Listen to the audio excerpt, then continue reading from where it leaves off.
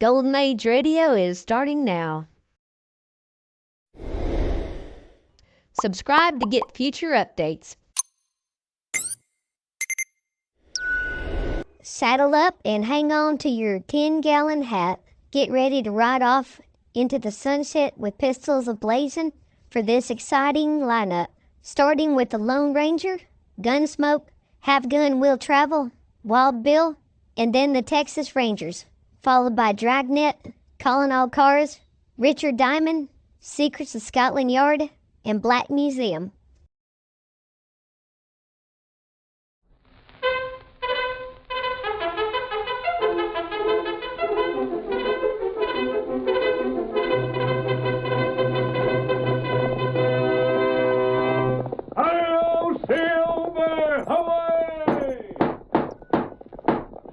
A fiery horse with the speed of light, a cloud of dust, and a hearty Hi-Yo Silver, the Lone Ranger.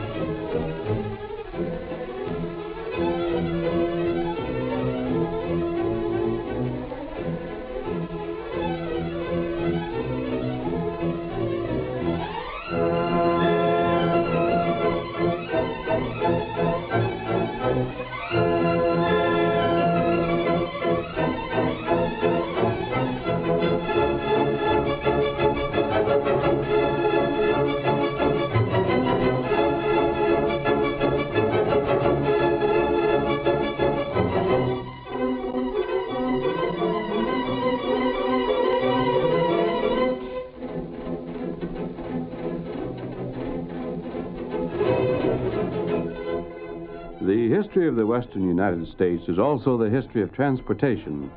First, prairie schooners blazed the trail into the new territory. And then came the Pony Express and the stagecoach lines. Finally, the railroad made its appearance. But in the more remote sections of the country, the stagecoach still survived.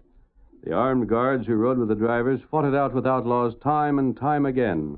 Hold-ups were a regular occurrence until the cry of Hi-Yo Silver was heard throughout the West.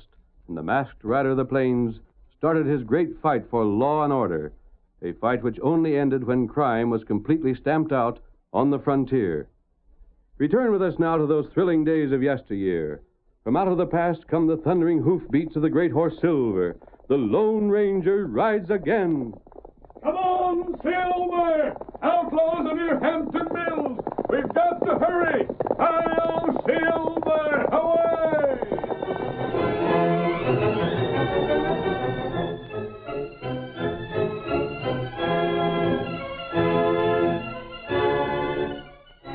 As our story opens, a stagecoach is standing motionless on the trail between Ogden and Hampton Mills, while two men, both masked, hold leveled guns upon the driver, guard, and passenger. All right, mister, step outside here. You blasted cook. That's Mr. Ames. You let him be. Shut up, driver, if you savvy what's good for you. Mr. Ames, if that's your handle, get out of that coach. You're the cooks that have been holding up the stage. Right quick at figuring things out, ain't you? Search him while I keep an eye on these other hombres. Sure. This is an outrage. Us outlaws got to earn a living, don't we? Now keep your hands raised while I see what you got in your pocket. You Go can't like do he that says, to me. mister. Nothing there. Unbutton that vest you're wearing. Let's see what's making that bulge in your shirt pocket. Oh, it's nothing. Come on. When I report this to the sheriff. We'll be a long ways from here. I thought so. I'll take that wallet. That's cattle money. We ain't got nothing against spending cattle money. It's as good as any other, I reckon. Feels right hefty. You must have sold considerable cows. Anything else on him? No. Then turn around, mister, and climb back in. If you're the guard, open up on them fellas. And get drilled, Sleepy? I ain't no hero. When I see 6 guns staring me in the face, I does what the feller holding them tells me. Which shows right good sense. How long you cooks going to keep us here? We're laden off this trip already. You can get rolling right now. We'll even give you a start. Quit scaring my horses!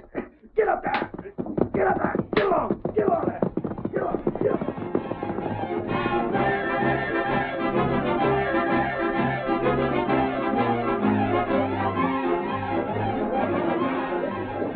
There comes the stage.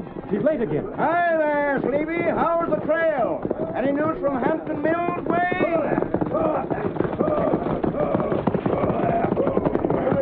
Where's the manager? Where's the sheriff? God, where in blazes are you? Where's Ed Cardigan? Something the matter, Mr. Ames? Wasn't another holdup, was there? Sleepy, what's happened? It was another hold-up, all right. Come on, Pat. We'll have to make a report. Just a second.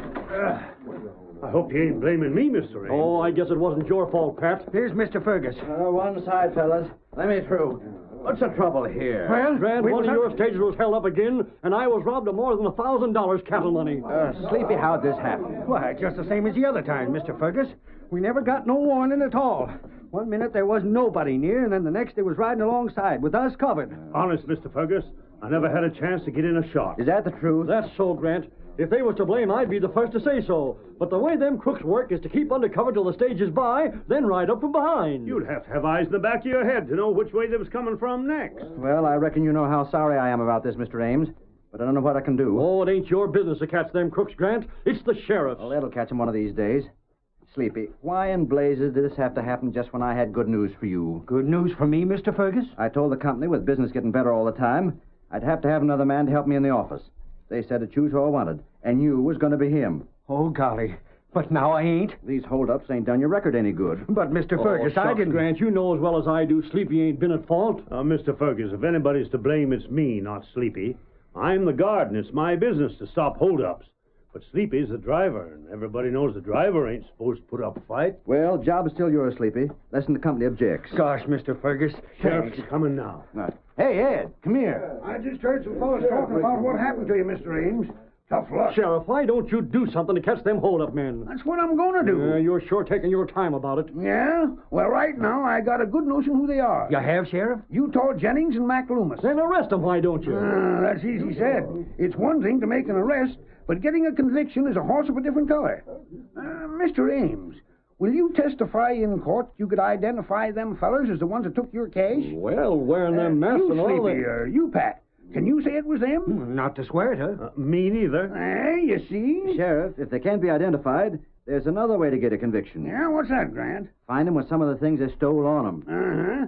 You make it sound like there's nothing to it but searching But, them. Sheriff, don't Then you how see- about the second time the stage was robbed?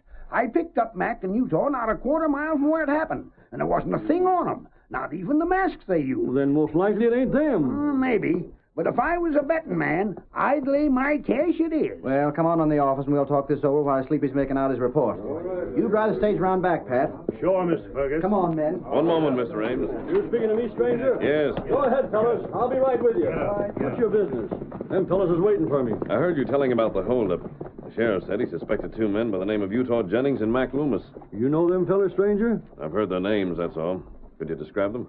Say, you haven't got a lead on this, have you? I might have. It depends upon what those men look like. Well, that's just the trouble. They ain't the kind of fellas you can describe easy. They're just middling height and middling complected and middling everything. So if it was them that held us up with masks on, you couldn't tell them from anybody else. I see. Just where did the robbery take place? Well, I'd say we must have been about a mile the other side of the Red River Bridge. Would have taken the stage about an hour to reach town from there. That must mean the robbery happened just a little over an hour ago. Uh-huh. That's the time I'd put it at. Thanks. Hey, wait, stranger. If you know something, I'd like to... investigate first. If I find what I think I will, the sheriff will be told at once.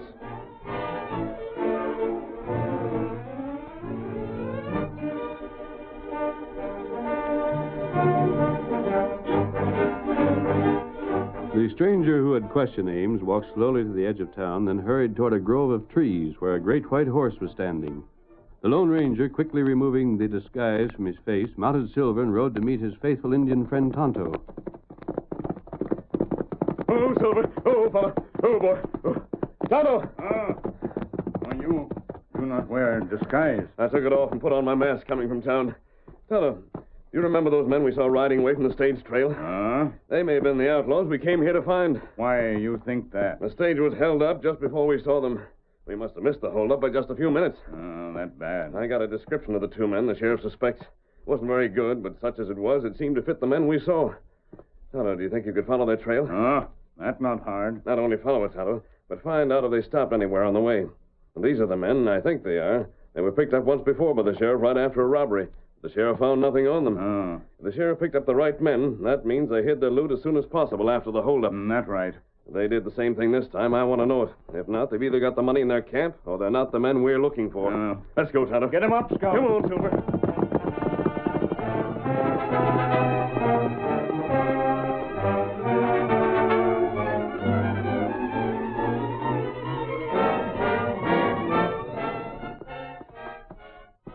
That's their camp below us there.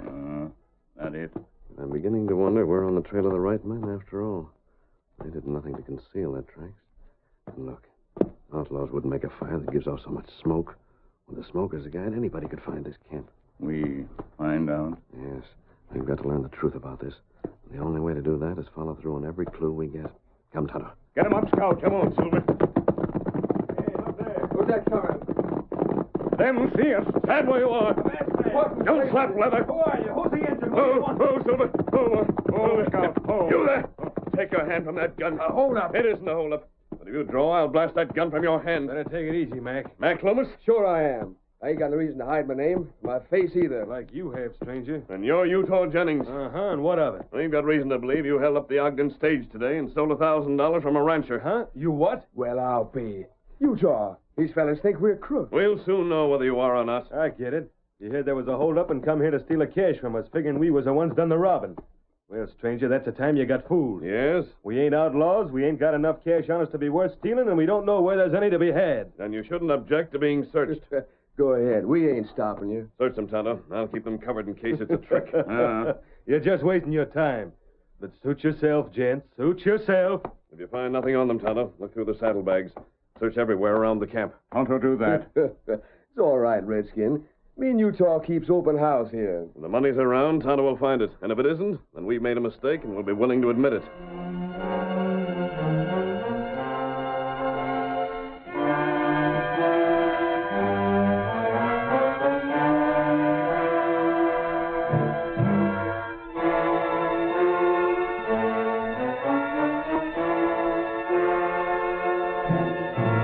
But the search failed to reveal the money, and throughout the following week, no further clues were found by the masked man.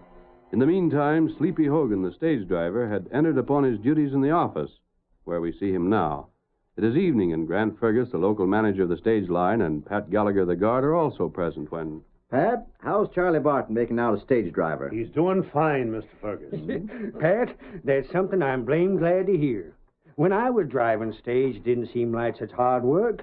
But after drawing wages for just shining the seat of my pants in this here office, I wouldn't go back to the other for nothing. I never thought you had a lazy streak in you, Sleepy. How do you figure I got my nickname? Say, this is the trip the bank at Hampton's is sending cash for the payroll down at the construction camp, ain't it? Uh-huh. And, Pat, you and Charlie better be blamed sure you get that cash back here safe. Ain't the sheriff giving us no protection? Well, his plan is to follow after the stage with his deputies. Well, that ought to be protection enough. What I'm afraid of is that he'll get there too late to catch him hiding the cash. That's the whole blame thing. Find out how them crooks get rid of what they steal so fast, and there won't be no more holdups. But like the sheriff says, that's something easier said than done. Hey, what's keeping Charlie? If the stage is to leave on time, he better be getting along. I'll take a look out the window. He's likely to be coming down the road now. Ain't like Charlie to be late. Here comes his missus. Ain't Charlie along? Don't see nothing of him. The way Grace is hustling along, I'm wondering if maybe something ain't wrong. Maybe he's took sick. That's her. Come in. Mr. Fergus, Say, Mrs. Barton, where's Charlie? he's been took away. Huh? Took away? What do you mean? Kidnapped. Kidnapped? What? Two men got him. He was just eating his supper when they called him to the door. And then they pulled guns on him and took him away. Mr. Fergus, you gotta do something. You gotta get him back. Who was it done it? He was masked. Just like the stage robbers. Might have been the same one. But why in thunder would they want Charlie? You will get him back, won't you, Mr. Fergus? Promise you'll find him. I'll do the best I can, Mrs. Barton. But this is work for the sheriff. Sleepy, this means you've got to drive the stage. Me? Oh, now, listen. You've got to. There ain't nobody else can, and that stage has got to leave on time. But, Mr. Fergus, I ain't a stage driver no more. You do like I tell you, or you won't be nothing around here no more. Oh. Doggone if you ain't lazy. Now get off of them shiny pants of yours and help me hitch up the horse. And hurry. Well, this one last time. Mr. Fergus. Come on, ma'am. Don't you worry about your husband now. We'll tell Ed about this, and he'll have his deputies out after them masked fellas in no time at all. Hail Silver!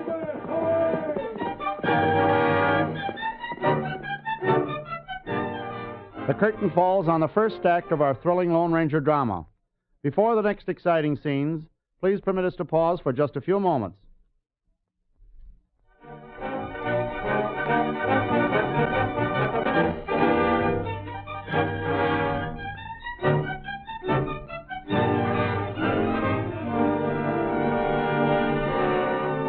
Now to continue our story. When the Lone Ranger heard that Charlie, the newly appointed stage driver, had been kidnapped, he raced to the small, well-hidden camp near Ogden where Tonto was waiting for him. Oh, Silver. Oh, boy. Oh, there. What you find out? Tonto, I've learned just exactly how blind I've been. What you mean? Call your horse. Yes, Scout. We were right when we suspected Mac in Utah. Huh? And this evening they gave themselves away. What them do? I'll tell you as we ride, Tonto. But now we're heading for Hampton Mills. Come on, Get 'em Silver. up, Scout.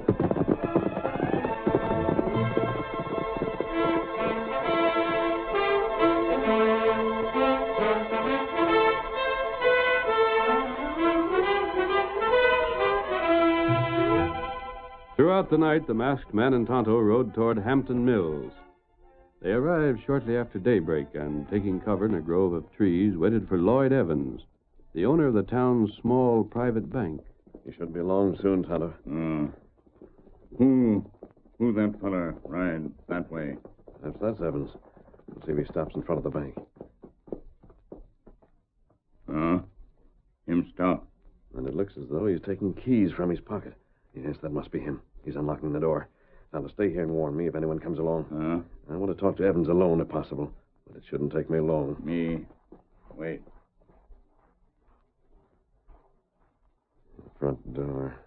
This mask is seen. But I have to take that chance. Here we are. Evans! What, I've got to talk to you. Mask? I'm not an outlaw. Then what? I happen to know you're sending a payroll to Ogden by stage today. Then you're one of the stage robbers. If I were, would I let you know I was aware of the shipment? You come to steal it now, but you won't get it. The safe is locked, and I'm not opening it for you or any other crook. Keep the safe locked, but listen to me. You? Evans, you've lost money before to the men who were holding up the stage. Twice. You want that money back? Of course I do. You won't get it back until the men who have stolen it are caught. Are you willing to help catch them? What do you mean? I mean just this. I have a way to trap them, but I've got to have your help. Oh, so that's it. Yes. You are one of those crooks. You probably got kicked out of the gang, and now you want to get even. It doesn't matter what you believe. All that matters is whether or not you'll help. Go on. Talk, stranger.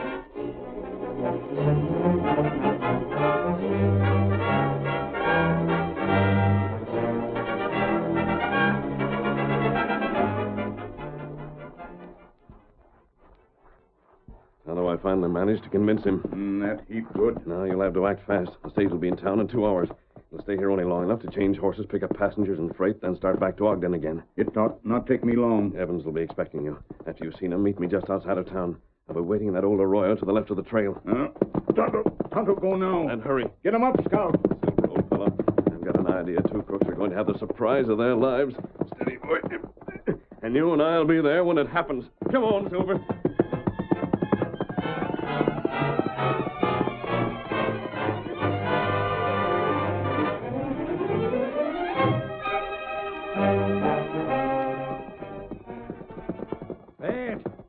Horses steady till me and Mr. Evans can lift up this box. Stand still, you blasted no-account critters. All right, Mr. Evans. Let's throw this cash up there. Grab hold. Up with it. Gosh, it's heavy. Give us a hand to steady it, Pat. Yeah. Now I reckon I'm getting old or something. But that sure was a chore. Going right to Ogden? Just as soon as we see if we got any passengers. Hand me them reins, Pat. I'll be doggone glad when I'm back working in the office again. Have a good trip, boys. And steer clear of outlaws. We'll do that same. We hope. Get along with you. Get along. Get along there.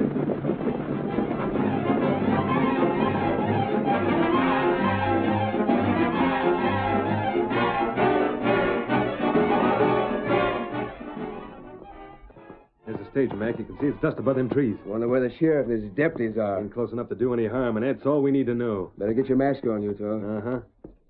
There. Mac, that's the beauty of being sort of plain looking.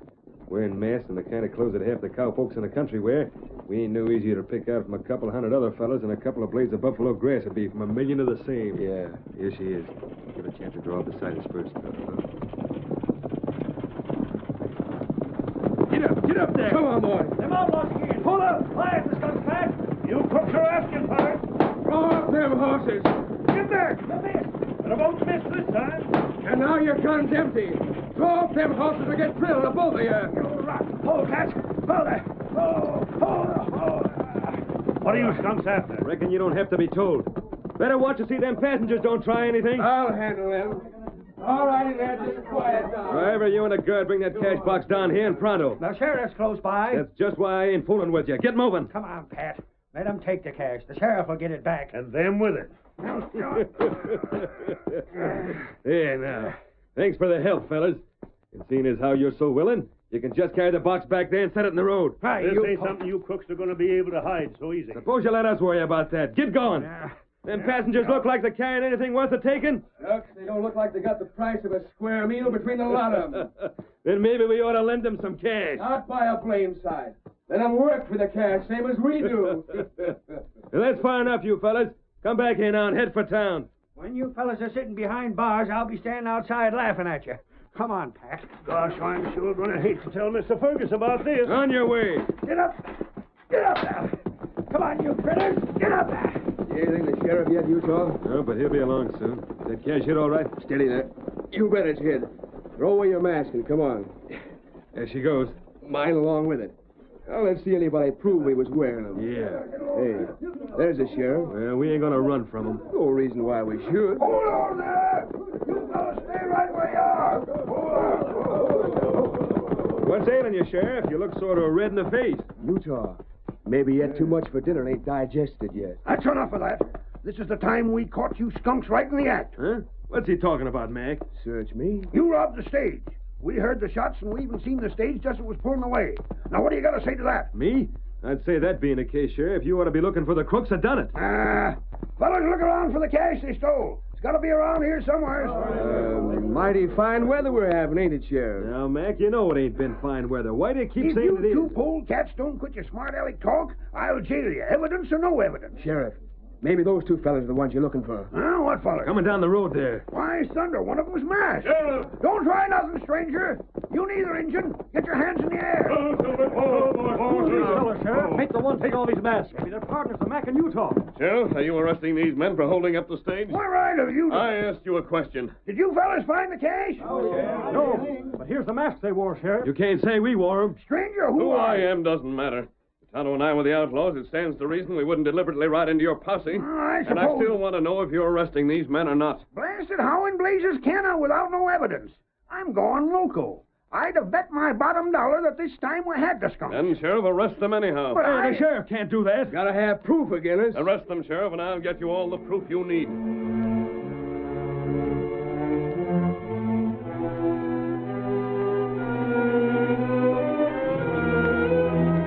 Taking the sheriff aside, the masked man explained his purpose, and the sheriff consented to make the arrest. But instead of jailing Utah and Mac, he took them to the office of the stage line, where, in company with Grant Fergus, he kept watch over them. Blasted, Sheriff, you can't do this to us. Take these handcuffs off and let us go. You can't jail us without no proof. That's just why you ain't been jailed. I aim to handle things all right and proper. If I gotta have evidence to jail you, well, then I'll keep you fellas here instead. That ain't no argument. It'll do till I get a better one. And close that back door. It's cold in here. The door stays open. Sheriff, do you figure the masked hombre was telling the truth? I know he was. I just never had the sense to see it till he pointed it out. What you fellas talking about? Now, don't get excited. You'll find out all in good time. This ain't legal. We ain't. That's it, Grant. Sure enough. Hey, what's the matter? What's happening? Just don't try to break away and you'll soon know. Over next to the stable where the coach is, Sheriff. That proves the masked fella was right. Snakes! There's many of them! Get them away! Help! Get them away! Save us! We'll get bit to death. It's sidewinders. Help! Those snakes won't hurt you. Tonto, pick them up and put them back in the box. He gets snake. Don't touch them, they're poison! Get them away! Oh, there's one by my leg. Hey, help us! Those are sidewinders, Sleepy. They've had their fangs taken away. You couldn't get poisoned if you was bit by all of them at once. But what do you... Pat, you and Sleepy are going to jail. Wait, look. You convicted yourselves. Look here, Sheriff. In the back of the stagecoach, They had a place built there large enough to conceal the cash box. And everything else they stole. That ain't so. Everybody knows those masked fellas that held us up. The passengers will tell you that. It was a clever scheme, Pat. Your friends Mac and Utah held up the stage, but the evidence was never found with them, because the evidence was always right here in this compartment. But today, I got witnesses can swear we just put the cash box out in the road. And why is the cash box here? What probably happened was, while the passengers thought you were putting the box on the road, you were really putting it in this hiding place. But we didn't You gave your scheme away when Utah and Mac kidnapped the new stage driver. You wanted the gold you knew was going to be shipped today. But to make your scheme work, Sleepy had to be driving. But I told Mr. Fergus I didn't want to drive. You did that simply to disarm suspicion. When I learned that Charlie was kidnapped, I knew that had to be the answer. It was the only possible answer that explained why your partners were always in the clear. And you knew there was only one chance in 1,000 that the law would be close enough to actually see them hold up the stage.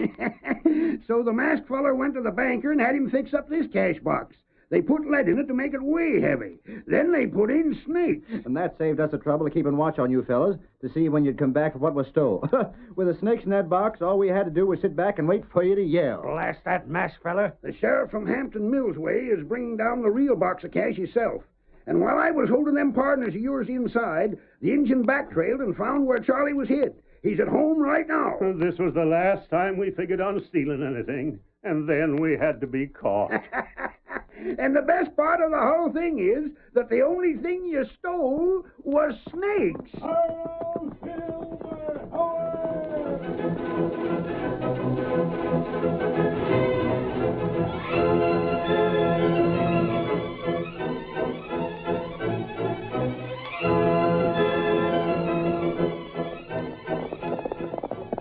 Come on, Silver, old fellow! There's adventure on the trail ahead! Tunnel's waiting for us! Hi-yo, Silver! Away!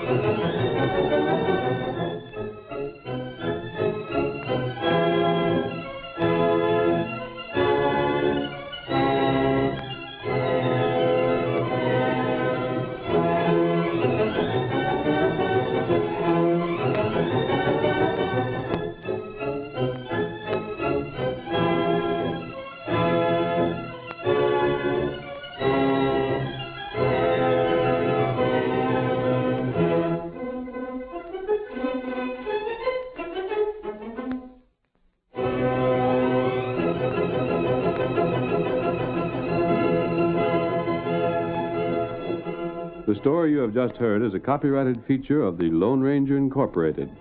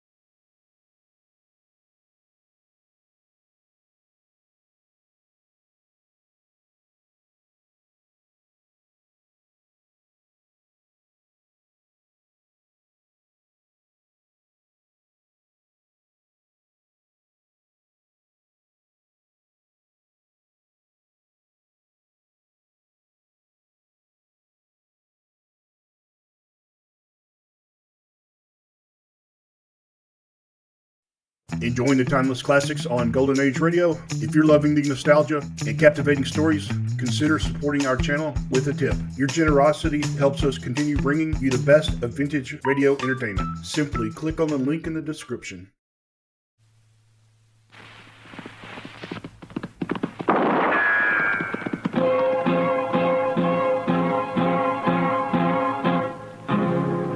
Gunsmoke, brought to you by L&M Filters. This is it. L&M is best. Stands out from all the rest. Around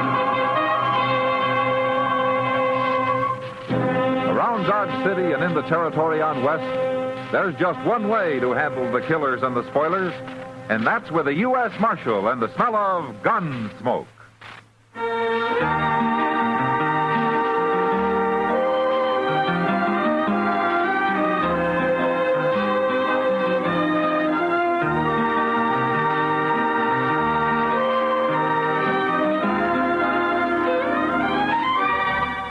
Gunsmoke, starring William Conrad. The transcribed story of the violence that moved west with young America. And the story of a man who moved with it. I'm that man. Matt Dillon, United States Marshal. The first man they look for and the last they want to meet. It's a chancy job, and it makes a man watchful. And a little lonely.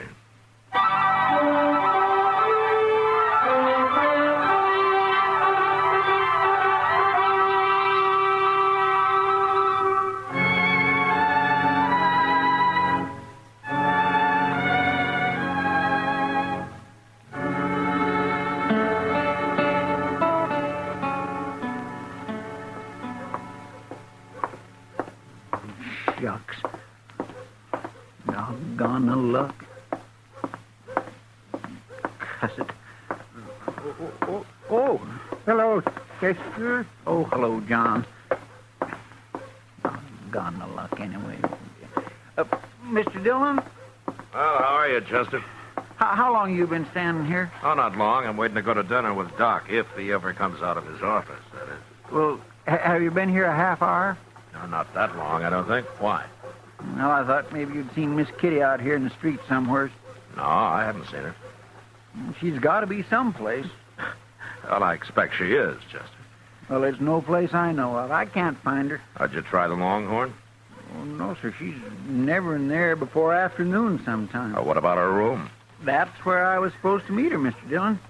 But she ain't there, and nobody saw her. Nobody I talked to, anyway. Oh, she'll be around. Yeah, but it ain't like Miss Kitty not to be where she says she'd be. Now, don't get so worried, Chester. It can't be that important. Well, it's pretty important to me. Oh? Yes, sir.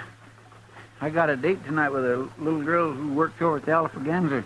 Oh, what's that got to do with Kitty?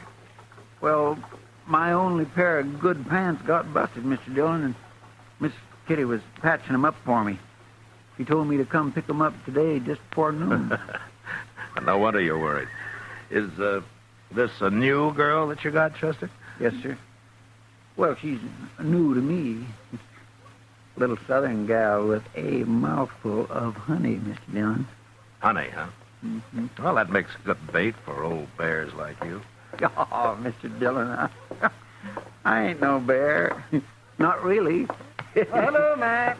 Chester. Yeah, hello, Doc. Doc, how are you? Oh, I hope I haven't kept you waiting too long, Matt. Oh, that's okay, Doc. Now I won't have to worry if I'm the one that's late next time. Huh? I'm not the one that's late. Oh, you're not? No. Kitty is. Kitty? Yes, she said yesterday she'd be in at noon. Wanted me to look at a tooth that's been bothering her. And I promised I'd be there, but I can't wait forever. It seems like Kitty's late all the way around today, doesn't it? I was supposed to see her too, Doc, but I can't find her no place. Well, it doesn't matter. She's probably sleeping in for a change. No, she ain't. I've been to her room. Nobody saw her around there at all. Is that so? She said she'd be there. Well, come to think of it, it's not like Kitty. When she says she'll be there, she's there. Yeah, it kindly worries me.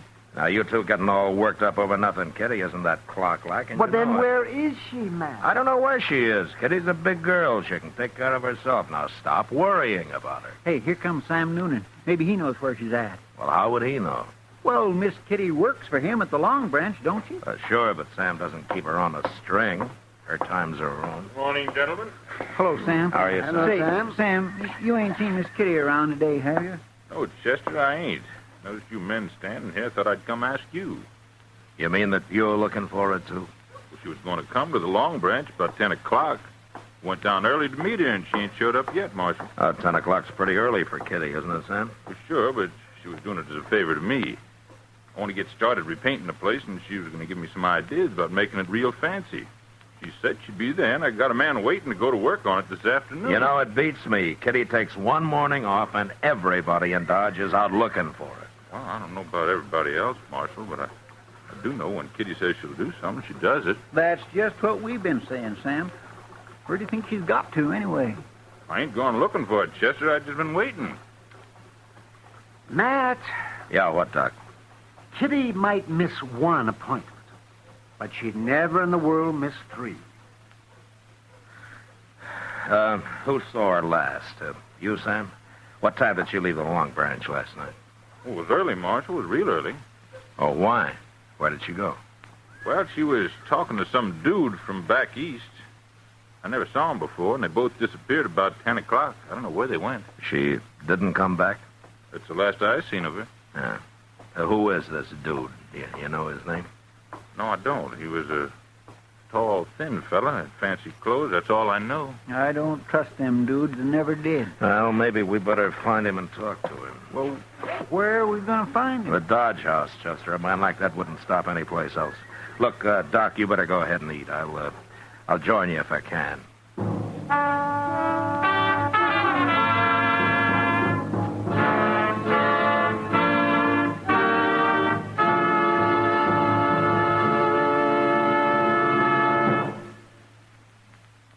We hope you're having a wonderful Christmas, that the holly and mistletoe look brighter than ever, that you're enjoying your gifts and the fun that goes with them.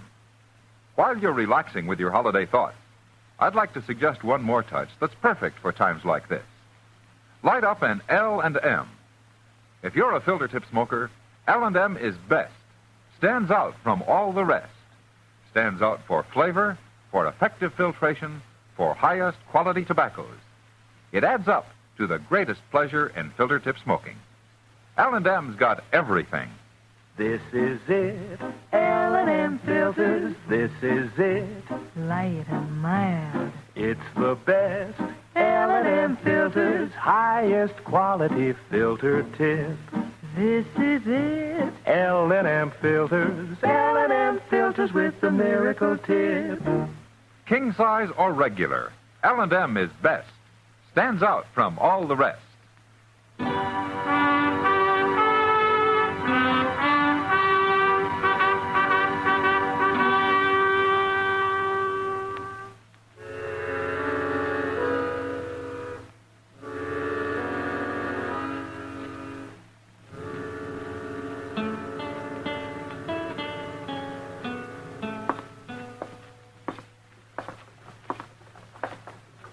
Say, maybe this fella got her outside and knocked her in the head and robbed her, Mr. Dillon. Kitty doesn't carry money on her, Chester. Well, she wears jewelry. She's also over 21 years old, and she's got enough sense not to let anybody knock her on the head. And if he did, I suppose somebody'd have found her by now. Yeah, sure. Hey, look. There's Mr. Doby himself at the desk in there. Oh, good.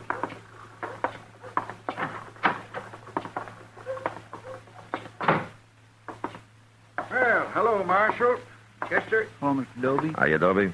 Now, don't tell me the Dodge House has taken in another gunman. You're going to shoot the place up again. Well, it wouldn't happen so often if you'd make your guests check their guns, Dobie. Kind of people come in here to take the army to do that. That's a poor rule anyway. A man can always hide a gun. Or a knife. It's not that kind of a man I'm looking for this time, Dobie. It's an Easterner, some dude. What's his name? Well, I don't know his name, but he's tall and thin, and he's a sort of a fancy dresser. He's new to Dodge. Must be that fella Rackmill. Rackmill? He fits your description, but he sure didn't look like no troublemaker to me. What's he done? I don't know, Toby. I don't know. Maybe nothing. Is he in his room? No, he ain't. Funny thing, now you mention it. Clerk told me this morning that Rackmill didn't come in at all last night. You didn't? I didn't think nothing about it till now. Oh, you know how some fellas are. They get to playing cards or something. He ain't up to no good, Mr. Dillon. I just know he ain't. Dobie, what do you know about him? I told you all I know. He come here day before yesterday. Said he was traveling around, seeing the West. I don't think he's working. He don't act sharp enough to be a gambler. Okay, Dobie, thanks. Thanks very much. Look, if he does come in, don't say anything about my being here, will you? Not a word, Marshal. But I'll send somebody after you if you want. Good. I gotta go find that clerk. I ain't paying him for me to stand here all day. Well, what are we going to do now, Mr. Dillon? Look, I tell you, Chester, you go down and check the stage, huh? I'm going to go over to the depot, and I'll see you back at the office. You think he might have kidnapped her? Well, we'll know when we find her, Chester.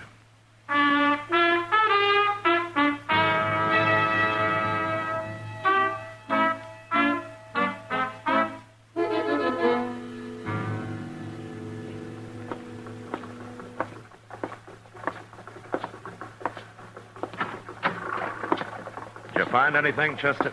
Oh, hello, Doc. Oh, hello, Matt. Nobody ain't seen him at the stage office, Mr. Dillon. There's only one stage out today, and that left this morning, and they wasn't on it. Yeah, well, I didn't think there would be. What about the train? Did they leave on that? They remember Rackmill when he came in the other day, but he hasn't bought any ticket to leave. Then he must be somewhere in Dodge, Matt. I stopped by Miss Kitty's room on my way back, Mr. Dillon. She ain't been in yet. You know, they tell me back in New York, some policemen do nothing but look for people that are missing. That's how many disappear all the time. Do they find them, Doc? Sometimes, yes, of course. They always check the city morgue first. Oh, that's where they find a lot of people that got killed, you mean? Mm-hmm. Well, some just fall down and die on the streets. Heart seizure, something like that kind of hits them. But, of course, a lot of them are victims of murder or killing of one kind of, fights and things like that. Yeah, it must happen a lot. They got so many people living there. It does, but it can happen anywhere, Chester. Only in New York, they're better organized to locate people that are missing and don't come home when they should. Always check the morgue first, huh? Yeah, that's the best place. It saves a lot of time and trouble. Hey, we ought to have a morgue here in Dodge. Oh, whatever. Oh, Jed, we don't need one, but Dodge isn't big enough for a morgue. No, I guess it ain't. And besides, people don't come up missing here very often. Well, if you two well-wishers have got the morgue problem settled, I'd like to say something. Why, surely, Matt. Go ahead. If Kitty was in Dodge, we'd have heard from her by now. I'm presuming she's alive, of course, Doc, if that doesn't go too much against your theory. Oh, of course she is, man. Of course she is alive. I was telling Chester about things back east, that's all. And if she's left Dodge and she didn't go by stage or by train, then there's only one other way that she could have gone, isn't there? You mean she walked? That'd be about as likely as you walking somewhere, Chester. I don't know why I didn't think about it before. Let's go down to the stable.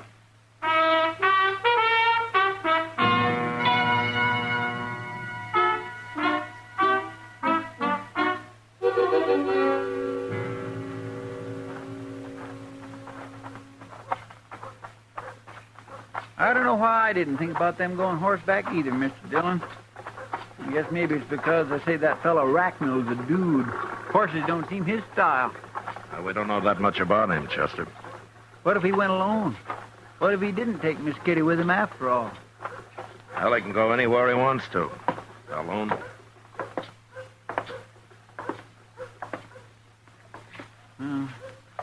I don't see Moss Grimmick nowhere.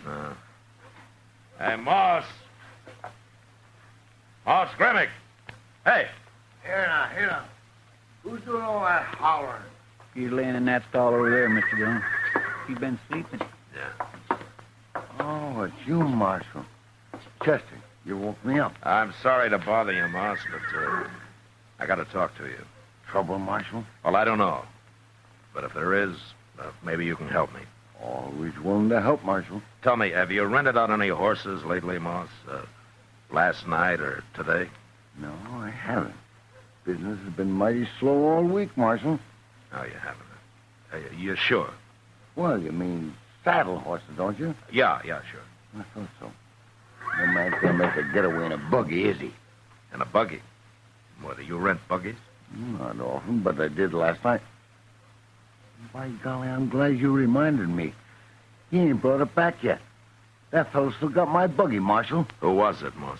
Oh, some stranger. I never saw him before. Was he an Easterner? He ain't from around here, not in them clothes. Did he, have anybody with him? Yeah, he had a girl. She waited outside for him. I didn't pay no attention to her. It was a good moon last night, and they was going for a little drive. But I want my horse and buggy back, Marshal. You think they went and stole it? Tell me, Moss, did he say where they were going? He said something about Indian Spring. Asked me how far it was. I told him 20 miles. He figured that was too far, but said maybe they'd drive down Parkway. What'll I do, Marshal? Oh, what time was it when they took the buggy? 10 o'clock, maybe? Well, there's nothing down toward Indian Spring I know of, Mr. Dillon. There's hardly even any ranches down there. They must have run into trouble of some kind. Maybe that's it, Marshal. I'll tell you. I didn't bother to mention it since they wasn't going far, but one of the iron rims is off the left wheel on that buggy. Could be they hit a rock and the wheel busted. Yeah, maybe. But it doesn't take all night and half a day to walk 20 miles. But don't worry about your buggy, Moss. We'll find it.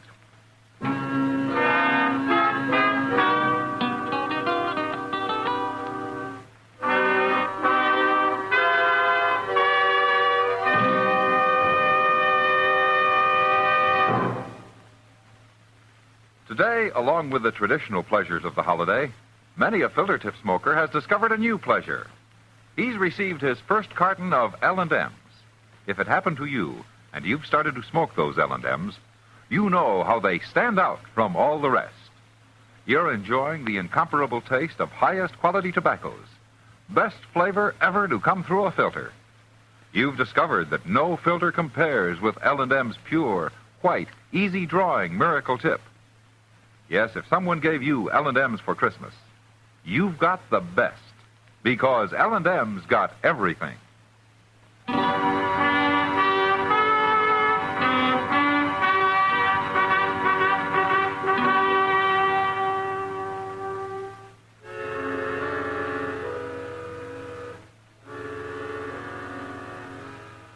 There was no trail going to Indian Spring, so all we could do was start out in the general direction and then ride back and forth across the prairie till we found the buggy tracks.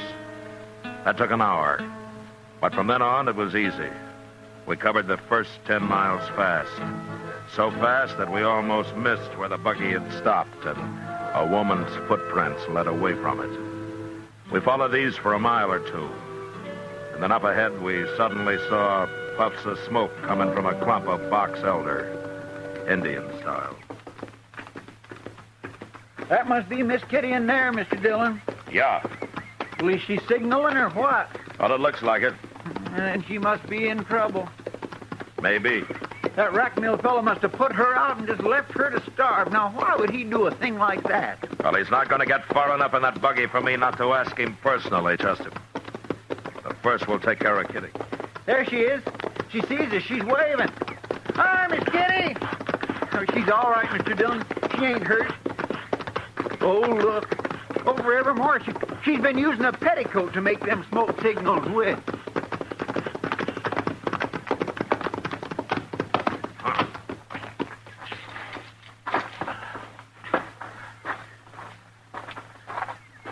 You see my smoke signal?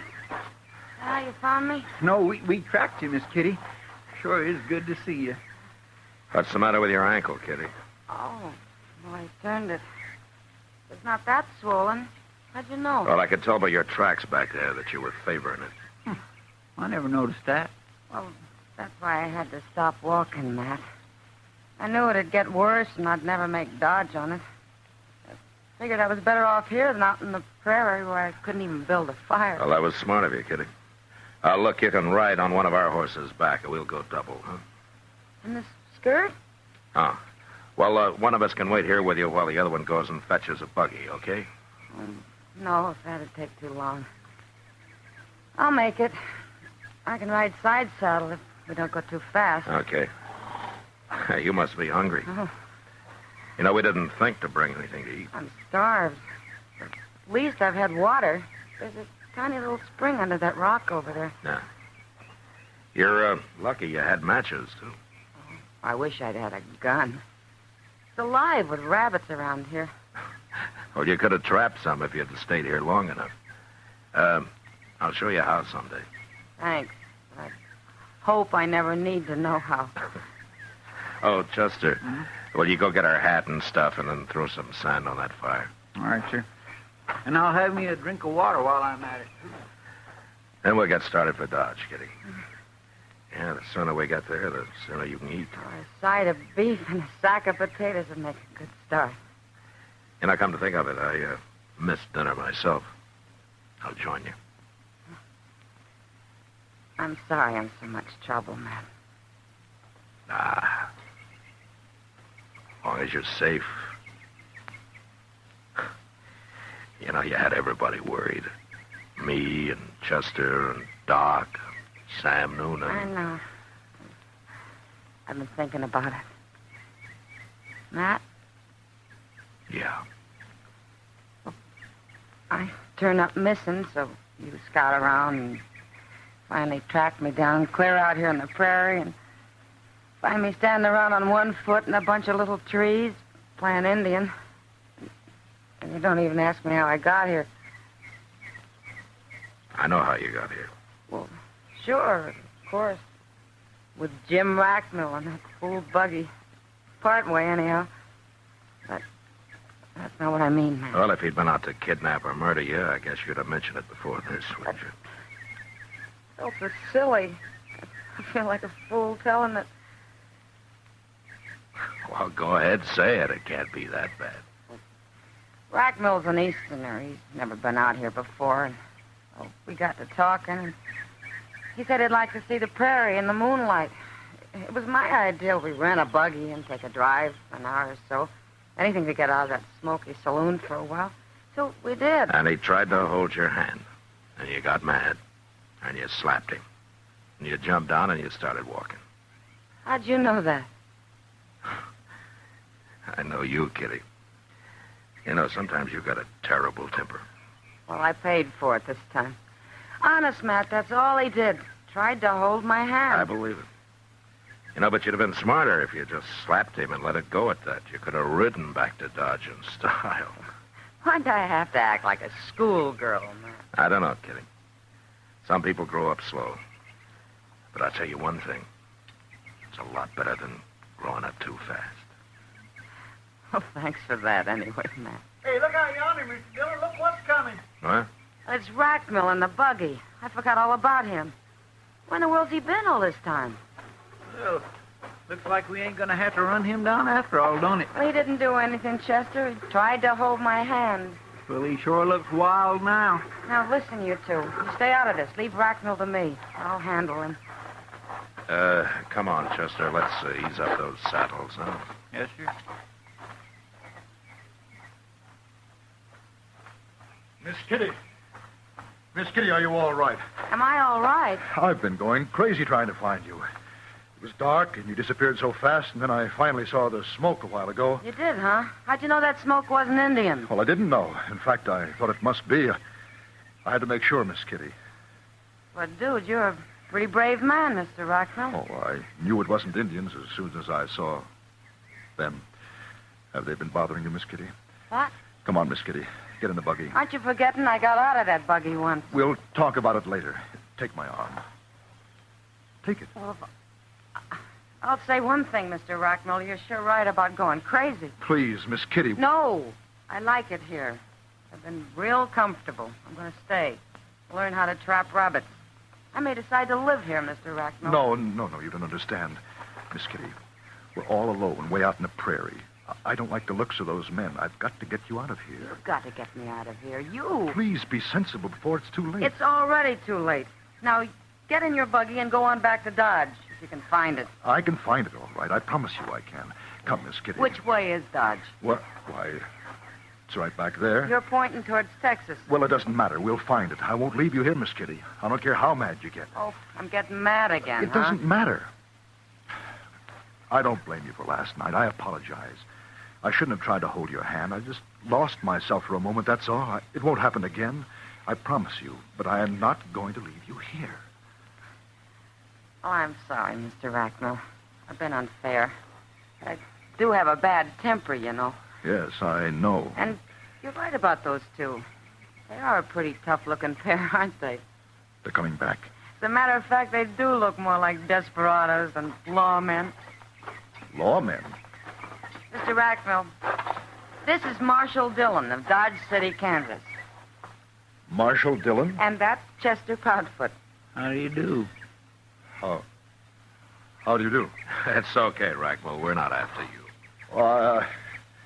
I didn't know that she knew you. I mean, I thought you were strangers. No, we're not strangers. In fact, we rode out here to find Kitty. I've been trying to find her, too. All night and all day, I've been driving around. Now, wait a minute. You men aren't going to make all this my fault. I only did what any lady'd do. Kitty, you'd do a lot better if you get something to eat. Eat? What are we standing around here for? Matt, will you and Chester ride along with us? Sure we will, Kitty. And Mr. Racknell, when we get to Dodge, maybe you'll have supper with us. That's very kind of you, Miss Kitty. Good. Now, if you'll hold my hand, you can help me into the buggy.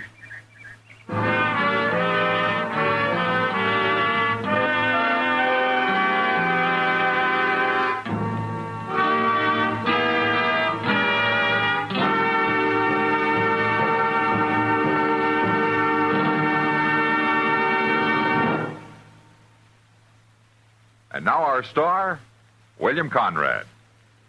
Thank you, George. Speaking for all the folks who make and sell Chesterfields as well as L&M filters, Liggett & Myers Tobacco Company, there are 1,300,000 retail dealers and more than 6,000 wholesale distributors. I sincerely hope this is the merriest Christmas ever for you and those close to you.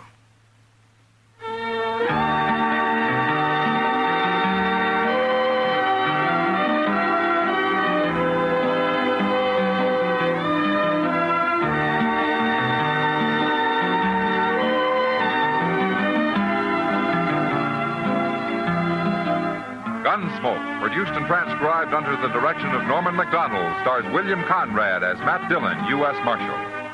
Our story was specially written for Gunsmoke by John Meston, with music composed and conducted by Rex Corey.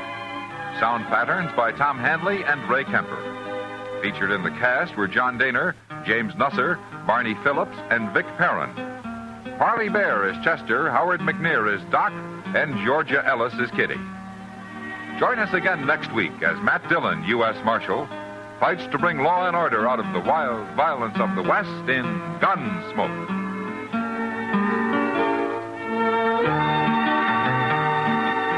What keeps a family happy? You'll agree if you look at the happiest families you know that it takes more than Dad's paying the bills. Mostly, it's doing things together. A family outing, a backyard barbecue, or games together in the evening. These are the precious moments of family life, the shared moments. Going to worship each week is another of the good things in life for the family to share. Enrich the lives of your family. Worship together.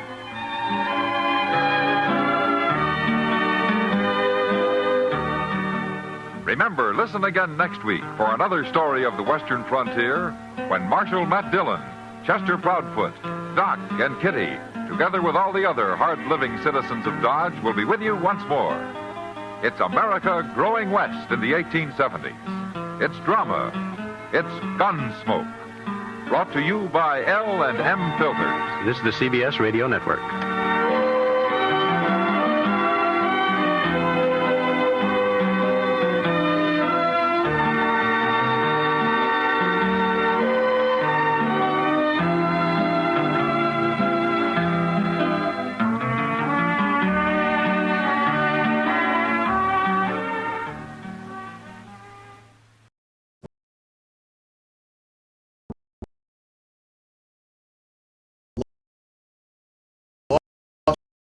in Brazil invites you to join us to look at the link in the description and embark on the ultimate Brazilian odyssey.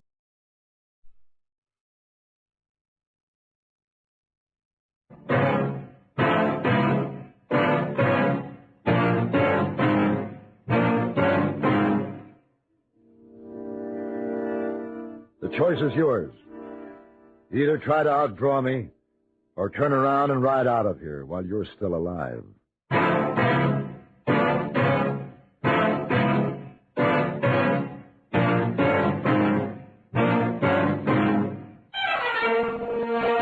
Have gun. Will travel. Starring Mr. John Dehner as Paladin.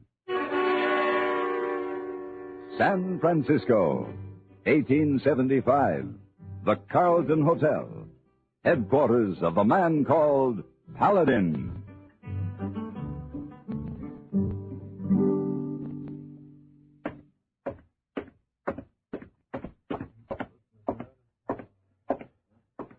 Oh, good morning, Mr. Paladin. Oh, hello, hey boy.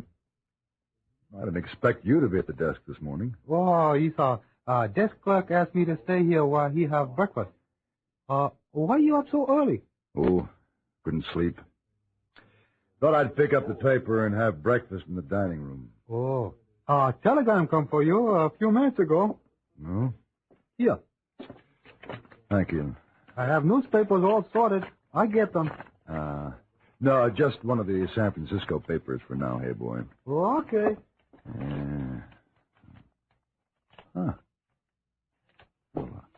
Here's the Alta California. Not much interesting news in paper today, Mr. Paladin. Is telegram interesting? Oh, yes, very. Do you remember Lola Blackwood? Lola Blackwood? Yeah. Oh, yes. Oh, very famous actress who stay at Carlton when she comes to play at California Theater. That's right. Oh, very nice lady from Mr. Paladin. Hey, boy, not see her for a long time. Is she coming back? No, she retired from the theater about a year ago. Oh, too bad. I don't know. A lovely lady as Miss Blackwood should always be seen by many people.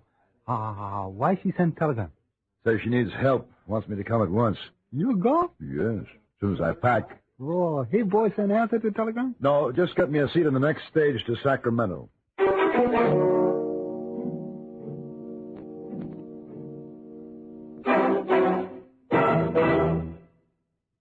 Constipation is something people don't talk about much, but it can be a problem for anyone, even doctors. And when constipation occurs, it's interesting to see just what doctors consider important about a laxative they might use or recommend. Well, a majority of the doctors we heard from had this to say.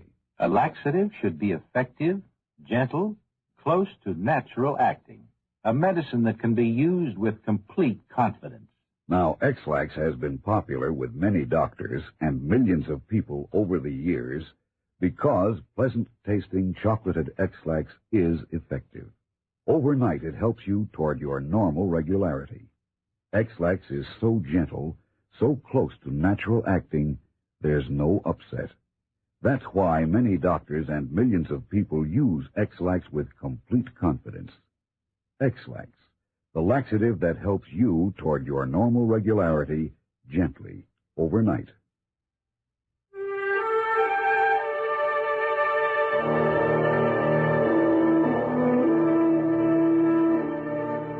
In Sacramento, I rented a horse and started on my journey to the town of Grass Valley.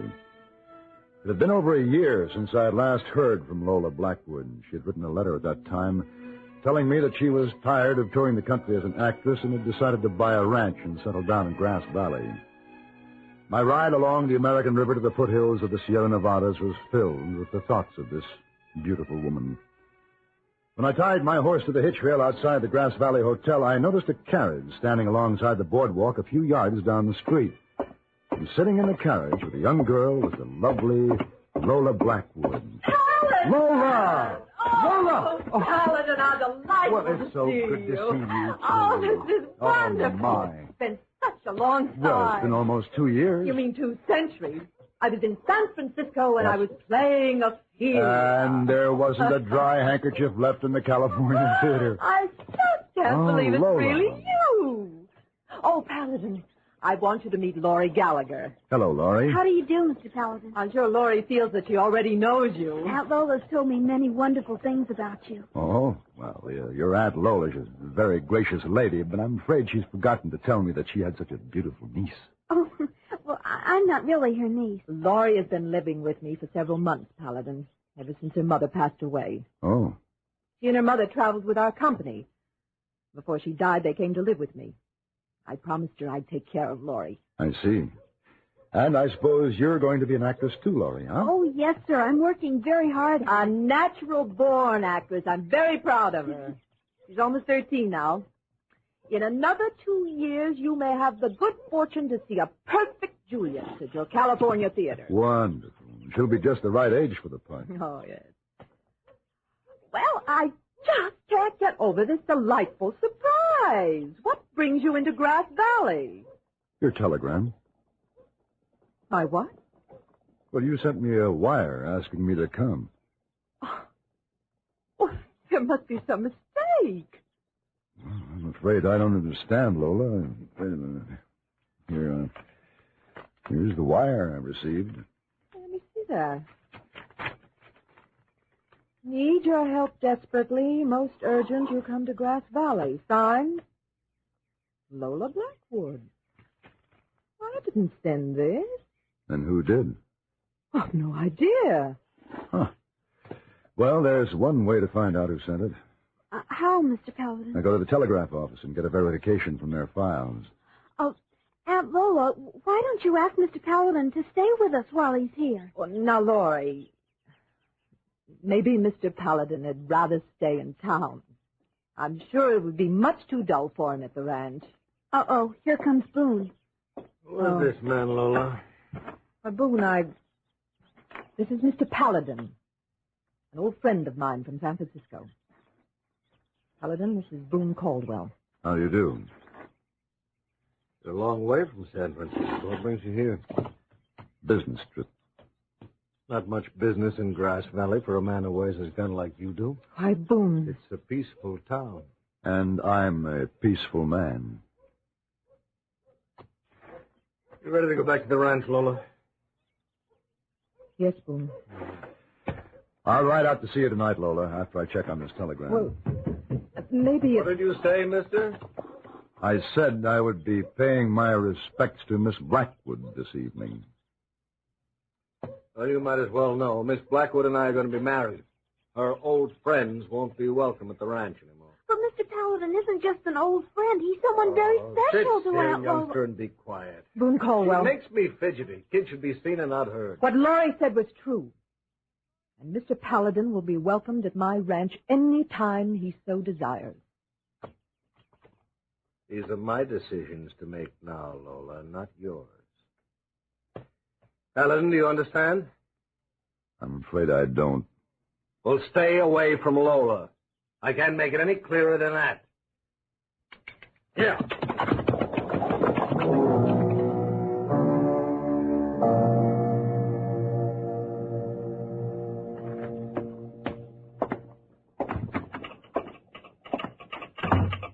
Howdy.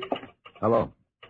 Want to send a wire? Just write it out in one of those forms. No, thanks. I came in to ask you if you might remember who sent me this telegram. Came to me in San Francisco 3 days ago. It says right here, Lola Blackwood. Yeah. But did she come into this office to send it? She'd have to. The only telegraph office in town. Do you actually remember her coming in? Well, now that you mention it, I don't think she did. Seems I recall that little girl that lives with Miss Blackwood. Here, what is her name? Laurie? Yeah, that's the one, Laurie. I remember now. She came in here with this message already printed on a piece of paper. Told me Miss Blackwood would pay the charges later on. No, don't bother Miss Blackwood with the charges. This should take care of it. Oh, yes, sir. It sure does.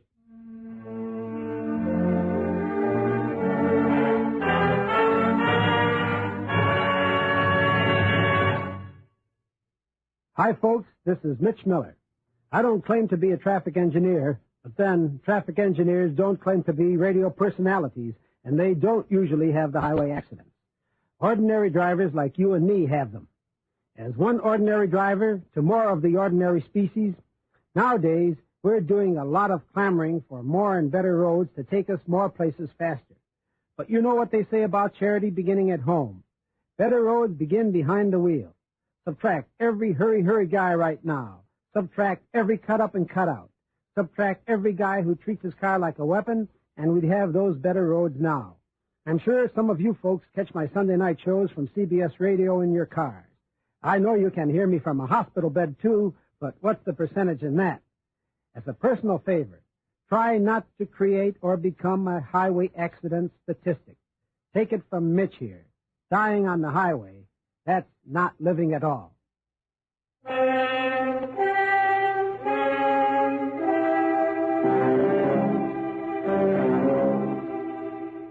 At the Grass Valley Hotel, I learned that Boone Caldwell was a professional gambler and controlled the gaming table at the Red Dog Saloon. I wanted to talk to Lola alone, so before I rode out to visit her, I stopped by the saloon to see if Boone was there. He was busy at the tables. 20 minutes later, I pulled up at the ranch house. Ooh.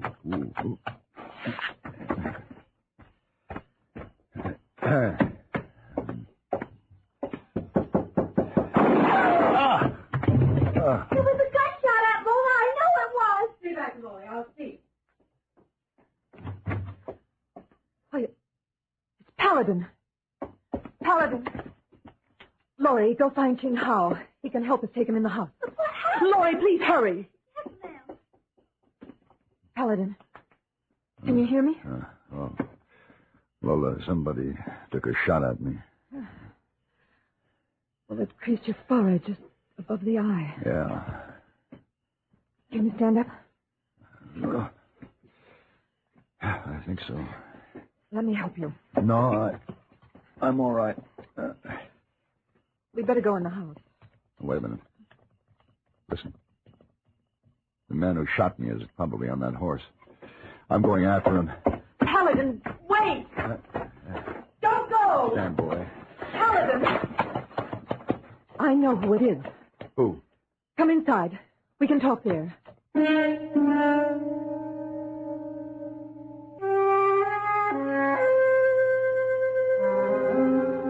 Lola told me that a man named Judd had probably done the shooting. He had been hired by Boone to watch over the place at night while Boone was working in town. Before I could learn more, we were interrupted by Laurie and the Chinese cook Ching Hao. Laurie was pleased to see that I no longer needed assistance and proceeded to apply a bandage to my forehead. Lola asked Ching Hao to make some coffee, and then she took Laurie upstairs to get her ready for bed. A few minutes later, she returned, carrying a tray from the kitchen. Coffee's ready. Oh, good. Is Laurie asleep? Not yet. How's your head feel? Much better. Thanks to her nursing care. This coffee should help you, too. You're both very considerate. Things were different. I could be much more hospitable. What's between you and Boone Caldwell, Lola? Are you really going to marry him? No. At one time I was, but not now. No. I didn't think so. He's a despicable man. I despise him. So strange. Strange? Yes. Boone came into town several months ago. I met him then. He was very attentive to Laurie and me. We loved him at the beginning. I was having financial trouble at the time. What money I had left was dwindling away, so I decided to put the ranch up for sale. Nobody wanted to buy.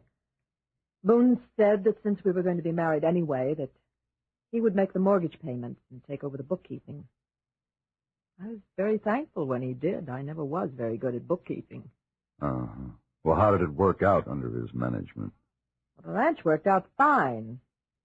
But Laurie and I didn't do so well. I'm afraid he owns most of the ranch now.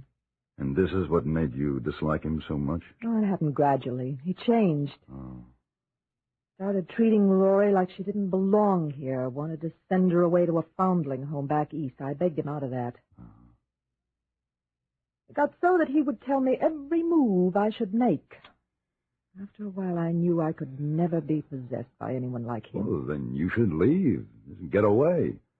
You could always go back with the touring company. Laurie would love that. I told Boone I was going to. He threatened to kill me if I ever try it. We couldn't get 10 miles out of this valley without him knowing about it. He's got his man Judd watching us whenever he can't be here. There's no use, Paladin. We're prisoners until Boone gets tired of us and leaves. That's my only hope. Wait a minute. Listen. There's someone riding up out front. That must be Judd and Boone.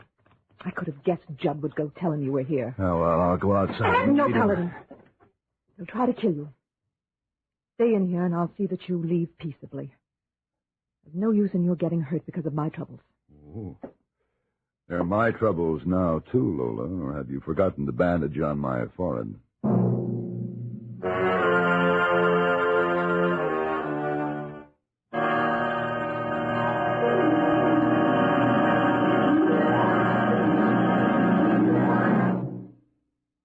Dave, about those trees you took down.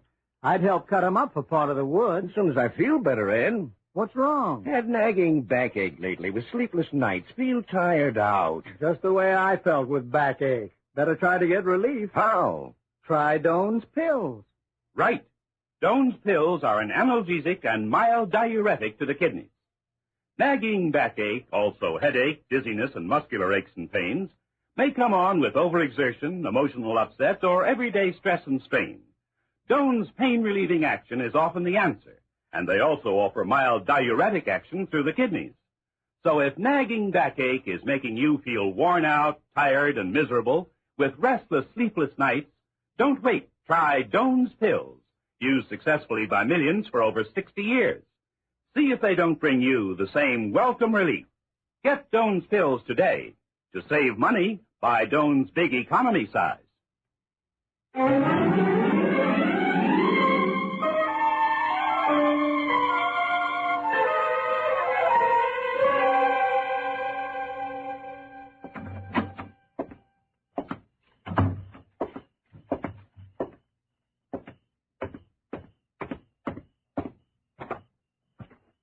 Hello, Boone. I told you this afternoon to stay away from Lola. I heard you say something like that before you rode away, but you didn't wait long enough for me to give you my answer. Get on your horse and clear out of here. I'm not going to waste any more words with you, Paladin. Your friend Judd doesn't like to waste words either. You ambush everybody who walks to this door after sundown, Judd? I wasn't trying to shoot you, mister. That was only to scare you off. You're just lucky you did hit me. Otherwise, you wouldn't have lived long enough to ride in after Boone. Get off my ranch, Paladin. No, Boone, I won't be leaving. You will. Get on your horses and move out, both of you. Nobody talks to me like that. Shoot him, Judd. Don't try it, Judd.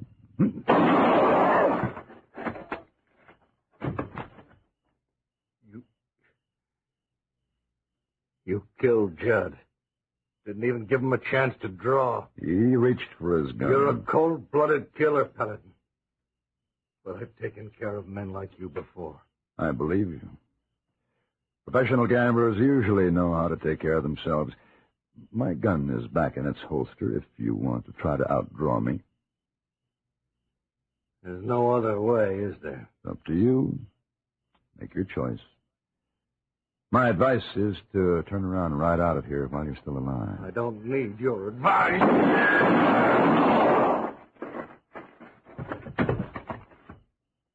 Paladin? All right, Lola.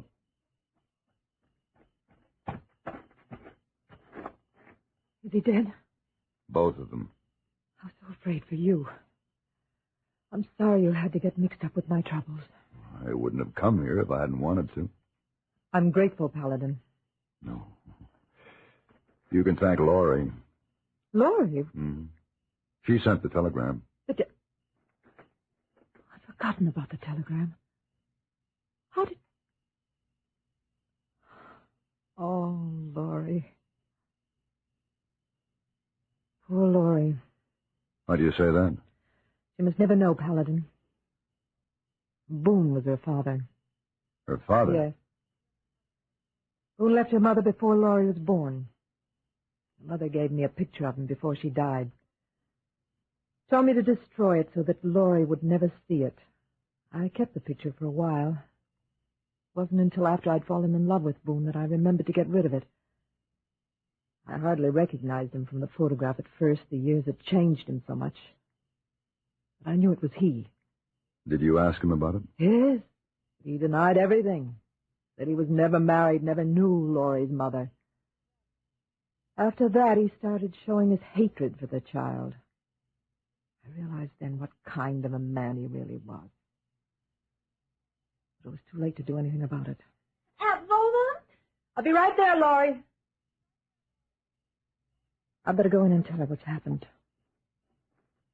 Don't let her know about Boone, Paladin. Oh, no. Don't worry, Lola. I won't.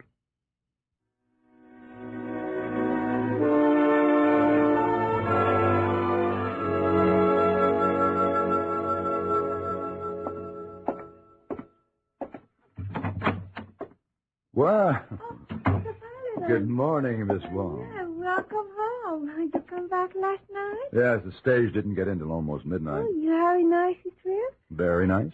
Oh. Please excuse Mr. Wong. I will be back to finish making up your bed in a few minutes Where are you going?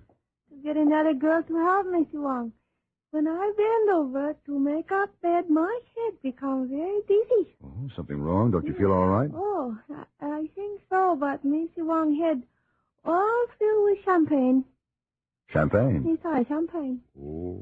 We got a big birthday party for our honorable aunt last night. Mr. Wong drank too much champagne. Oh. That's bad. Well, that's bad. Mm-hmm.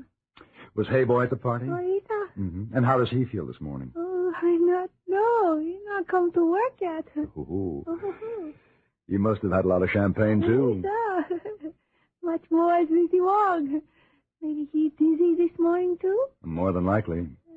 Knowing Hey Boy, I wouldn't expect him to come to work at all today. Oh, poor Hey Boy.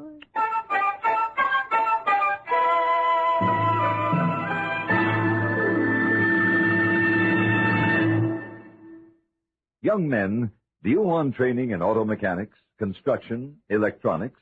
Now you can choose your training before enlistment. It's up to you. The Army's new Choose It Yourself system lets you pick valuable training before you enlist. Here's how it works. First, you choose before enlistment. Choose your training from fields like auto mechanics, missiles, aircraft maintenance, meteorology, surveying, and many more. Second, you qualify before enlistment.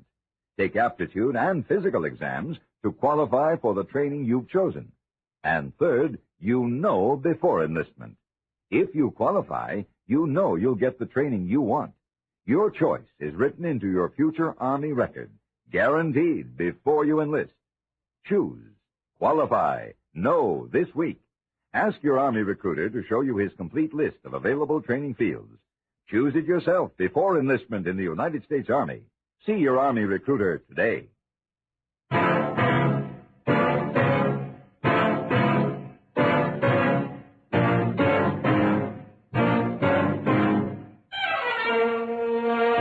Have Gun, Will Travel. Created by Herb Meadow and Sam Rolfe, is produced and directed in Hollywood by Frank Paris and stars John Daner as Paladin, with Ben Wright as Hey Boy and Virginia Gregg as Miss Wong. Tonight's story was specially written for Have Gun, Will Travel by Mr. Paris. Featured in the cast were Ann Whitfield, Tim Graham, Lawrence Dobkin, and Gene Bates. This is Hugh Douglas, inviting you to join us again next week when CBS Radio presents Have Gun, Will Travel.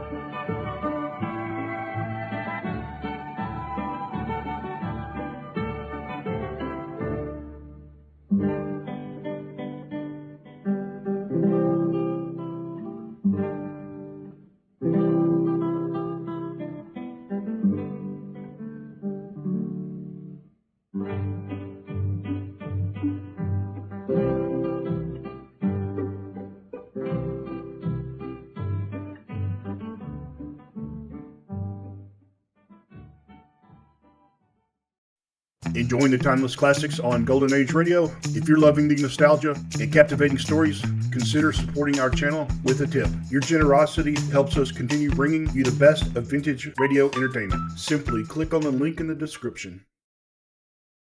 Kellogg's, the greatest name in cereals, presents Wild Bill Hickok!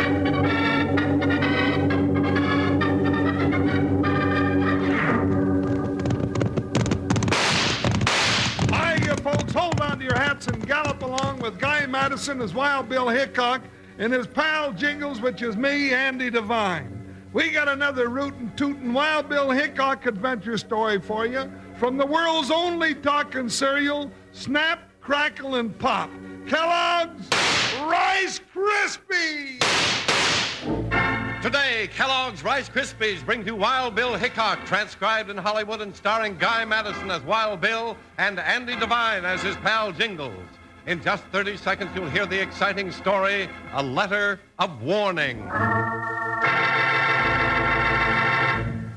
Have you ever tried some tasty ripe bananas on top of a bowl of Kellogg's Rice Krispies? Oh, believe me, bananas never tasted better. But then a bowl of Kellogg's Rice Krispies with just a little milk or cream is quite a treat in itself. They're always so fresh and crisp, and they let you know with their merry snap, crackle, pop.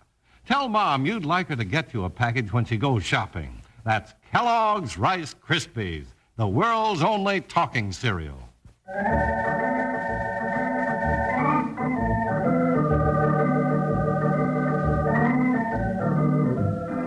United States Marshal Wild Bill Hickok and his mountainous deputy Jingles had stopped in a town of Mossy Bend to refresh themselves after a long ride across the Arizona desert. By noon the next day, they were ready to hit the trail again when Jingles got sidetracked by the shiny silver mountings on a new bridle in Mooney's harness shop. The delay was just long enough for adventure to catch up with Wild Bill and Jingles, a smashing adventure which began with A Letter of Warning.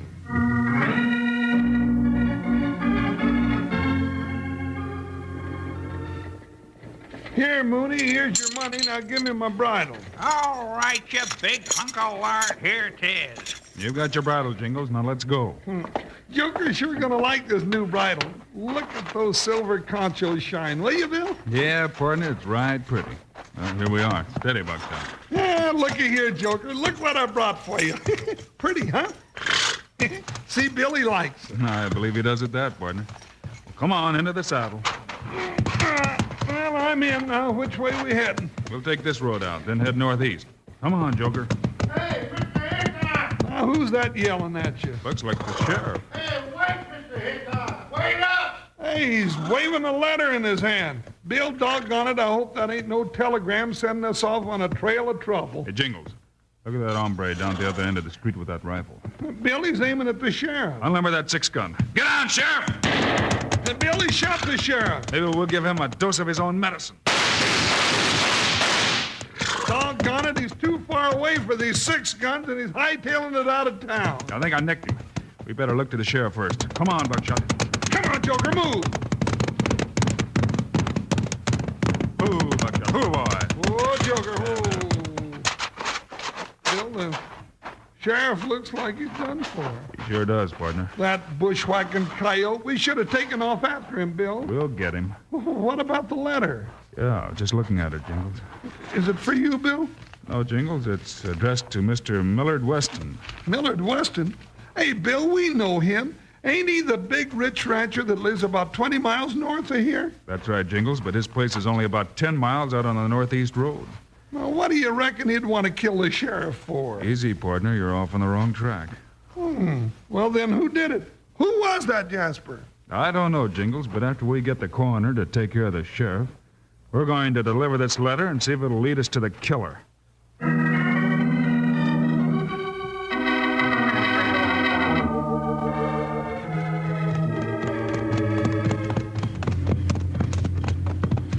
That the house down there in those rolling hills, Bill? Yeah, we'll be there in a couple of minutes. I'm sure curious to hear him read that letter and see if it tells us who the killer is. Looks like we got some bushwhackers out here, too, Jingles. This country's getting right unhealthy. Maybe we should have stayed in Abilene. Come on. Let's find out what those shots were. Hi, Buckshot, hi. Head straight for the house. Right down the gun barrel, you crazy partner? There's somebody on the porch. Hey, Jingles, it's a girl. Yeah, it is. Hey, didn't old man Weston have a daughter? Sure, that's Rosemary Weston. But what's she shooting at us for? Well, now, when you find out the answer to that one, I wish you'd let me know. Now, Dad blasted, why doesn't she cut that out? Partner, there's something dead wrong down at the Weston Ranch. Now, ain't you smart? Even I could have figured that out. And I got a feeling from that look in your eye that we're going to find out what it is. I'm afraid.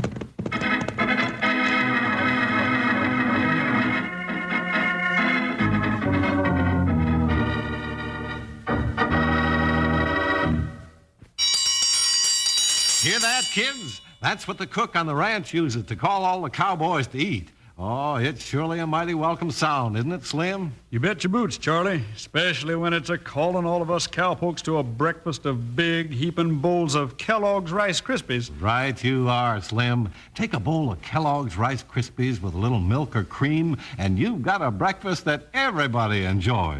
Then, if you're like me and have a soft spot in your heart for peaches, you just see how wonderful those peaches can taste spread over a bowl of Rice Krispies. Oh, there's a real lip-smacking treat that I like having most any time. I think you will, too. Try the world's only talking cereal, Kellogg's Rice Krispies, that way tomorrow. Kellogg's Rice Krispies, Kellogg's Rice Krispies. Let's march right up to the table now. Rice Krispies taste the best, and how? Snap, crackle, pop. Kellogg's Rice Krispies, Kellogg's Rice Krispies. You'll like them. It'd be a good idea to see that there's a package on your family's shopping list right now. Oh, and say, be sure that Mom and Dad are listening later on in the show, because we have a very important message that they'll be interested in. Now, let's get back to Wild Bill and Jingles.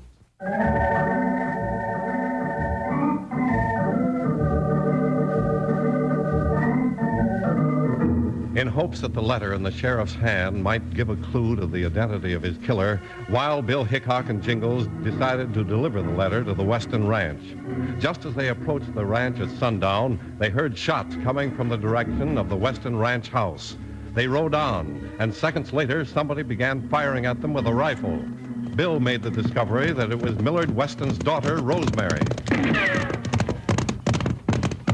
Bill, what do you reckon's got Miss Rosemary all riled up? I don't know, partner, but we'll soon find out. Who are you?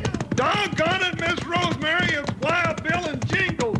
And I don't like the way you're making us welcome one little bit. Wild Bill and Jingles? Oh, Wild Bill. Oh, Wild Bill. Jingles.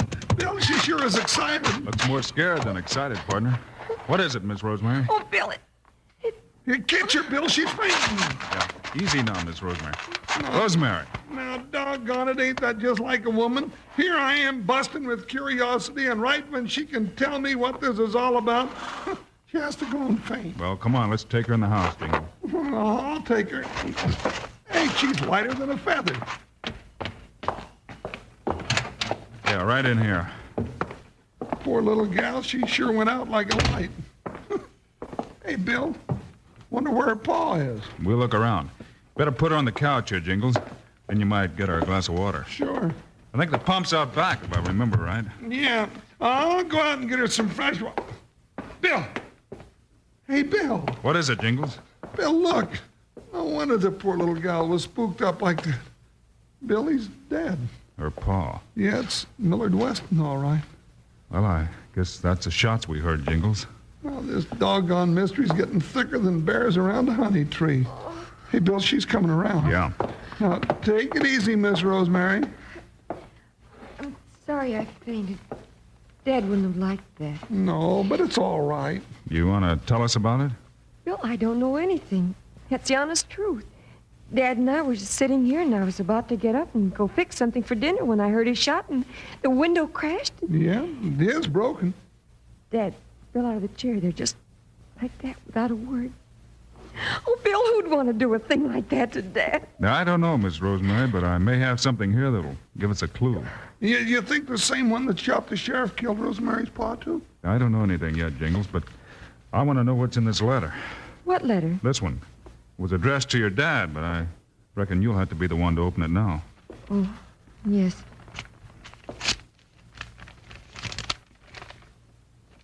What? It's from Uncle Bob. Your father's brother. Yes, he's back east. Oh, a dude, huh? Jingles. Oh, sorry. Bill, Jingles, listen to this. What? It says, Millard, this is a letter of warning. Rack was released from prison a week ago. He's changed. He's a real hard case now. He's coming west. Watch out for him. I'm afraid he's out to kill you. Signed, Bob. Who's Rack, Rosemary? Rack is Dad's other brother. He and Bob were in partnership back east until 3 years ago. Then what happened? Quiet, Jingles. Oh. Well, there was some shady deal, and Uncle Rack was sent to prison. Dad never talked about it or about Uncle Rack after that. Well, that settles it. Your Uncle Rack killed your dad. We don't know that, Jingles. Oh. Rosemary, have you seen your uncle out here? Not that I know of. I never saw either one of them. They've never been west. Hey, Bill, there's somebody coming. Yeah. You know who it is, Rosemary? No, it's a stranger. Looks like he's had some trouble. He's got a bandage on his left arm. You'd better get it, Jingles. Well, howdy, stranger. Good afternoon. I'm Bob Weston. I'm looking for my brother, Millard. Uncle Bob, come in. We were just reading your letter. Well, you just got it? Yes, but it was too late. Too late. What do you mean? Dad was killed about an hour ago. Oh, that Rack beat me out here. I guess it was him that ambushed me after I got off that stage yesterday. Oh, Uncle Bob, I want you to meet United States Marshal Wild Bill Hickok. And this is his deputy, Jingles. How do you do, gentlemen? How are you? Mr. Hickok, I don't know a better man to be here at this time. If anybody can find Rack and bring him to justice, I guess you can. Yeah, you're doggone right we can. Yeah? Well, Jingles, if we're going to find him, we better get started. We're following a cold trail. I just can't believe my own uncle would do such a thing. You don't know how Rack has changed, Rosemary, honey. Well, Miss Rosemary, I guess you'll be all right now that your Uncle Bob is here. Sure, I'll take care of everything now, gentlemen. Just leave it to me. All right, that's what we'll do. Come on, partner, we're cold trailing a killer.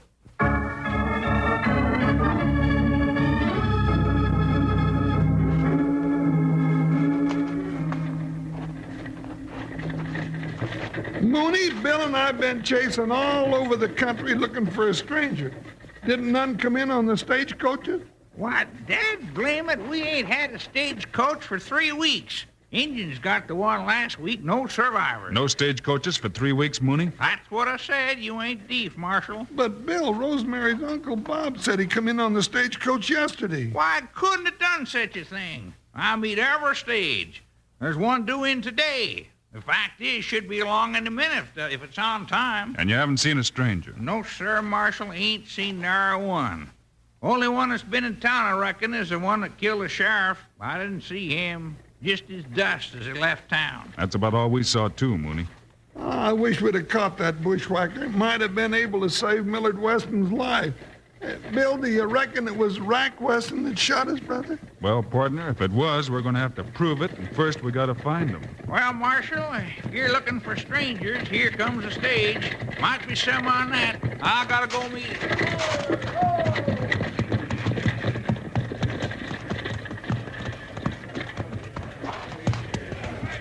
Bill, there's a man getting off the stage.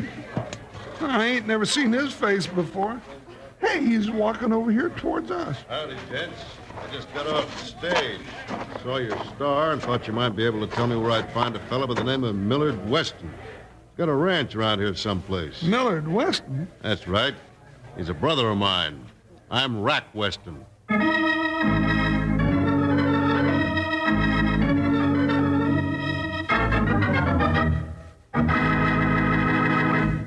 Now here's Charlie Lyon with an important message that Mom, Dad, and the whole family will be interested in. Charlie? When you were in the grocery store recently, you probably noticed some of the signs announcing that this is National Better Breakfast Month, a month set aside to remind us all to live better, work better. Well, now, if you'd taken a closer notice of those signs, you've seen that a good cereal is a very important part of a nourishing, substantial breakfast. Yes, sir, all of us, young or old, should start the day with a cereal that gives us lots of energy we need. A cereal like Kellogg's Rice Krispies. You know, I think that sometimes we take for granted the fact that Kellogg's Rice Krispies are good for us. Most people that enjoy Kellogg's Rice Krispies enjoy them because they taste so good and fresh and crisp. And I think that's as it should be. So keep right on enjoying Rice Krispies in the morning and know that you're also getting a good part of the necessary nourishment that you need. Tomorrow, start to live better with a cereal breakfast. A breakfast of delicious, fresh, crisp Kellogg's Rice Krispies. Kellogg's Rice Krispies, Kellogg's Rice Krispies. Let's march right up to the table now. Rice Krispies taste the best, and how? Snap, crackle, pop. Kellogg's Rice Krispies. Remember, live better with a cereal breakfast. A breakfast of Kellogg's Rice Krispies.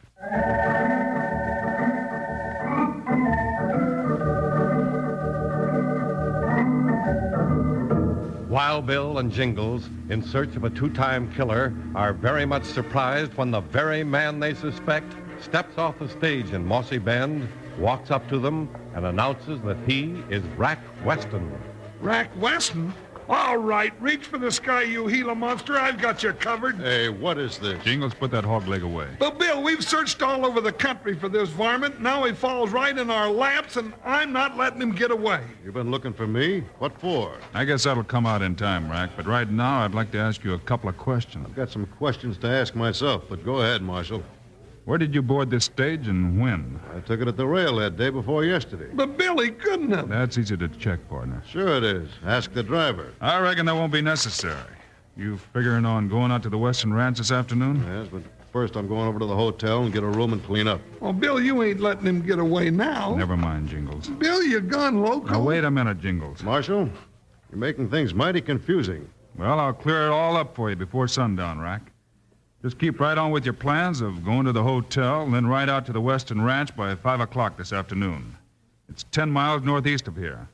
You take that road down there, right on out of town. You can't miss it. But, Bill... Come on, Jingles, we've got some riding to do.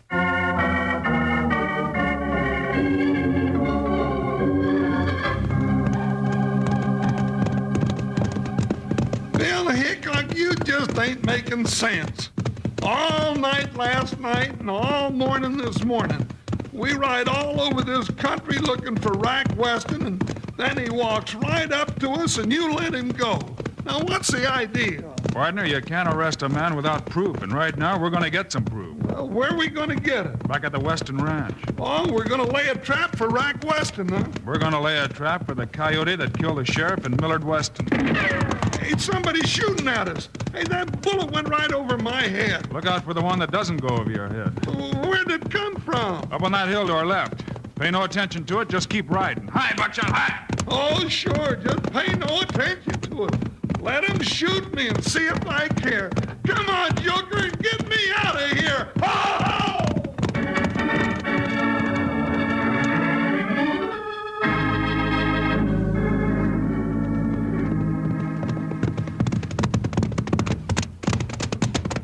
Whoa, Buckshot, whoa, Joker. Well, at least we got here all in one piece.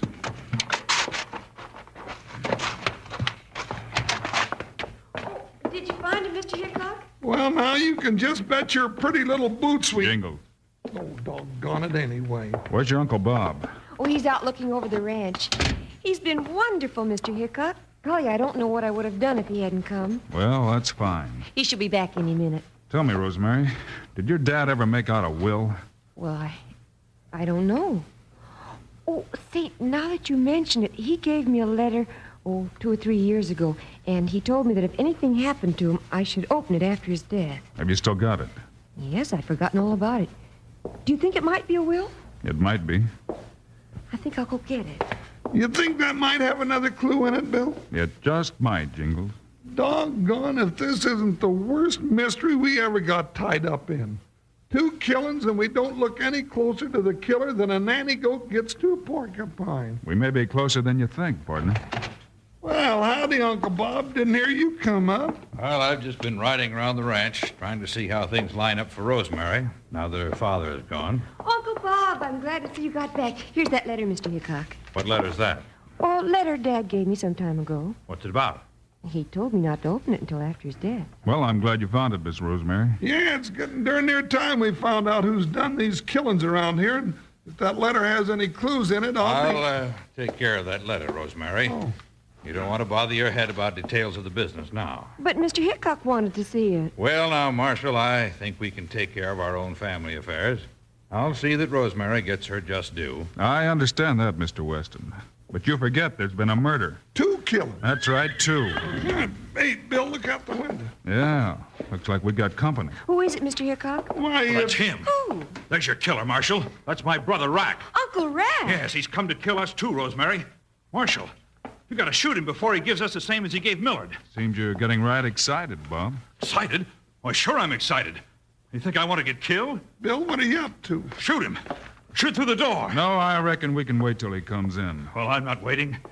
He's not going to shoot me. The moment that door opens, he's going to get it. No, I wouldn't do that. Bill! Now, doggone it, everybody settle down. Bill, what happened? Stand where you are, Bob, and drop those guns. So, Bob, you tried to get me, huh? Yes. I'd have done it, too, if Hickok had been faster on the draw. Mr. Hickok, you've got my dad's killer. Oh, Uncle Rack, how could you do it? How could I do what? Where's Millard? You killed him, you ought to know. Millard is dead? Bill, I reckon it's about time you cleared something up here. Looks that way, Jingles. Miss Rosemary, let's see that letter. Here it is. I just opened it. What does it say? Let's see. It says, Mr. Hickok, Dad leaves the ranch to Uncle Rack and me. He says Uncle Bob framed Uncle Rack and sent him to prison. Well, I'll be doggone. Then, Bill, it was Bob Weston, not Rack, that did those killings. Yeah, partner. That bandage you noticed on Bob's left arm was where we nicked him yesterday morning when he shot the sheriff. That's where you overplayed your hand, Bob. Yeah, Bill, he said he came in on the stage yesterday and there wasn't any stage. He made a lot of mistakes, partner, but most killers do. He was after Millard's money and the ranch, and he thought he'd tricked me into shooting Rack when he came here this afternoon. Well, if you're getting me, you'll have to shoot me. I don't think so, Bob. I've owed you this for a long time. There he is, Mr. Hickok. Take him away. He's made a mess out of my life. Well, he won't be troubling you again, Rack, and we want to wish the best of luck to you and Miss Rosemary. We can't thank you enough, Mr. Hickok, and I guess the best luck we could have would be for you to come back and see us real often. No, now, Miss Rosemary, you don't know what you're saying. Having Wild Bill Hickok around is just inviting trouble. That's what's made such a wreck out of me. This rate, I may not live to be 100 years old.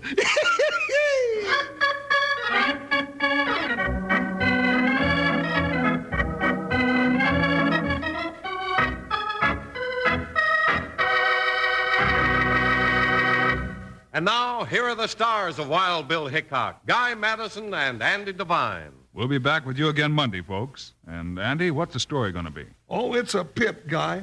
All about a pure white stallion, folks, called a killer horse.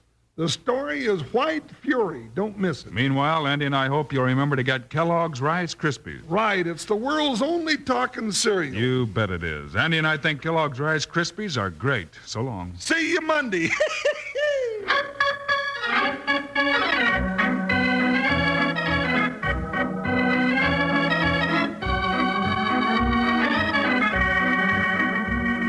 Yes, sir, Kellogg's, the greatest name in cereals, has brought you another exciting story of Wild Bill Hickok, starring Guy Madison and Andy Devine in person. Today's cast included Marion Richmond, Tyler McVeigh, and Clayton Post. Our director is Paul Pierce, story by Larry Hayes, music by Dick Orant. This is a David Heyer production, transcribed in Hollywood. Don't forget to listen Monday, same time, same station, when Wild Bill Hickok tames White Fury. Now, this is Charlie Lyon speaking for Kellogg's Rice Krispies, the world's only talking cereal. Kellogg's Corn Flakes, America's favorite ready-to-eat cereal. And Kellogg's Sugar Corn Pops, the cereal with the sweetening already on it.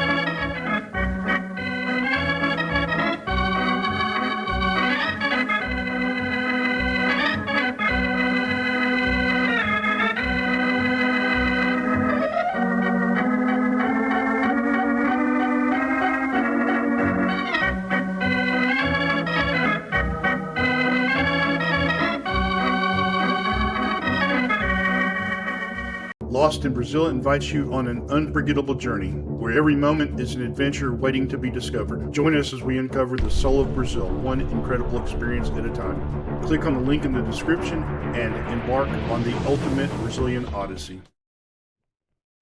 The National Broadcasting Company presents Joel McCrea in Tales of the Texas Rangers.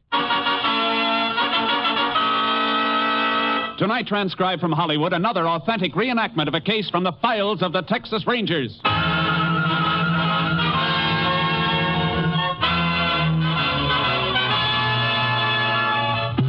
Tales of the Texas Rangers, starring Joel McCrea as Ranger Jace Pearson.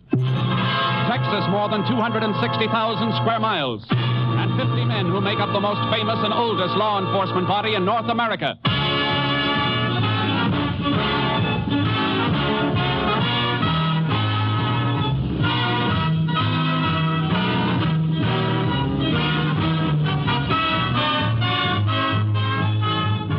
From the files of the Texas Rangers come these stories based on fact. Only names, dates, and places are fictitious for obvious reasons. The events themselves are a matter of record.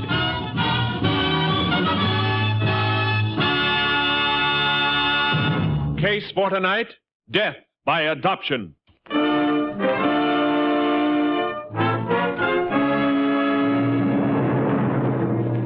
It is 9:45 p.m. on a Saturday night, September 1937.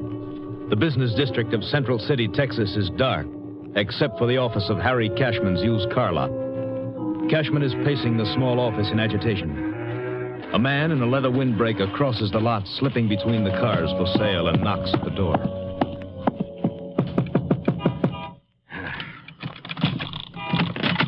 Well, howdy, Mr. Cashman. Glad to see you waited for me. All right, spit it out. What do you want this time? I'm kind of short on folding money. Thought you might be a pal and help me out again. You know what this is, don't you, Stryker? The Lord called it a shakedown. I gave you $100 2 weeks ago and another $100 the month before. So I need more. Well, you're not getting more, not from me. Well, that's too bad. I'm sorry you feel that way, Mr. Cashman. I kind of thought you were a nice guy. Kind of guy I'd like to see raise my baby. Long as I can't raise her myself. Now, you leave the baby out of this. Now, you can't expect me to forget about her, Mr. Cashman. After all, she's my own flesh and blood. She belongs to me and my wife, legally, by adoption. Yeah, but you keep forgetting one important thing. I never signed no papers letting you adopt her. Your wife said you were dead. She thought I was dead. But my being here proves I ain't. And if we ever have to take this into court, Mr. Cashman, I'm Baby Ann's natural father. I got my rights, you know. All right, how much? Reckon 100 will see me through again. I'll give you 500. Well, it's better. Now, just a minute. I'll give you 500 if you sign a paper waiving all rights to Baby Ann. I ain't signing nothing. I like our arrangement just the way it is. It's working out fine. If you think... Well, go ahead, Mr. Cashman, answer it. May be business, and I'd like to see you do a good business. For the baby's sake, you understand? Hello. Harry, why aren't you home? It's almost 10 o'clock. Oh, I'll be home in a little while, Hazel. Something came up.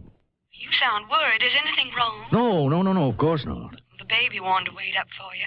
I let her stay up till 8:30, but by then she just kept rubbing her eyes and her nose and saying, "Where's my daddy?" till she couldn't hold her little head up. Well, I'm sorry, Hazel. Give her a kiss for me. I'll be home in a little while. Harry, are you sure there's nothing wrong? You sound like you're upset about something. Oh, it's nothing. I'm just tired. I'll see you in half an hour. Well, all right, dear. Goodbye. Goodbye, honey. That your wife? Yes. Never did meet her. Maybe we ought to all get together, have a little talk, huh? Stryker, if you try that, it's the last talk you'll ever have. What are you trying to do? Your baby's got a home, a good home, and we love her. We've been married 15 years, never had a child of our own. And now we've got her, and she's ours. Why, if we ever lost her, we'd have nothing to live for. Haven't you got a heart? Well, I can see I made a big mistake, Mr. Cashman. I should have started seeing you a lot sooner and a lot oftener. Now, what do you mean by that? That from now on, I'll be around every Saturday night to pick up my $100. And I'll take tonight's payment right now. Why, don't be a fool, Mr. Cashman. I'm younger and a lot stronger than you. Now, don't get yourself hurt. Now, how about my money? All right, Stryker. There's your 100. And it's the last you're getting. Now get out of my sight and don't ever come back, because if you do, I'll go to the police. I'll spend every dollar I've got fighting you. I'll prove what you are. I'll prove you're not fit to have custody of Anne. Mr. Cashman, I do believe you mean that. I swear before heaven I mean it. So this is your parting gift to me, huh? Not much considering the size of the roll you peeled it off, huh? All right. All right, I'll leave you alone. I'll take my payment in full right now. Dig that roll out again. Toss it on the desk. I see. Now it's a gun, huh? You say it, and I know how to use it. How could Anne have a father like you? She couldn't have, not you. You've never proved you are her father. You're getting real bright tonight, Mr. Cashman. Now get the money up on the desk. I'm not going to give you another dime, Stryker. All I'm going to give you is what you deserve. Get away from that phone. I'm going to call the police. You ain't calling anybody. Rot. Maybe I'm stronger than you think. Yeah, but you ain't stronger than this. Oh. Now, give me that money. Maybe you should have confided in your wife. You see, you're still the only one who knows about me, and you ain't never going to tell anyone else. Thanks for the final payment.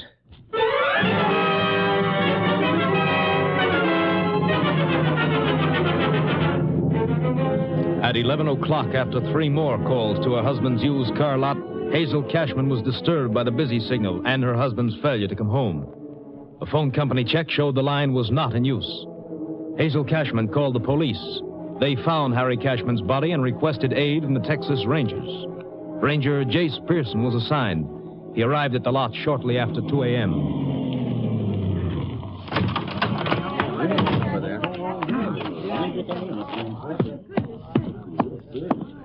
I'm afraid that's all the information I can give you, man. Howdy, Ranger. You must be Jace Pearson. That's right. You in charge here? Yeah, Dan Simmons, chief of police. Fellas, I'll talk to you later. I see you've already lifted some fingerprints. Huh? How'd you know? Oh, dusting powder on the glass top here? Yeah, crew just left. Prints aren't going to be much good, though, I'm afraid. Too many people coming in and out of a place like this, signing papers on that desk. What's that over there, Chief? What? Oh, that yellow spot on the carpet? Yeah. I noticed that before. Seems to be a piece of chalk that was stepped on. A few little pieces not quite ground in. I don't see a blackboard or anything around here. Any of the for sale signs on the cars marked with chalk? No, they're all marked with cardboard cutouts. Well, the floor's pretty clean otherwise. The wastepaper basket's empty. Yeah.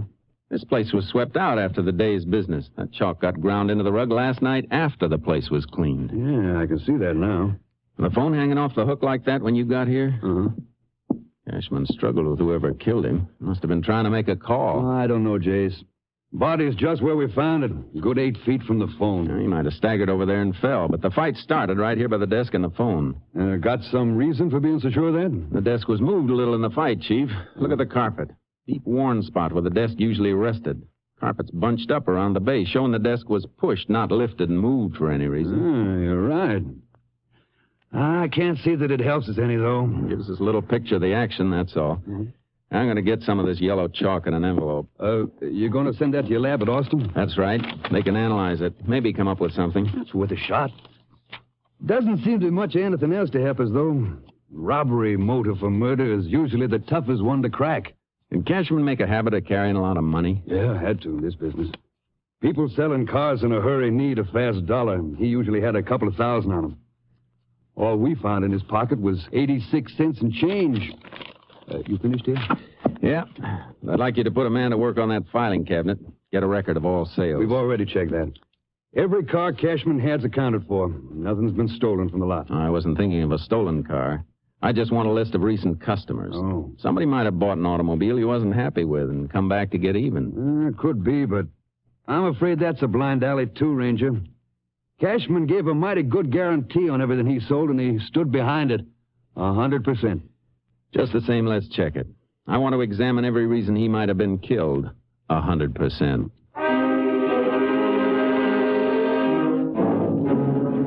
I sent the ground yellow chalk through to Austin. There was nothing that could be done that night, but the next morning Chief Simmons and I went to see Hazel Cashman, the dead man's wife. We don't like to ask you questions at a time like this, Mrs. Cashman, but... I understand, and I want to help you if I can. Probably isn't much you can tell us, but any little thing might help. Your husband ever have trouble with anybody? No. Aside from the money he carried, do you know of any reason why anybody might have been out to get him? No, there was never anybody who didn't like Harry. What am I going to tell the baby? How am I ever going to make her understand that her daddy won't ever come home again? Would you answer that for me, please? I don't want to talk to anybody now. Why, sure, ma'am. Maybe for us anyhow. Had to leave this number at headquarters. Hello? Yes, Simmons speaking. Go ahead, I'll write it down. We were going on a picnic today. Last night I made the sandwiches and everything. We were going to leave right after church. I knew something was wrong when he didn't come home. I knew it. Take it easy, ma'am. All week long, Harriet was teaching Anne how to say picnic. She was just learning to pronounce it. No. You've got to get a grip, ma'am, for your baby's sake. Yes. Yes, I know. All right, thanks. We'll be in soon. I better get back to headquarters, Chase. Unless you have something else to ask Mrs. Cashman. No. You shouldn't be alone, though, ma'am, especially when your baby wakes up. I called a neighbor just before you came. She'll be here in a few minutes. That's good. Goodbye, ma'am, and thank you. Goodbye, Mrs. Cashman. Goodbye. Find out who killed my husband. He never hurt anybody. Never. We'll do our best, ma'am. It's the rush back to headquarters, Simmons. One of my boys pulled in a suspect, Jason. Oh? Fella who worked for Cashman, a cleaning man named Mose Smith. What do they got on him? Well, he cleaned the office last night at about 8:30 and 9 o'clock. Cashman usually closed before then on Saturday nights, but Smith admits Cashman was still there when he cleaned up. Well, he's not trying to hide anything there. No, but there's something else. Mose Smith was on the town last night, threw a big party and threw a lot of money around. Still had a few hundred on him when he was picked up. And my man checked on that, Jace. Smith is usually dirt poor. I see. He's going to be worth talking to. You can say that again. I'd have told you inside the house, but I didn't want to say anything in front of Mrs. Cashman. That was best. How old is their baby? Just 2 years old, Jace. Why? You look kind of funny. How old are the Cashmans? Well, I'd say Harry was about 55. Guess Mrs. Cashman must be in her 40s. Oh, I see what you mean. The baby's an adopted child. I thought they were a little bit old to have a child of that age. Yeah, they never had any of their own. A couple of years ago, they took in a poor girl who'd lost her husband. Anne was her child. Cashmans took to the kid right off. Then the mother got sick, and when she knew she was dying, she agreed to let the Cashmans adopt the baby. No kid ever got a better break, believe me. I gathered they were pretty crazy about her. Plenty crazy. Why, if that kid even sneezed, Harry Cashman would be ready to charter a plane and fly her to Mayo Clinic. They wrapped their lives around her, just like she was their own. When you feel that way about a kid, it is your own. Loving them is what makes them belong to you. Yeah, you can say that again. Say, any messages from my headquarters in that phone call you took? Oh, Jace, I forgot. I was too hot about my man picking up Mose Smith. Your lab phoned in a report on that chalk. Any lead? Well, I don't know under the circumstances, but it wasn't an ordinary piece of chalk. Analysis showed that it's a special type that surveyors use for marking. Surveyors, huh? Yeah. Isn't likely that a janitor would be carrying the kind of chalk used by surveyors. Oh, it might have come from any place, Jace. A customer might have dropped it. It was dropped and stepped on after the office had been cleaned. Maybe our case against Mose Smith isn't going to be as strong as it looks.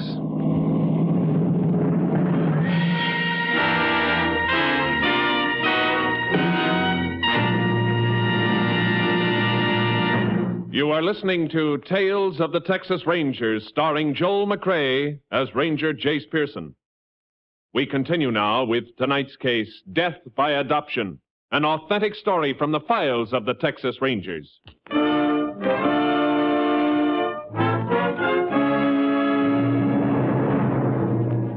At the city jail, Mose Smith was being held in an anteroom. The day was cool, but beads of sweat stood out on his forehead. If he was innocent, he didn't look it. I began to forget about the surveyor's chalk. Come on, Mose. Where were you last night? I was at a party, Mr. Simmons, at my own house. And where were you before the party? I was working for Mr. Harry Cashman at the used car lot. Everybody knows I work there. What time did the party start, Mose? After 10 o'clock, sir. And later we left my house and went a few other places. Were you paying all the bills? Well, is that right or isn't it? That's right, sir. I don't remember much about it. Next thing I knew was this morning, and a policeman woke me up and brought me down here. What time was it when you left the car lot last night? Oh, I worked almost 9 o'clock, sir, cleaning up like I always do. Was Mr. Cashman all right when you left the lot? No, sir, he wasn't. Mr. Harry was always mighty nice to me. but somebody called him on the telephone. He didn't say much to whoever it was. Then he slammed the phone down real mad, and he hollered at me to hurry up and finish. He ain't never done that before, sir. Then when I got done and was ready to leave, he told me he's sorry he yelled at me like that. What'd you do then? I did some shopping for the party. Got some food, a couple of jugs of Sweet Lucy. Where'd you get the money? Spill it, Mose. Cashman was robbed, and you had almost $300 on you this morning when you were picked up. It was my own money, sir, honest. You never got that kind of money working on a used car lot. 3 days ago, you were broke. You borrowed $2 from your landlady. You better count for that money, Mose. Where'd you get it? Oh, well, from the numbers. Numbers? You mean you've been gambling on the numbers racket? Yes, sir. And yesterday my number hit, 424. I got my $500. That's how come I got money. You expect us to swallow that? Who paid you off, Mose? I don't know, sir. I don't know who he was. Are you trying to tell us you gambled on numbers without knowing who you gave your bets to? Please, sir.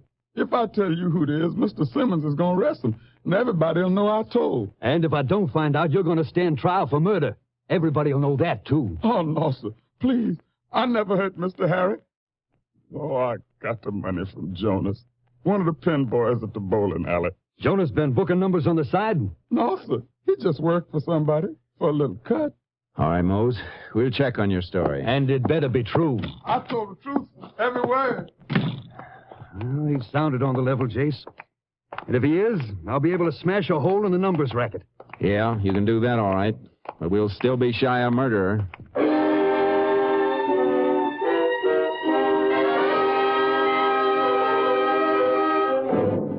Simmons staked out the bowling alley where Jonas worked as a pin setter. Mose Smith had told the truth all right. The pin boy confirmed it when he was arrested for possession of slips made out by bettors playing the numbers. We were back to a single clue again, the yellow chalk. We've checked the only surveying crew in the city, Jace. Every man working on it had an alibi. All surveyors aren't in the city. That killer could have come from any place in the county. No road building projects underway, and only other surveying crew we've been able to trace is the mapping crew down in the Big Bend. Not going to be easy to get to. I'll get to him. Wherever this car won't take me, the horse and the trailer I'm towing will. Huh? You leaving right away?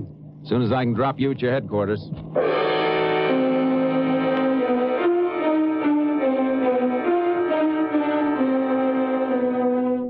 I drove to the Big Bend to where the roads ran out, and I had to cut cross-country to reach the mapping crew. I unloaded charcoal from the trailer.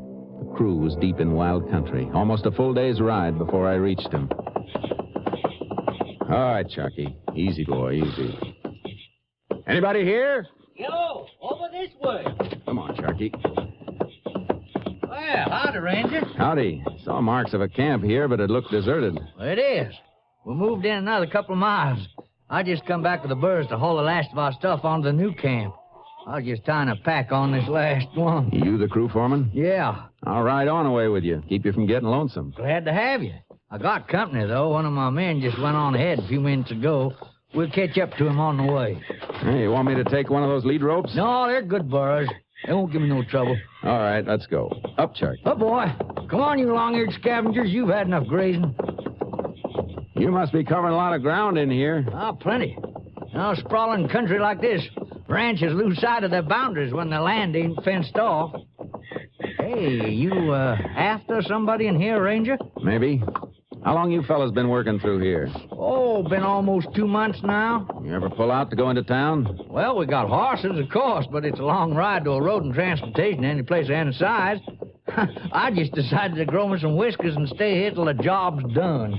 Any of your men ride out? Oh, yeah. A few of them go out weekends to Central City or someplace like that for Saturday night.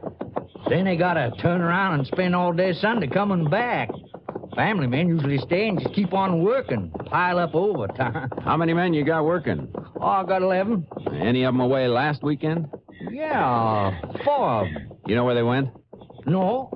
Hey, I reckon Bill Stryker can tell you, though. Who's he? There's a fellow with the other burros.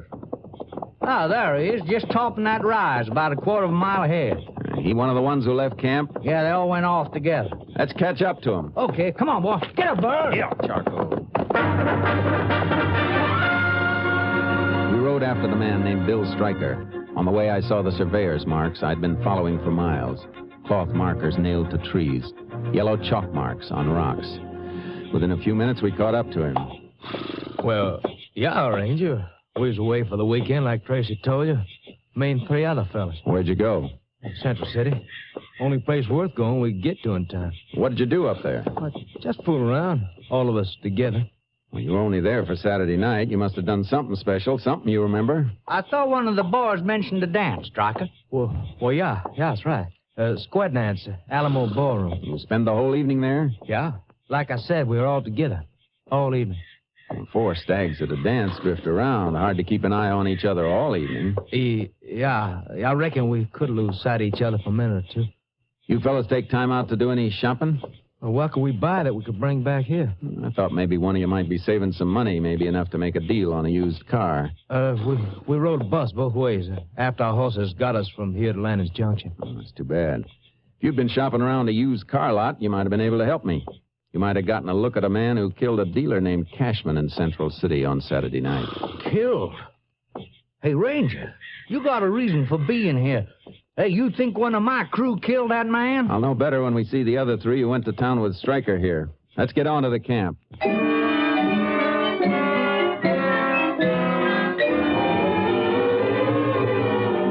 It didn't help. They all told the same story. There were gaps, times during the evening when they drifted away from each other, but they couldn't pin it down to any specific time on the clock. I didn't have anything to take them in on, singly or together. They knew it, and I knew it. I camped with them overnight and headed back to Central City Police Headquarters. Oh, howdy, Chase. How'd you make out? No good, Chief. We haven't turned up anything new either. Just a chance armed robbery, Chase. That's what it must have been. My feelings still buck at that, Simmons. Mose told us that Cashman was upset about a phone call. Stayed at the lot long after he should have gone home. Must have been a reason. Like what? Like somebody who wanted to see him, telling him to wait there. Yeah. Mose said the call made Cashman mad. Why'd they wait for somebody he was mad at? Maybe because they had some kind of a club they could use to make him wait, whether he liked it or not. You're still digging for something deeper than an armed robbery motive, then. That's right. Well, nobody's given us anything to back up any other motive. I know, but a man doesn't make a telephone appointment to be robbed and murdered. He makes it for something else. I'm going out to see Mrs. Cashman again.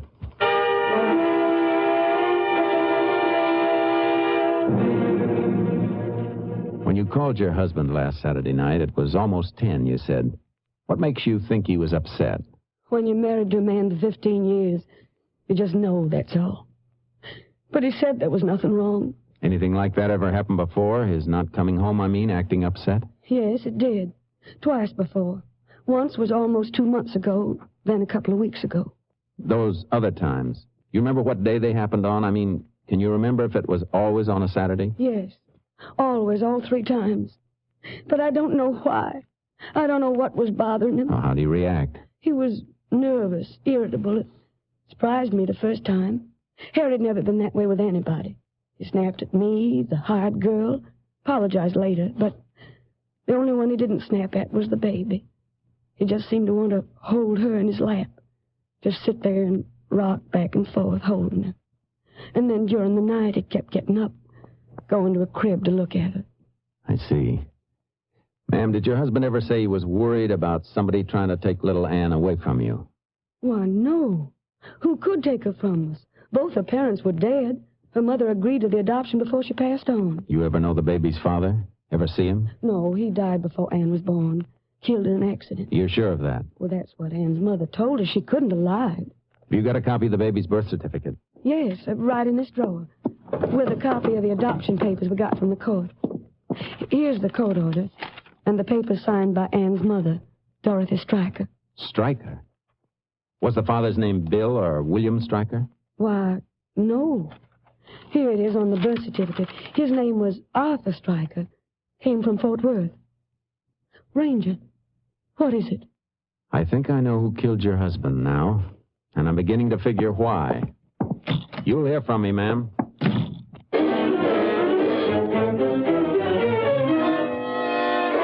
I headed for the Big Bend, making a radio check with KTXA, asking the station to contact the Fort Worth police on possible relationship between Arthur and William Stryker. The answer fit. They'd been brothers.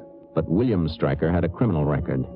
It was late afternoon when I mounted charcoal for the ride into the surveying camp.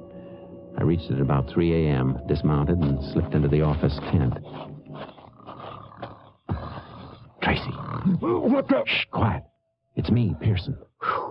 Boy, you scared me. Shh. Oh, why'd you come back? Not all your boys were square dancing at Central City. Where's Stryker sleeping? Oh, Stryker, huh? That's right. Out back, near where the horses are hobbled.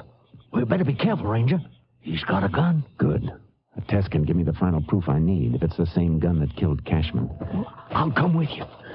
If he wakes up before I get to him, you hit the ground and stay there, no matter what happens. Don't worry. I'm a surveyor, not a hero. There, under that tree. Branches and the moon got it all in shadow, though. He's not here. Somebody's trying to get away with one of the horses. Come on. Oh, he must have seen you out in the moonlight crossing to the tent. Get away from that horse, Stryker! You're in the light now. I can see you, too. It's something you won't say. Oh, Ranger, you're hit. Drop. Got him. Be careful. Might be a trick. Are you other men? Stay down. Don't move. Oh, it's no trick, Ranger. Oh, he's hit more than once and bad. I don't want to die. Don't let me die. Better get whatever first aid stuff you have. Try and patch him up. You're going to need some work, too. I'll be all right. You men can get up now. Need a couple of you to make a litter. I need it to take him in. Easy, Ranger. I got you. Oh, men will have to make 2 litters. You need one yourself.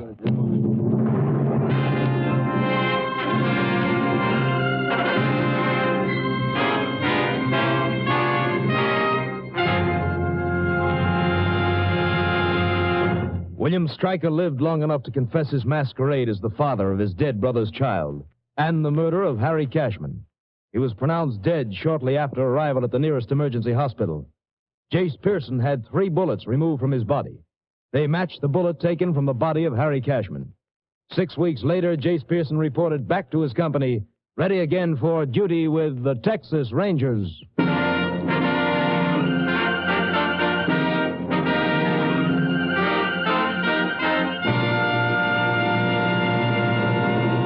And now, here again is the star of our show, Joel McCrea. There's a story about one of the first Texas Ranger captains whose outward appearances seemed to be little more than a boy. One of the Rangers in his command, a big, raw-boned, muscular fellow noted for his complete lack of fear, was asked by a townsman, "How come a big fellow like you takes orders from him? Why, he ain't even got enough of a beard to need shaving." The Ranger looked at the townsman. "Maybe he hasn't got much of a beard," the Ranger admitted. "But when we go out after a gang of bandits with him outnumbering us 3 or 4 to 1, I never yet heard the captain say, 'Go get 'em, boys.' He always says, 'Come on, men, follow me.' Good night, folks. See you again next week." Next week, Joel McCrea in another authentic reenactment of a case from the files of the Texas Rangers.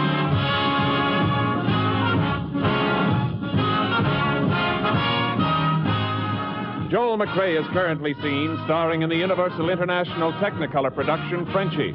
Tonight's cast included Tony Barrett, Joe Kearns, Tom McKee, Roy Glenn, and Barbara Luddy. This story was transcribed and adapted by Joel Murcott, and the program was produced and directed by Stacy Keach. Hal Gibney speaking.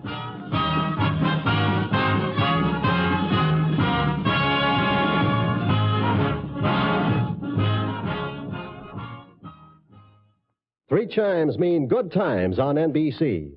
Coming up next on NBC, it's genial accordion-playing master of ceremonies, Phil Baker, back at his old Sunday night stand asking America's favorite question. What's that? Why, the $64 question, of course. The chimes are your invitation every Sunday to all the fun and prizes and excitement of everybody's favorite quiz game, the $64 question. Tomorrow, hear the Railroad Hour. Right now, it's the $64 question on NBC.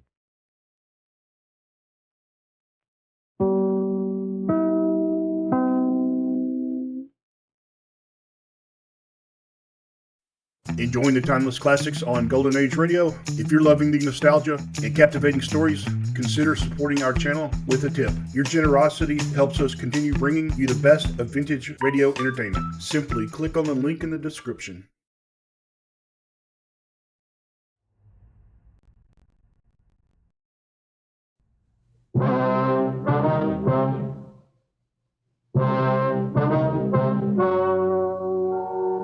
Ladies and gentlemen, the story you are about to hear is true. The names have been changed to protect the innocent. Fatima Cigarettes. king size, extra mild and soothing, brings you Dragnet on both radio and television.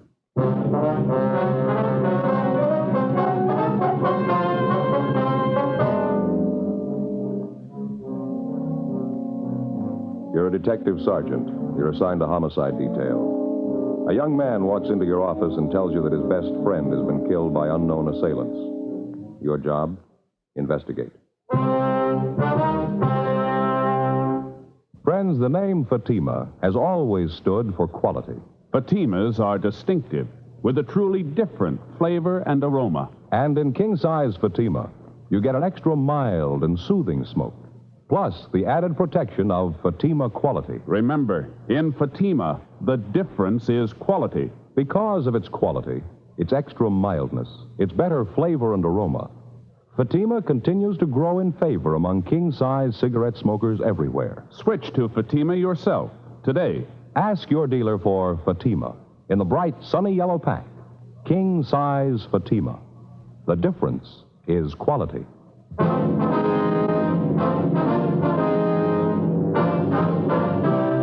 Dragnet, the documented drama of an actual crime. For the next 30 minutes, in cooperation with the Los Angeles Police Department, you will travel step by step on the side of the law through an actual case transcribed from official police files. From beginning to end, from crime to punishment, Dragnet is the story of your police force in action. It was Monday, August 9th. It was warm in Los Angeles. We were working the day watch out of homicide detail. My partner's Frank Smith. The boss is Captain Lorman. My name's Friday. It was 7:58 a.m. when I got to room 42. Homicide. That you, Frank? Yeah, morning, Joe. Looks like it's going to be a scorcher today, doesn't it? Yeah, nice and clear. How'd the weekend go? Lousy. Why? What do you mean? Oh, Fay and me had a ruckus Saturday night. Was that so? Yeah, it happens every time we have somebody over for dinner. Never fails. Yeah. And she gets to yakking it up with the company. We never eat till 10:30. A miserable time for dinner. Yeah, it's pretty late at that. Saturday night, we had the Johnsons over. Going to play a little cards, have a little dinner. You know, relax. Mm-hmm. Wife fixed Swedish meatballs. They're on the stove. Everything's dandy. She gets to talking. We finally sit down to eat. It's 10:15. Meatballs are burned. Yeah. By that time, we're all so hungry we lost our appetite. It was real embarrassing, Joe. We finally sat down. I figured I'd let Fay know I was pretty sore. But I didn't want to come right out and tell her in front of the Johnsons, you know. Yeah, I understand. So I picked up one of the meatballs that was burned, said she'd invented something new. Everybody else used chlorophyll for their teeth, but we had built-in charcoal. Yeah, what'd she say? Nothing, just a look. Hasn't said a word to me since. Sends the kids with messages for me. It's pretty miserable. She'll probably be over it when you get home tonight. Pardon me. Yes, sir? Is the homicide department where you report a murder? Yes, sir, that's right. You the fellas I talked to about a murder? Yes, sir. Come on in. Sit down. Take that chair over there. Thought I'd never make it. Are you all right? Yeah, now that I'm here, it's all right. Your face is pretty badly cut there. Those bruises, scratches on your throat. You sure you're all right now? Yeah, I'm all right. I never thought I'd get here. Times I was ready to quit, but then I'd think of Kevin, what they did to him, and I had to keep walking. I had to. For Kevin, I had to. Well, everything's all right now. You can tell us about it. I don't know where to start. What's your name, young fella? Bruce Hamilton. All right, Bruce. I'm Joe Friday. This is my partner, Frank Smith. Hello, Bruce. Oh. Well, we know that you must have been through a terrible ordeal, but you can tell us about it. It's all right. What day is today? It's Monday, the 9th. Monday. And it was Saturday night. Just 2 days. Seems like 10 years. We just finished dinner, sitting around the fire having coffee, trying to figure out whose turn it was to do the dishes. Then we heard them. You heard them? Who's that? Horsemen. Lots of them. They rode right into the camp. One of them yelled something, and they all stopped. Stood there looking at us. We didn't know what to do, who they were. We just stood there. Then this big guy, I guess he was the leader, said something to us in Spanish. We couldn't understand him. All right, go ahead. You see, Kevin and I go to school together. Summer vacation, we decided to go down to Mexico and do a little prospecting. That's the reason we were there. Mm-hmm. Go on. We just stood there and looked at him. Big guy said something else, and then they all laughed. And he got off his horse and came over to Kevin and me. He was a big man. When we tried to tell him that we didn't know what he was saying, he laughed and turned to the other men, and they laughed too. Big guy said something else to him, and they all got off their horses and started to go through our things. Kevin Kevin told him not to and started to walk over to him to stop him. The leader hit Kevin and knocked him down. The men laughed at him, and Kevin got up and ran toward one of them. Kevin started to hit him. I broke away from the one that was holding me and ran to help Kevin. The big guy grabbed me and hit me in the face, knocked me down and started to kick me. I heard a shot. When I looked where Kevin was, he was all doubled up, holding his stomach. He hollered at me to help him. Then the guy shot him again. He fell down, didn't move. They all laughed, thought it was a big joke. I got up, one of them shot at me. I started running. I ran as fast as I could. He kept shooting. Thought sure they'd hit me, and I kind of waited for it. Then I ran through some bushes, and I fell into this gully. Mm-hmm. I hit the bottom. I just lay there and didn't move, almost afraid to breathe. Guess they thought they'd kill me. I see. What happened then? I waited until I couldn't hear them anymore, and then I crawled up out of the gully to see if they were gone. I wanted to help Kevin. I didn't see anybody, so I walked over to where he was. He was laying on his face. You got no idea how I felt when I turned him over. Mm-hmm. All right, we understand. Go ahead. I knew right away he was dead. It shot him in the stomach and in the chest. Shirt was all stained. There was nothing I could do for him. Nothing anybody could do. I looked at him for a long time. I guess I cried. It was terrible. Kevin was dead, and there's nothing I could do for him. I see. What'd you do then? I buried Kevin. I looked for something to dig the grave with, but they'd taken everything, even the shovels. Everything. I found a place under a tree and dug a grave with my hands. Then I went back and got Kevin. Laid him in the grave I dug and covered him up. Said a prayer for him. I did the best I could for him. Best I could. All right, son. Try to take it easy. Frank, let's get him some water. I'll take him down to the interrogation room, all right? All right. Bruce, maybe you'd like to go down the hall to another room. It's a little more quiet down there, huh? Yeah. Sorry. Crying like a kid. I guess you think it's silly, but I can't help it. It's all right, Bruce. We know how you feel. Nobody gets too old to cry. Go ahead. No, it's down this way. Okay. So tired. I'd like to get this over with. Sure. All right, here we are. Go ahead, Bruce. Want to sit down? Thanks.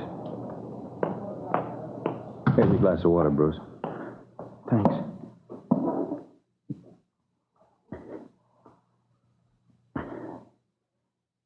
Tastes good. Helps. All right. Now, is there any more you want to tell us?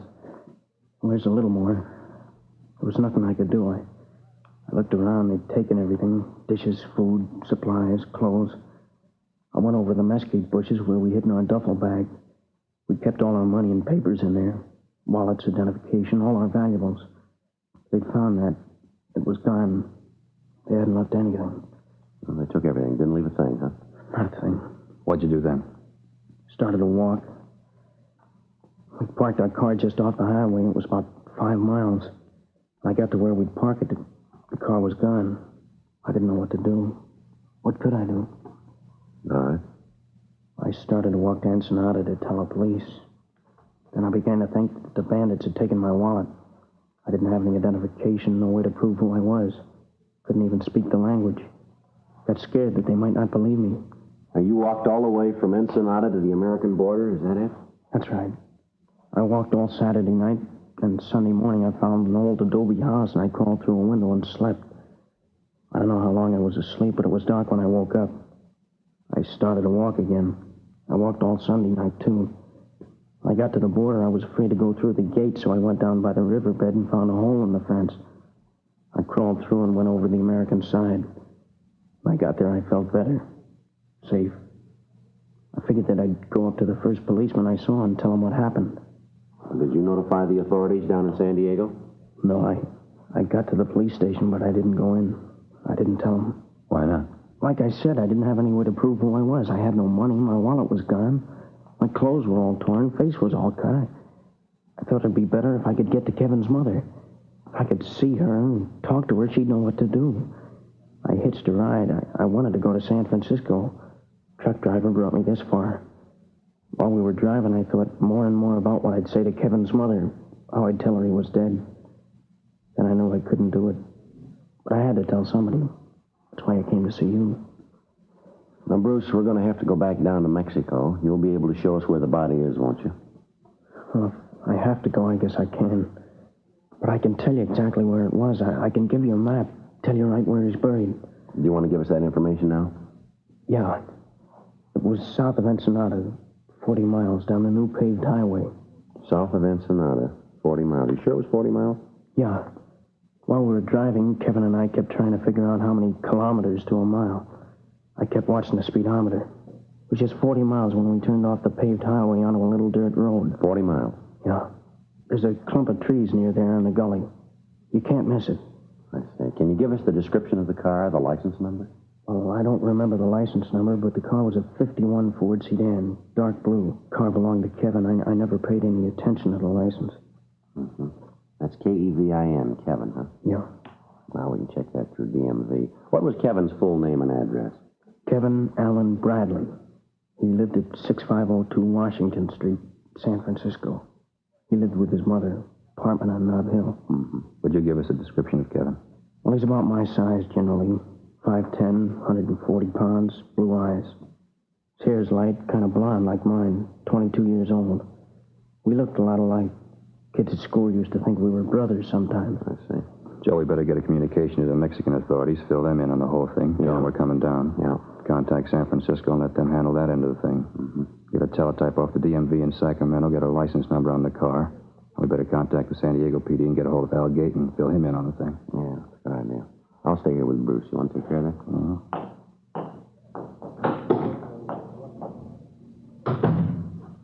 Now, look, young fella, would you know these bandits again if you saw them? I might not know some of them, but the big guy and the one that shot Kevin, I'll never forget them. The big guy was tall, heavy, over 6 feet, well over 200 pounds. I'll never forget him. That laugh when they killed Kevin. When he laughed, you could see he had 2 gold teeth right here in front. These here. 2 gold teeth, huh? Yeah. Now, how about the other man, Bruce? Did you get a good look at him? He was a small man, dark like the leader. He wasn't wearing a hat, real thin face. His clothes were all dirty, and his pants were torn around the bottoms. He was wearing those leather sandals, the open kind. His feet were filthy, like he hadn't had a bath in a year. You think you'd be able to identify any of the others? Well, I don't know. Maybe if I saw him. I was scared, and I don't mind admitting it. Mm-hmm. Joe? Yeah, Frank. I stopped by R&I before I went on with the other communications. Checked the name Kevin Allen Bradley through. Yeah. There's a teletype from San Francisco dated July 13th. It's a missing person report on Kevin. You want to read it? What's it say? Regular missing report? It's described as male, white American, 22 years, 5'10", 140 pounds, blonde, blue eyes, fair complexion. Time of disappearance was wearing a dark blue gabardine suit.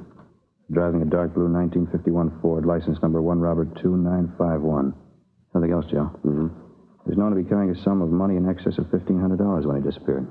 $1,500? That's a lot of money, isn't it? Not to Kevin. He was used to carrying that kind of money. See, his folks were pretty rich. He always had all the money he wanted. I see. Well, how about this missing report here, Bruce? What do you mean? Well, didn't Kevin's mother know that he was going to Mexico?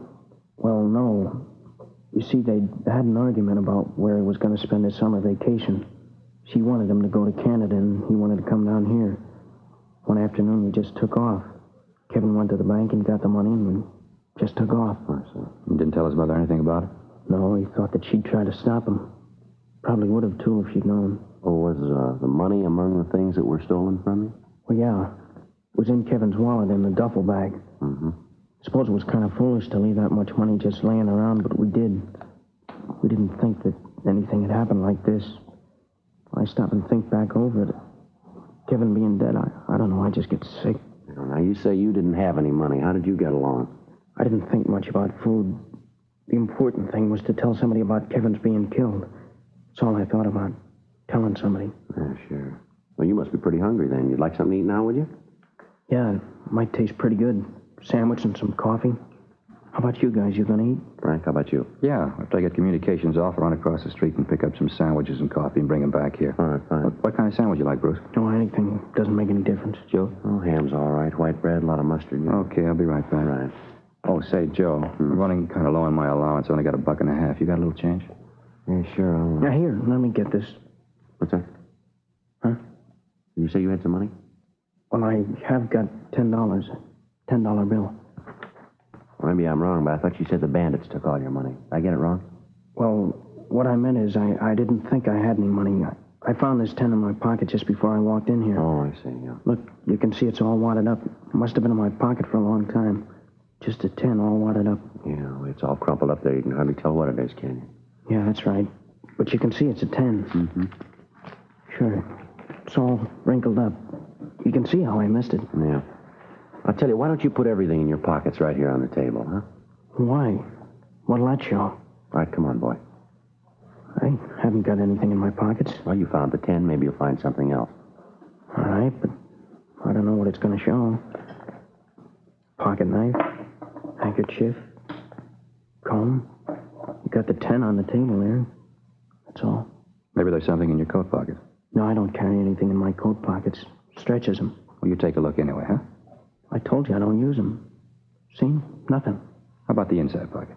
No. There's nothing there. Let's have a look, huh? I told you there's nothing there. Then you won't mind if we have a look. What's that you got there, Bruce? That's my wallet. Guess they didn't take it after all. Gee, thanks for finding it. No, I probably wouldn't have thought to look for it. I just figured that it was gone. Here, let me have it. Let's see what's in it, huh? Well, just some cards, personal stuff like that. Nothing you'd be interested in. I forgot all about it. I feel pretty silly. I didn't even know it was there. Take a look, Joe. You say this is your wallet, is that right, Bruce? Yeah, it's mine. I told you it's mine. How about letting me have it, huh? There's quite a bit of money in here, Bruce. Huh? I don't know, just a glance here. Looks to be about $1,000, doesn't it? Well, just a minute. I think I can explain that. Now, there's another thing here I don't think you can explain. What's that? The name in the wallet, Kevin Bradley.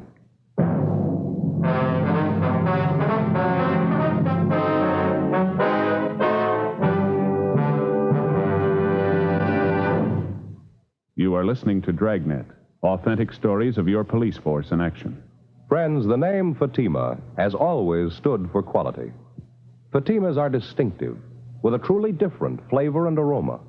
And in king-size Fatima, you get an extra mild and soothing smoke, plus the added protection of Fatima quality. Yes, there's a good reason why Fatima continues to grow in favor among king-size cigarette smokers everywhere. In Fatima, the difference is quality. Quality of tobaccos. The finest Turkish and domestic varieties, extra mild and superbly blended to give you a much different, much better flavor and aroma. Quality of manufacture. Smooth, round, perfect cigarettes.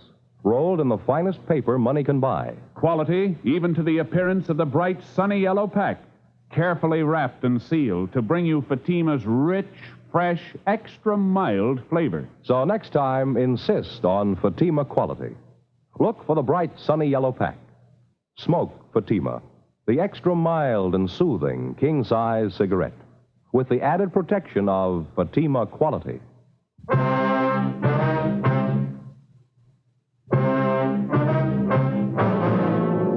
With the finding of Kevin Bradley's wallet, the case had taken a new turn. We continued to question Bruce Hamilton, but he insisted that he thought the wallet and the money had been taken by the bandits when they killed the Bradley boy. While I talked to him, Frank went down the hall and contacted the Mexican authorities and gave them the information. He gave them the description of Kevin Bradley and of Bruce Hamilton. They told him that to the best of their knowledge, there were no bandits operating in the vicinity, but they would dispatch a search party to go over the area. They said they would keep us advised of any developments that might arise. Frank also contacted the San Francisco Police Department and gave them the information. They said they'd take care of that end of the investigation. 11:47 a.m. Frank came back to the interrogation room, and we continued to question the Hamilton boy. I've told you all I know. I don't know how the money got there. I was as surprised as you were. I don't understand it. You gotta believe me. Yeah, well, you're making it pretty tough to believe, Bruce. It's kind of hard to buy the fact that over $1,000 in Kevin's wallet turns up in your pocket and you don't know how it got there. But it's the truth. I don't know how I can convince you that it's the truth. Well, there are a couple of other things that aren't clear here. What? Tell me. I'm not lying. I've got nothing to hide. What's not right? Tell me. Well, this business of not telling the authorities. I told you I was scared that they might not believe me. You can understand that, can't you? Well, maybe up to a point. I thought that if I could get to Kevin's mother, then she could take care of it. I didn't know what else to do. Then when I got to L.A., I had a chance to think about it, and I couldn't go through with it. I couldn't tell his mother. I couldn't face her. Bruce, when you described where we could find the body, you said it was about 40 miles down the paved highway, that right? That's what I said. Well, how long has it been since you've been to Mexico? Well, I told you I just came back from there. Don't you believe anything I've told you? Well, Joe and I just finished an investigation down in Mexico. Investigation took us about 70 miles south of Ensenada. We found the highway paved for only about 5 miles south. You say 40 miles. How do you explain the difference? Well, maybe I was wrong about the distance. Well, you're pretty sure when you first told us about it. Well, maybe I made a mistake. There's something else, Bruce. It's a little hazy here. I told you I want to help anything. How far south of Ensenada did you say you were? I said about 40 miles. Now I'm not sure. But you are sure that it was south of Ensenada? Well, yeah. And Kevin was killed on a Saturday night? That's right. And you started for the States right away? That's what I said. I started walking as soon as I found the car was gone. And you walked all the way to the border? Well, that's right. How'd you walk? What route did you take? I told you I stayed off the road. I was afraid of the bandits coming back. I walked along the roadside and then through the hills. I got off the roadside whenever I saw anybody coming. But you did walk all the way? Yeah, that's right. All the way from Ensenada to the border. And it took you how long? Oh, Saturday night and Sunday night. I got a ride in San Diego in the morning. What time do you figure that you started for the border? Maybe 11:30, midnight. I don't know for sure. And you stopped at dawn? Well, yeah, I stopped and slept. Then I woke up and I started to walk. And you're asking us to believe that you walked over 100 miles in less than 14 hours. Is that right? Yeah. Through country like that? What do you think? That I'm making the whole thing up? Look at my face, my back. Here, look. Does this look like my imagination? You could have gotten these in a fight with Kevin. Maybe he didn't want you to take the money. You keep talking about the money. I try to tell you I don't know how the money got in my pocket. I don't know anything about it. You think I killed Kevin, is that right? Yeah, it looks that way, doesn't it? But he was my best friend. I had no reason to kill him. He was my friend. Now, look, son, we better get this thing straight for you. You've opened up a can of beans here. You waltz in here and give us a cock and bull story about this killing. Parts of your story we can't buy. Why are you trying to sell it to us? You lied about the road. You lied about the money. The story about how you walked doesn't ring true. You want to know what I really think, Bruce? I think the whole thing's a lie, from start to finish, a lie. Now, let's come off it. Who killed Kevin Bradley? I don't know. I don't know. Now, get this straight, Bruce. Did you kill him? Huh? Did you kill Kevin Bradley? Is that the reason for this story? No, I didn't. Well, somebody did. Can you tell us who? You're getting me all mixed up. You're the one that's getting it mixed up, Bruce. We just want to know who killed Kevin Bradley. We think maybe it was you. Looks like it might have been. No, it couldn't be. Leave me alone. I didn't do it. Why couldn't you have done it? Looks like you did. Because Kevin Bradley isn't dead. What's that? He was never killed. I'm Kevin Bradley.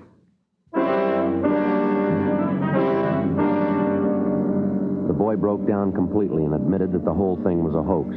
He said he hadn't been in Mexico at all, but that he'd spent the past week in a downtown hotel working out the story that he planned to tell us. He admitted that the wounds were self-inflicted.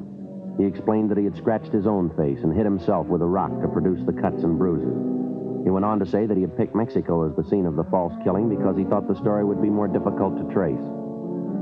Like many citizens, he was unaware of the close cooperation between American law enforcement agencies and the Mexican authorities. We asked him about the existence of a Bruce Hamilton, and he told us there was such a boy in his class at school. 12:50 p.m. The communication had come through from San Francisco, and the teletype said that Mrs. Bradley was en route to Los Angeles to aid in the investigation. When we told Kevin about this, he lapsed into silence, and for another hour refused to say anything. 2:05 p.m. All right, now look, boy, you've been sitting there for an hour and you haven't said a word. If there's something you want to say, we'll listen. There's nothing to say. I tried to get away from her. All my life she's told me what to do. I tried to tell her, but I couldn't. Nobody would understand. You don't, you can't. Every time I tried to get away, she'd say something or do something, so I couldn't leave. I was trapped, and I didn't know what to do. Then I thought I did know, and even that didn't work. I thought that if you told her I was dead, she'd forget me. Leave me alone. I can't even die right. Kevin, you're here. I knew what they told me was wrong. I knew you were all right. Hello, Mother. What happened to you, Kevin, darling? Your face, your clothes. Oh, my poor baby, how did this happen? Are you all right? Oh, your poor face all cut. What's happened, Kevin? It's all right, Mother. No, it's not all right. I don't know what happened or who did this awful thing, but I'll take care of it. Officer. Yes, ma'am. What do you know about this? I beg your pardon? What do you know about this? Did you do it? Did you hit this poor boy? Look at this poor face. Just look at it. It's terrible. That's what it is. It's terrible. I mean to find out just what happened here. I'll get to the bottom of this. No, don't you worry, Kevin, baby. Mother's here. She'll take care of you. Mother, please. It's all right, honey. Everything will be all right. Mother, these officers had nothing to do with it. Of course not. If you say so, Kevin, baby. Have you called the doctor about this? Have you gotten in touch with someone to take care of his face? Never mind. I'll take him to a doctor. I'll look after him. Poor baby. Mother will look after him. Mother, please don't. Now, Kevin, you know that Mother knows what's best. Mother will take care of it. Stop it. Stop it. Shut up. Kevin. I'm sick of it, tired of it. For 20 years, as long as I can remember, you've taken care of things. Did you ever think I might want to take care of a few things myself? Have you ever thought that I wasn't a kid anymore? I'm an adult. Like it says on the missing report, male, white American, 22 years, an adult. All right, take it easy, son. No, I've tried to say this before, and I've never had the nerve. I've got it now, and I'm going to finish. I'm tired of having you make all the arrangements for me. I'm going to have dates with girls that I want to go out with, not the ones you pick for me. I'm going to get a job and make my own way. I'm going to buy a car, and if I smash it up and me along with it, it's my business. I'll never forgive you for what you've done. You spent 20 years making me an outsider, always on the fringe. I couldn't do the things I wanted to, only the things you wanted me to do, only the things you thought best. I'm sick of having you make the decisions for me. From here on in, I'm going to make them myself. I tried to kill Kevin Bradley for no reason. You killed him a long time ago. Take a good look at me, Mother. Take a good look and see what you've done. I hate the sight of you. I hate everything about you. Now leave me alone and go away. All right, take it easy, boy. It's all right, officer. I understand. Sometimes he gets like this. He doesn't mean it. I know him. All right, Kevin. I'm sure the officers are impressed. Dry your eyes and we'll go home. Do you hear me, Kevin? Stop this foolishness, I said. We're going home. Yes, Mother, I hear you. I'm sorry, officers. Embarrassing. I don't know why he does these things. He's always been pretty emotional. Yes, ma'am. There's nothing else. We better be going. I want to catch the early plane back to the city. A party planned for tomorrow night. A million things to do. You'll have to help Kevin. Kevin, do you hear me? Yes, Mother, I hear you. Well, then say goodbye to the officers and let's go. Goodbye, Mr. Friday. Mr. Smith. I'm sorry this all happened. Yeah, so are we, son. I tried, Sergeant. Just didn't work, but I did try. Kevin, let's go. I don't want to miss that plane. Yes, Mother. Oh, Sergeant. Yes, ma'am. Thank you for giving my boy back to me.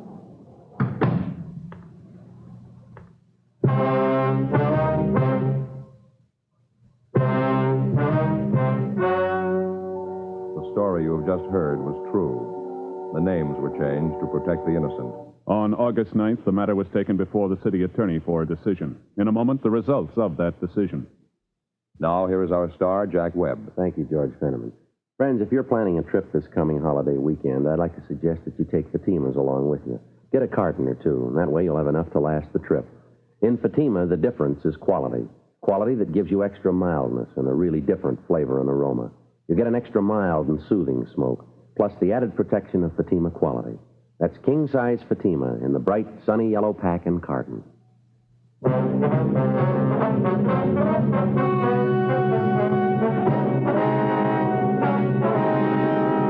In the interest of justice, there was no complaint filed against Kevin Allen Bradley.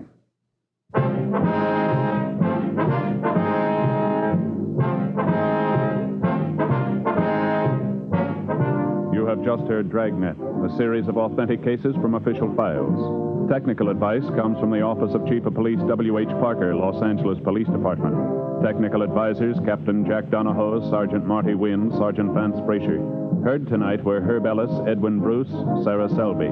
Script by John Robinson. Music by Walter Schumann. Hal Gibney speaking. King Size Fatima has brought you Dragnet, transcribed from Los Angeles.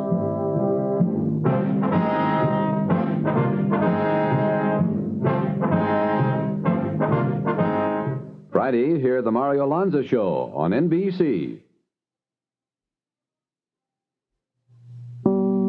Lost in Brazil invites you on an unforgettable journey, where every moment is an adventure waiting to be discovered. Join us as we uncover the soul of Brazil, one incredible experience at a time.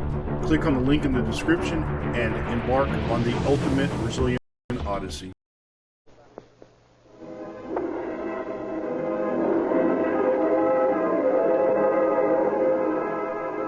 Calling all cars. It's a copyrighted program created by the Rio Grande Oil Company. Los Angeles Police calling all cars. Attention all cars. Broadcast 143. Investigate a man dragging a body down Franklin Avenue. That's all. Rosenquist.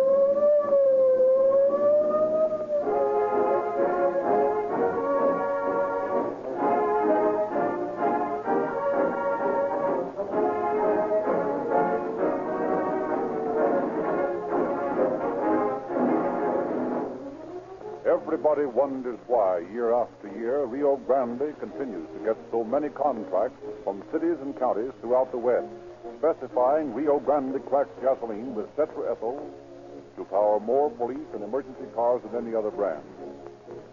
The secret of Rio Grande's success lies in the refining process, which is protected by patents. The Sinclair cracking process, which is used exclusively by Rio Grande in the Pacific Coast market. Rio Grande's outstanding success with cracked gasoline has led many other companies to install cracking plants, but none of these are as efficient as the patented Rio Grande Sinclair process. Millions of dollars have been invested by Rio Grande in complicated pressure stills that chew up gasoline so it will start quicker in your engine, accelerate faster, and turn into power without waste. All lazy, slow-burning units are extracted. Naturally, it costs Rio Grande more per gallon to process cracked gasoline, but the cost to you is no more, and Rio Grande is rewarded for this extra expense by its growing sales of cracked gasoline, which have outstripped all competition. You have been impressed, like hundreds of thousands of other motorists, by the undeniable fact that Rio Grande cracked gasoline is preferred above all others by the fastest, most powerful cars on the road. Police cars, fire engines, ambulances. When are you going to find out for yourself what a tremendous difference this super refined gasoline will make in the performance of your car? Rio Grande cracked gasoline offers you police car performance in your own car at no extra cost.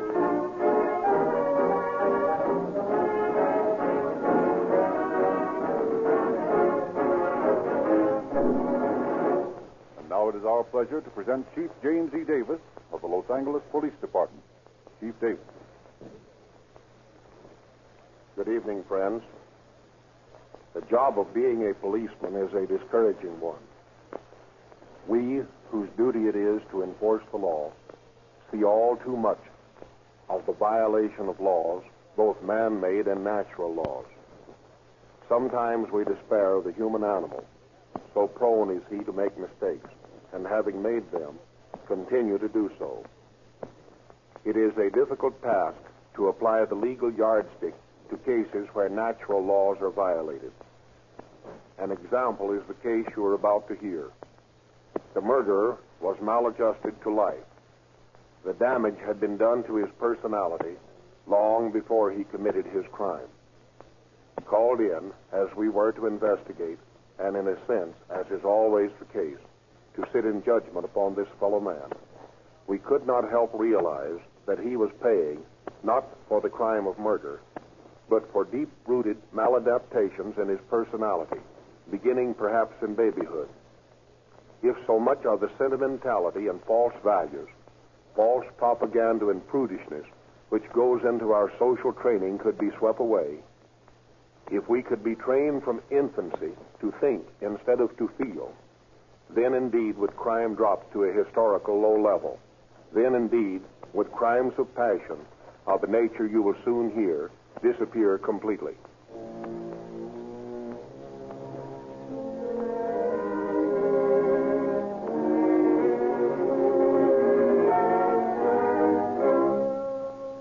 It is a blustery March evening in 1930.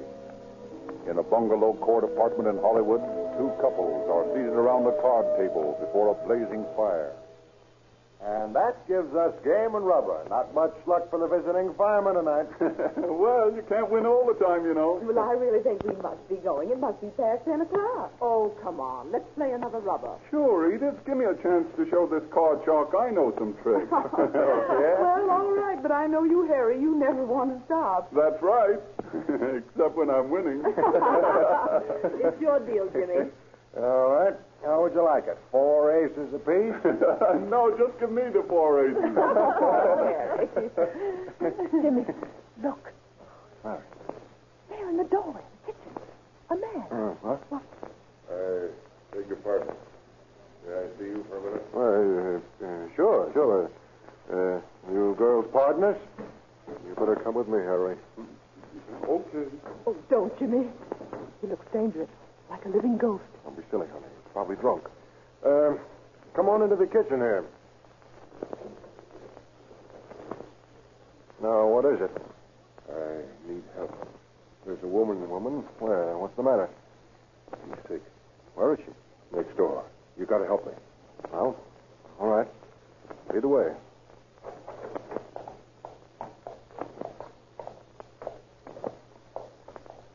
In here.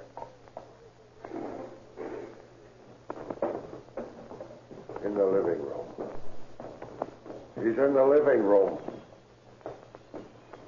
There. Oh, she looks like she's asleep. Yeah. But she's sick. You gotta help me. Help me get her up on the floor.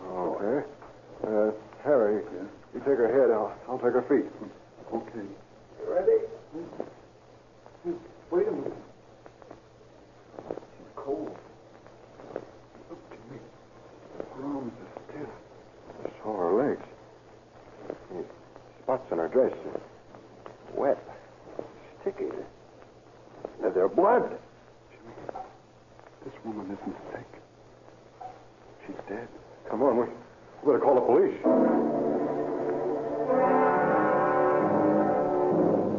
Yes, that's right. On Franklin, about a block from Sierra Bonita. Yes, we'll be outside waiting for you. Oh, Jimmy, are you sure she's dead? There's no question about it. Oh, how awful. And that stranger, where's he? Golly, we forgot all about him. Oh, I'll bet that's him making a getaway. Look out the window, Edith. Yes, there he goes in the fortune page, riding like mad. Oh, gee, we probably should have made him wait until the police get here. Well, it's too late now. Come on, we better go outside and wait for them. You girls better stay here. It isn't such a pretty sight in there. Oh, but Jimmy, You don't want to get into this thing mixed up as a witness and all, do you? Just stay in here. Come on, Harry.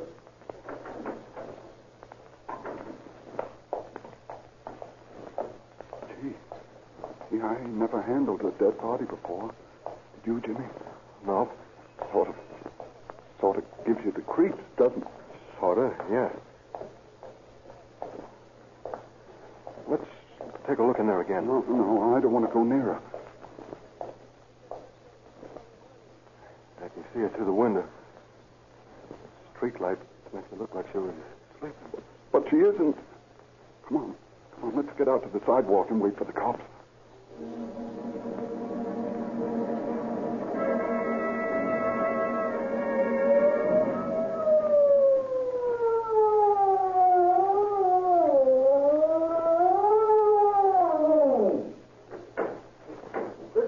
Officer. Now, what's the trouble? There's a dead woman in the bungalow back there. Okay, lead the way. Come on, Page. Who is the woman? I haven't any idea. I live next door to the bungalow, and Mr. King here and his wife and my wife were playing bridge when a man came in our back door and asked us to help him with a woman who was sick. We tried to lift her off the floor where she was lying. She was cold and stiff. There was bloodstains on her dress. Where's the man? He drove away. Why didn't you hold him here? Well, so excited and in such a hurry to call you, we forgot all about him. Here's the place. The side door here is open. Go right on through. She's in the living room. In here? Yeah, that's right. I don't see anything. The light switch right by the door. Well, where's this dead woman? Harry, she's gone. Gone? Say, what is this? Some sort of practical joke? If it is, you two birds can laugh it off. Oh, no, officer. I swear there was a dead woman laying in there not 10 minutes ago. Maybe somebody dragged her into another room. I'll look at the bedroom. You look in the kitchen, Harry. All right. She isn't here. Nothing out here either. Nothing in the bathroom. I can't understand it. How much you boys had to drink tonight, huh? Not a drop. I don't know where she's gone, but I know she was lying right there in the middle of the floor 10 minutes ago. And she got tired waiting for us to take her to the morgue, so she grew wings and flew away to heaven by herself, I suppose. Now, listen. You guys have got to believe us. We saw a corpse here. We tried to lift her. She was cold and stiff. I touched some wet spots in her dress and there were blood. Look, here's a stain right here on my finger. Look at it. Feel it. It's blood. Okay, so it's blood. But where's the body it came from? That's what I want to know. So do I. Or it's a guy that looks like a ghost comes into the house, and then we handle the corpse, and then the corpse and the ghost both disappear. It just ain't natural. I thought at first you guys were just drunk, but it looks now as if you were plain nuts. Mr. Thompson, Mr. Thompson. Ah, here's your corpse. Come back to life.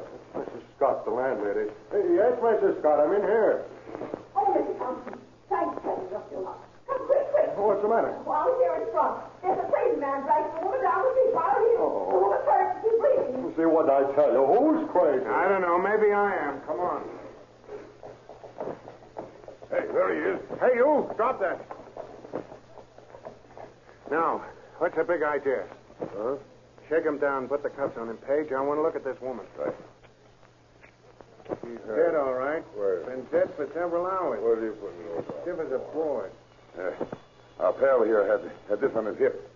38. Break it open. Loaded. No shells fired. What's your name, buddy? Who's this girl? What'd you kill her for? Huh? I didn't kill her. I didn't kill her. I didn't kill her. Any of you people know this man? I never saw him before tonight, and neither did I. He rented that bungalow from me this afternoon, officer. He did? What did he say his name was? Mr. Burns. He gave me a $40 check to cover the rent. It was signed C.L. Burns. Know anything else about him? Well, after he rented the place, he left. But he came back about 5:30 with this girl here. He introduced me to her as his wife, and I noticed at the time that she seemed surprised when he said that. They stayed in the bungalow until about 7:30, and then they drove away. I didn't see them again until just now when I saw them this way. How about that, buddy? Is your name Burns? Hey, there's a Ford coupe parked over there. Is that your car? Huh? Yeah. Let's all go over and take a look at it. Check that registration, Page. That's what I'm going to do. Lend me a flash, will you? Yeah. Thanks. It's registered to a dealer in Figueroa. There's a pencil notation here. What's that say? Sold March 23rd to Charles Thomas. So you just bought the car yesterday, huh? Is your name Charles Thomas? Or is it C.L. Burns? Oh, I'm going to book this baby on suspicion of murder. I'll send the morgue wagon out and a couple of boys to impound the car. You stick here until they come, will you, Page? Right. And you better throw a sheet over that corpse until the wagon gets here. She ain't as pretty as she once was.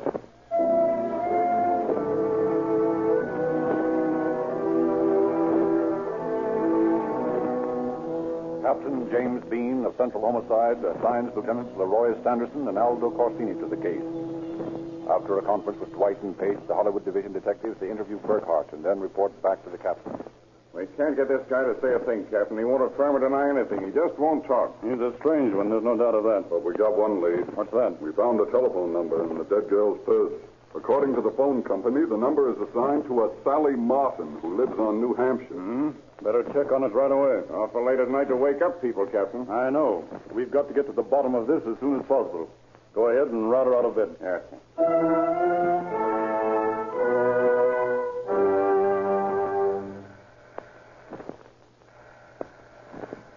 Why, this dame is sure a heavy sleeper. Yeah, if she's home. She ought to be home at 3 a.m. Here comes someone now. Police, ma'am. We want to talk to you. What do you want to talk to me about? We're trying to get an identification. We need your help. Well, I don't see what you have to wake up people in the middle of the night for. I've got to be on the set early in the morning. We're very sorry, ma'am, but this is important. Well, what is it? Your telephone number is Normandy 7258, That's right. and your name's Sally Martin. Yes. What is this all about? There was a woman murdered out in Hollywood last night. We're trying to identify her. We found a slip of paper in her purse with Normandy 7258 written on it. The only clue we have. You remember giving your telephone number to any young women recently? Why, no. I can't imagine who it would be. Do you know a Mrs. Burns? No. Or a Mrs. Thomas? No. Of course, I've got lots of girlfriends who might have my number, but I don't know anyone by either of those names. We have reasons to believe those names are false.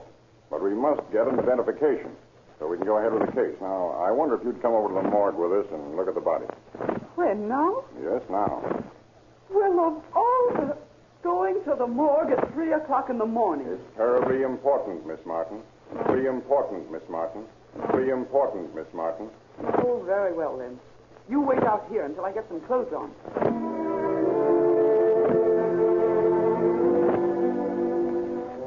Here's the slab. Here. Pull down the sheet, will you, Corsini? Well, Miss Martin? Oh, my God. It was one of my... God, who killed her? That's what we... Name's Anne McKnight. The office for the rest of this, Sanderson. Yes, come along, Miss Martin.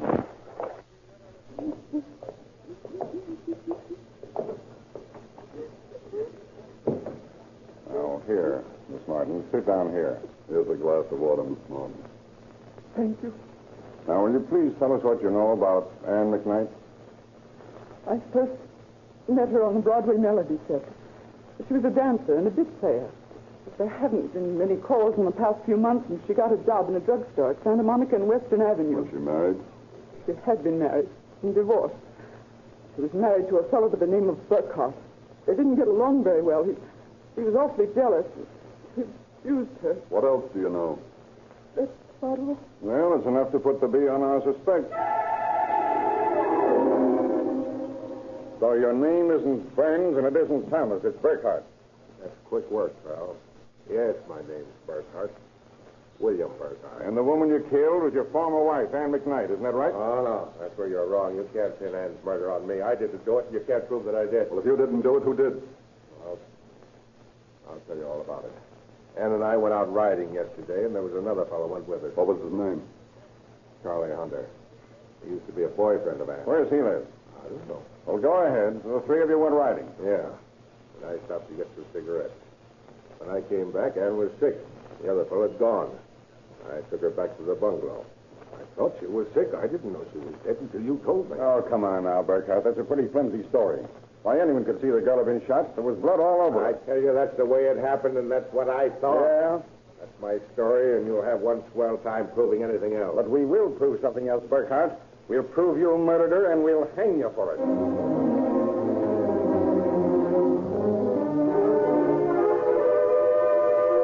Having established the identity of the victim and a strong suspicion of the slayer, Corsini and Sanderson begin the complicated job of spinning a noose around Burkhart's head. Their first call is at the office of Dr. A.F. Wagner, Los Angeles County autopsy surgeon. Well, Doc, what's the verdict on that girl they brought in from Hollywood last night? Yeah, she'd been shot 5 times. Once over the heart, once on the left side, and 3 times in the back. I extracted 1 bullet. The others had gone through the body completely. And that smart guy tried to tell us he thought she was sick. The only sickness that poor girl had was lead poisoning. Otherwise, she was a perfectly healthy specimen. You got the bullet you took out of her? Here it is. Thanks. We'll need it. Come on, Corsini. Let's take a look at Burkhart's car.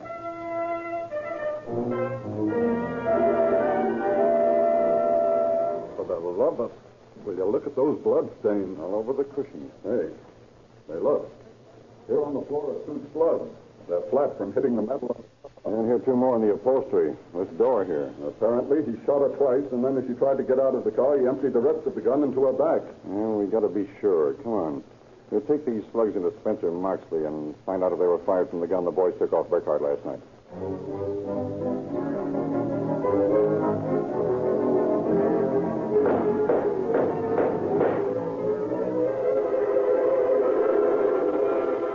I fired around the test shots from the gun you brought in and then compared them with the bullets found in the murder car and in the victim's body. And what did you find? There's no question. All 10 bullets were fired from the .38 you took from the suspect.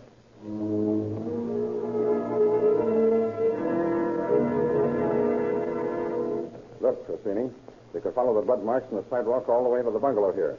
One trail goes in and another comes out. Plenty lazy, that guy. He didn't even try to carry her. He just dragged the body. He shot her in the car, dragged her into the house, and then, when the neighbors called us, he got scared and dragged her out again. Well, we've reconstructed the crime pretty good. Now we'd better start backtracking on his movements before he murdered her.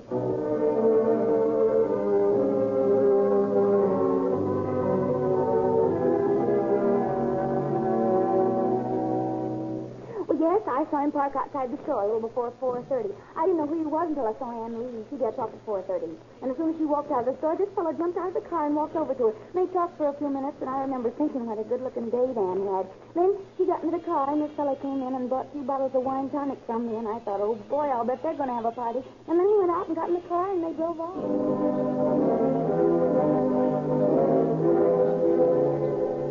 Well, Burkhart, are you ready to come clean? What do you mean, come clean? I've told you the truth. You lied all the way through. Prove it. Sure, we'll prove it.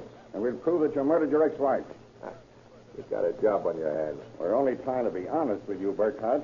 It's too bad you won't do yourself a favor and come clean with us. Nuts. What do you want me to do? Break down and cry? Well, just to show you how honest we want to be with you, I'll tell you everything we know about you. Maybe you'll realize that we're not going to have such a hard time hanging you as you think. Of course, you might get off with life if you cooperate with us. I'll never go to trial. I'm innocent. Yeah, well, listen to this. On Sunday, you bought a Ford Coupe on South Figueroa Street. You made a down payment of the check for $150, signed Charles Thomas. Before we begin talking about murder, you might recall that the California Penal Code provides a long rest in San Quentin for passing bad checks. But to go on. You didn't sleep at all Sunday night. Now, it may have been something yet. Or you may have been planning murder. So we let that pass as an uncertain point. You quit your job, drew your pay Monday noon. Rented the apartment Monday afternoon. At 4:30, you met your ex-wife when she got off work. You persuaded her to take a ride with you. After buying 2 bottles of wine tonic, you drove off, arriving at the bungalow at 5:30. 2 hours later, you drove to some unknown spot, emptied your gun into your ex-wife's body, and returned to the court, where you dragged the body into the house. Then you got scared, so you called in the neighbors. They went for the police, and you completely lost your head. So you dragged her body out of the apartment, down the street where you were found. How am I doing, Burkhart? Not so well. That's the way you dicks reconstructed crime. No wonder there's so many unsolved cases. You know, Burkhart, it would give me great pleasure to smack you one right on the foot. Yeah, but you won't. On account of the policeman, your friend. Okay, Corsini, hold on to that Latin temper of yours. Well, how about it, Burkhart? What's the matter with my story? Plenty. Well, let's hear yours. Ann and I split up in the first place on account of our relatives. We loved each other. She promised me that she'd come back to me if I got a bungalow where we could live alone, and I got an automobile. So I did. On Monday, I met Ann, and we started for the bungalow, but we ran into this Charlie Hunter. He rode with us a little ways and then got out. We went to the bungalow, and Ann got a little sore at me because I was drinking wine tonic to celebrate us getting together again. But I patched that up, and we went out at 7:30, and we ran into this Hunter again. Yeah, quite a coincidence. Yeah. Then, like I told you before, I stopped for some cigarettes, and when I came back, Hunter had gone, and Ann was sick. So I took her back to the apartment, and I got frightened and called these people next door. You mean you dragged her dead body back to the apartment? Wrong there, copper. You can't prove it. Wait until you see the photographs of those bloody tracks. If Ann was shot, Charlie Hunter shot her. Oh, don't be such an obstinate fool, Burkhart. Every bullet that came out of your wife's body and out of that car was fired from the gun we found on you. You can't prove that. We've been hanging men in ballistics testimony for years.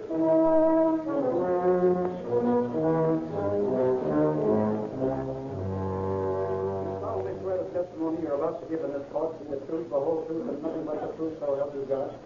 I do. What is your name, please? Joy, Miss Knight Hopkins. You are related to the deceased. She was my sister. Mrs. Hopkins, will you tell the court in your own words what you know about the relations between your late sister and the defendant? Well, Your Honor, they were married less than a year when Anne was forced to divorce him in 1929 because he was so cruel to her and because of his intense jealousy. He threatened her life if she didn't come back to him. Soon after they were divorced, she had him arrested for making these threats. He was put under a peace bond. But Anne told me often that she'd die before she'd ever live with him again. And that's just what she did. Is there anything else, Mrs. Hopkins? Has the defendant ever said anything to you about his relationship with your sister? Yes. I met him in the street several months ago. He said, if I can't have Anne, nobody else will ever get her. I'll see to that. Thank you, Mrs. Hopkins. Coffee, Gavin? Okay. Very well. That's all, Mrs. Hopkins. Your Honor, at this time I would like to enter as People's Exhibit D this letter written by the defendant to the deceased. It may be admitted. And I would like to read just a paragraph in that letter. The defendant writes, so you have been having a marvelous time with he men, eh? I trust you have enjoyed yourself to the fullest degree. I guess I am not a he man.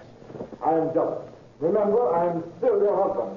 And remember that you repeated after the minister, until death do us part. Now, the word death is written in capital letters and underlined in the exhibit. The letter continues. I myself have formed a firm resolution adhering to that line. Do you understand me? If not, here it is in plain American. Over my dead body only, some other man can have you. I think this document answers the defendant's sneering challenge to find the motive for the crime which he's charged. If ever there was a terrorist threat, I get to see it. I expect so, Honor. Counsel to tell me persuade the jury of personal opinion and argument. Sustained. Cite counsel's remarks following the reading of the exhibit. Counsel will save his argument for the summary. I beg your court's pardon. This case is such a brutal, such a horrible. Counsel will also save his opinion for closing argument. Proceed.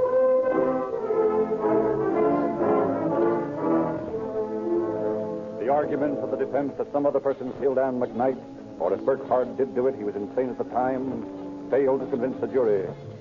All testimony having been given, the argument having been heard, the jury quickly reached a verdict unprecedented in California legal history. Mr. Clerk, please read the verdict. The jury find the defendant guilty of first-degree murder and recommend that he shall be hanged. For the information of the jurors, the verdict of first-degree murder carries a mandatory death sentence. It is unnecessary to add a recommendation such as you have done, and indeed it is the usurpation of this court's power that might be construed as contempt. We just want to be sure that we're getting this done. We want to know that everything will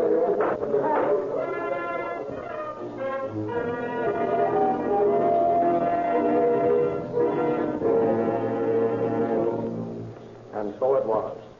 The jury wanted the proverbial eye for an eye.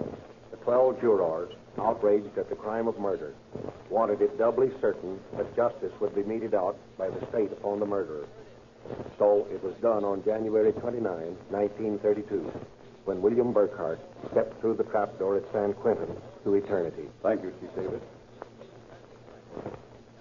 Ladies and gentlemen, every month, 500,000 people drive into Rio Grande cracked gasoline stations to get their free copy of the Calling All Cars news. We invite you, too, to read this unusual publication full of latest movie news, radio news, and illustrated true detective stories of the crimes you hear solved on these Calling All Cars programs.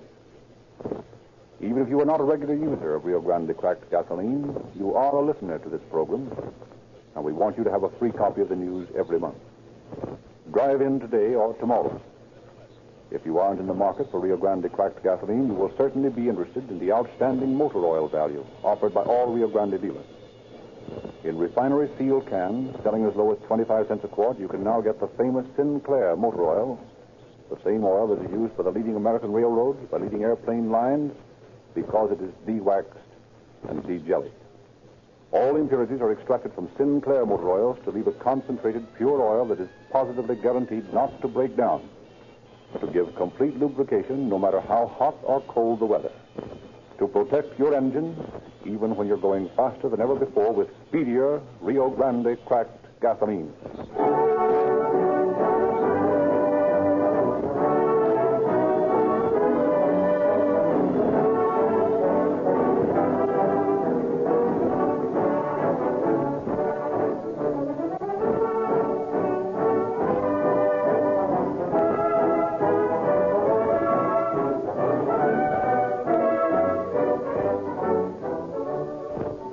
Rick Lindsley bidding you good night for the Rio Grande Oil Company.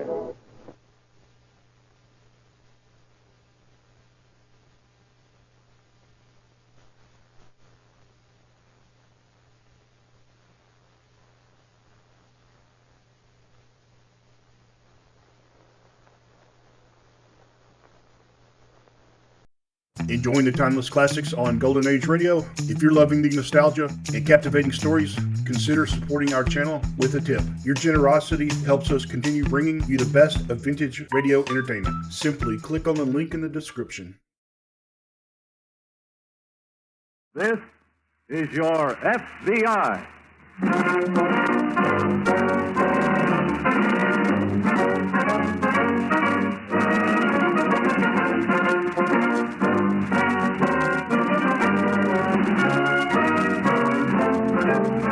This is your FBI, an official broadcast of the Federal Bureau of Investigation, presented as a public service by the Equitable Life Assurance Society of the United States. To your FBI, you look for national security, and to the Equitable Society for financial security. These two great institutions are dedicated to the protection of you, your home, and your country. During the course of tonight's opening broadcast, you will hear from Mr. Thomas I. Parkinson, President of the Equitable Life Assurance Society of the United States, and Mr. J. Edgar Hoover, Director of the Federal Bureau of Investigation.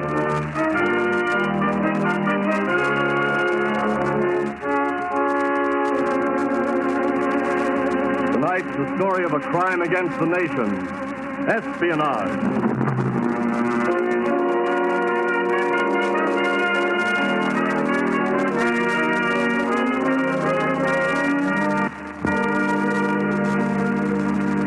Spying is just like any other business. A spy gets paid so much a week to do so much work. And in most cases, that salary is small because most spies gather only small bits of information.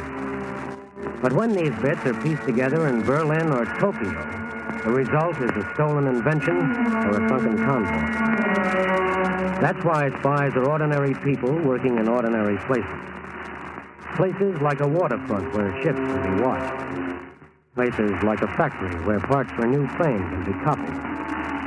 Places like a bar where people talk, and talk too much. Oh, brother, you should have seen it. Yeah?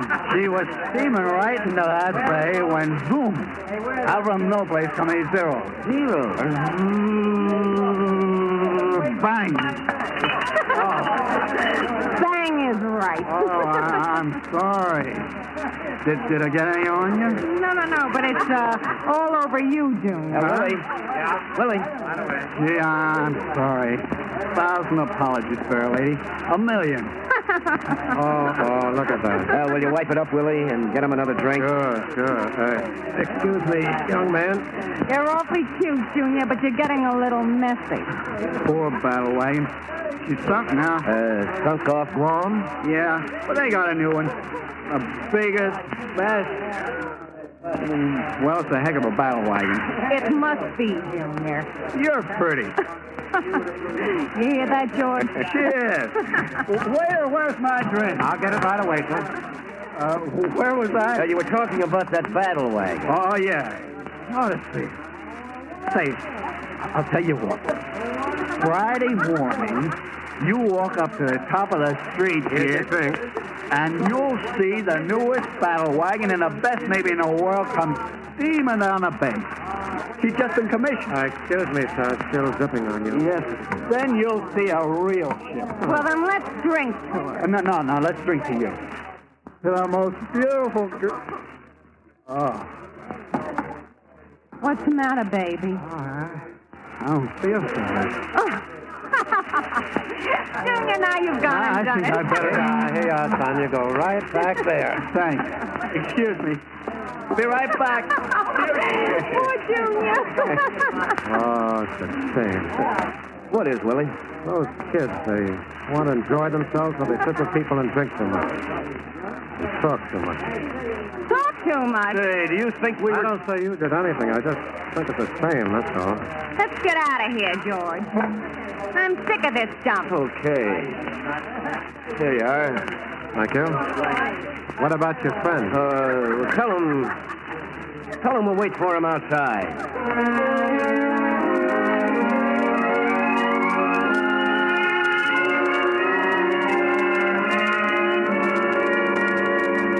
That was in January 1943. Early in February, 3 letters were brought to the attention of the FBI. 3 pleasant letters typewritten in English. 3 innocent letters intercepted on their way to Switzerland. 3 friendly letters containing, among other bits of information, a report and description of the newest battleship launched by our Navy. Come in. Hello, Dan. Hi. I've been waiting for you. Pull up a chair. Thanks, Ross. You look bushed. Yeah, I am, kind of. Why don't you try hitting the hay early? Are you kidding? I was in bed at 11:30 last night. But starting at midnight, the phone rang every hour on the hour. My wife says she wishes she'd married a doctor instead of an FBI agent. My wife's been wishing that for 15 years. Did you read those letters from Switzerland, Danny? Yes. Very dull if you don't happen to catch the parts printed in secret ink on the back. Have they been sent to the laboratory yet? No, they just got here. Oh, we'll send them through. Check the printing on the back. It's in German, isn't it? Yes. Not in code, though. That's a help. Let's see. We'll have the ink checked, typewriter, paper.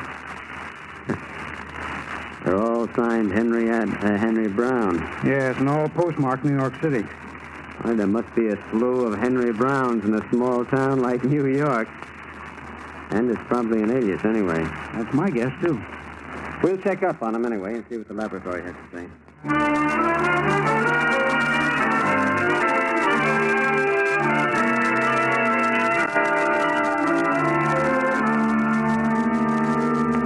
A spy doesn't usually know exactly how much information he'll be able to pick up or exactly when or where he will get it. He knows, of course, that convoy movements in general are valuable, and he knows, too, that he may get this information from Navy or waterfront personnel. He knows he may be able to pick it up around the dock, but he's never sure just how much information will fall into his eager lap, just when, and from just whom. Sometimes it may come accidentally at an odd moment, such as during a practice air raid, a blackout, say, near the harbor in New York City. Lights out! All lights out! Mrs. Johnson, turn out that bathroom light! Quiet, listen. This is the blackout. Mrs. Johnson! Turn out that bathroom light! Lights out! All lights out! That's you, Mr. Stevens? Oh, good evening, Mr. Gordon. Having trouble? Stuff with Mrs. Johnson, as usual. She's dark now. Yeah, now, but I always have to yell my head off. She's a fine one. And my wife tells me she's always complaining about racing, too, and how she can't get enough coal.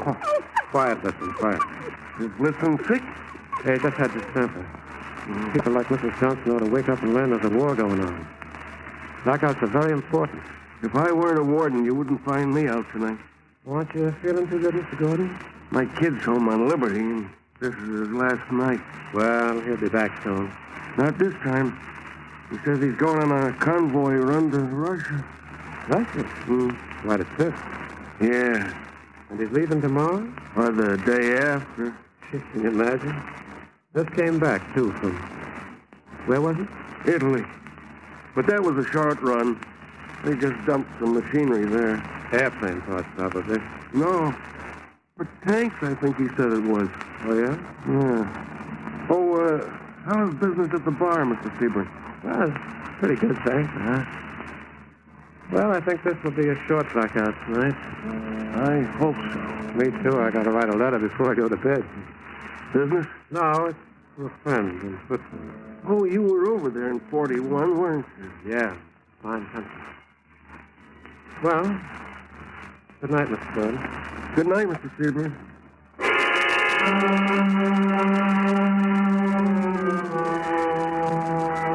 A spy, you see, can be a very ordinary man.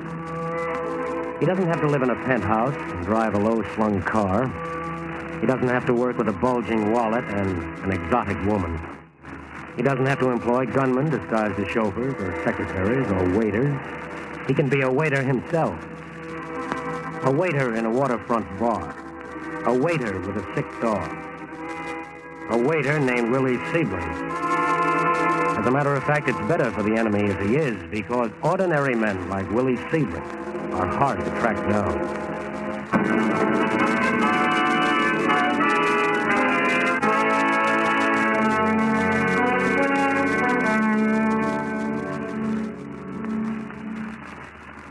Well, Ross, we know what kind of a typewriter our friend used, and we've had every agent in New York checking on them. What angle are you working on?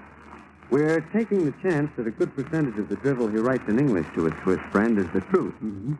So we've drawn up a list of what the man's like, and we're checking that. Want to see it? Yeah. Here you are. Thanks. Can speak and write both English and German fluently. You can get that, of course, just from the languages used in the letters. He's married, has a dog that had distemper recently, and lives near the New York Harbor. That's just a guess. This is a good one. He probably poses as a great patriot, inasmuch as he is an air raid warden. He asked his friend in Switzerland to address him as Dear Willie in his letters. He came back from Europe in the spring of 1941. He was... Wait a minute. Get something? I don't know. I'm looking over this letter you just brought in. Listen to this. Mm-hmm. I would love to wander through Lisbon again, particularly at this time of the year. Lisbon, eh? Yes. He came back from Lisbon in the spring of 41, Ross. If he's writing the truth. Well, we've got to take a chance on that. What are you going to do? Check on everybody who came into this country from Lisbon in the spring of 41. We don't even know the name he came in under. No, but we know what his handwriting's like. And if he came in from Lisbon, he had baggage. And if he had baggage, he had to declare it in his real name. And if he declared it, he had to declare it in handwriting. Sure, but there must be hundreds of those baggage declarations. There are thousands of air raid wardens, and with dogs. Okay. Ever look for a needle in a haystack before? Yep, I have. But this time, we're going to find it.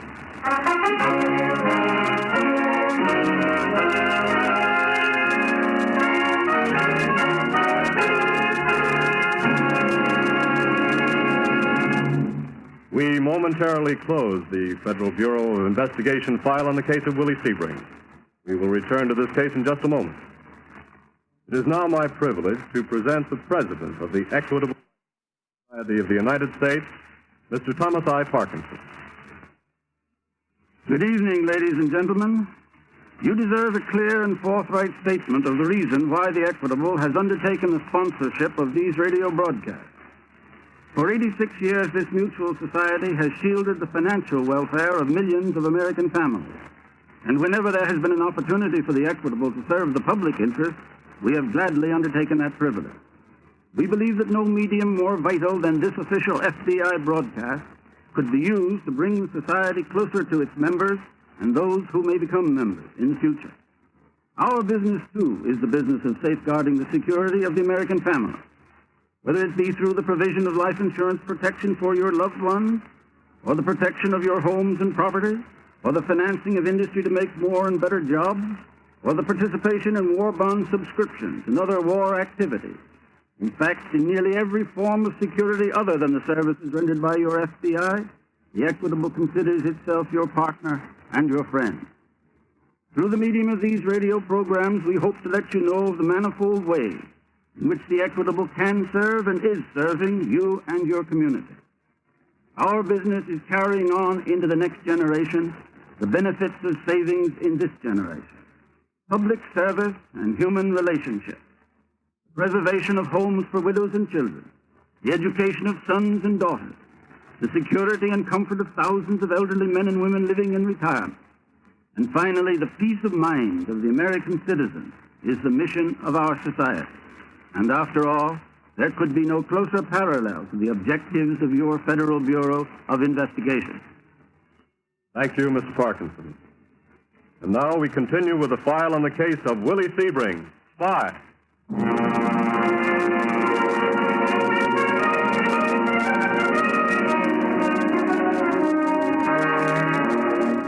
Being a special agent of the FBI is a business, too, but a business unlike any other. An FBI agent, for example, must be a college graduate or have a degree in law or accounting. He must go to school all over again when he enters the Bureau. He must be intelligent, observant, and thorough. So thorough that the notion of examining hundreds and hundreds of baggage declarations will not faze him. Actually, special agents of the FBI discovered that from February 1st to May 5th, 1941, boats sailing from Lisbon brought 3,095 aliens and 1,786 citizens to the port of New York. Approximately 5,000 people. Approximately 5,000 baggage declarations to check. Approximately 5,000 samples of handwriting to check against the handwriting on the letters to Switzerland. To match, to examine, to scrutinize, to sweat over, pore over, work over. Wait a minute. I think he's got it. Yeah. Here, look. You see that M? See that German F? Get the slant of the print here. Here. I think we've got it. I think the laboratory will back us up that Mr. William Sebring is our boy.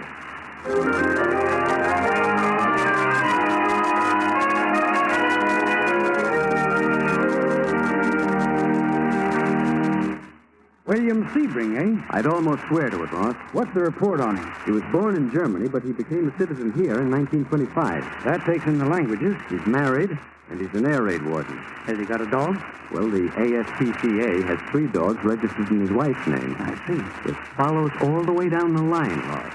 He lives near the harbor. He works in a bar near the harbor. Come in. This just came over the teletype. Thanks. Ross, if Willie Sebring isn't the man, no one is. Sit down, Dan. Huh? What's the matter? Sit down. Mr. Hoover sent this over the teletype exactly 7 minutes ago. Concluded question script writing on intercepts this case, written by William Sebring. Baggage declaration and letter to bank written by Sebring. However, insufficient samples to ascertain whether Sebring hand-printed German messages in secret ink. Also, no typewriting specimens available for comparison. Not enough proof.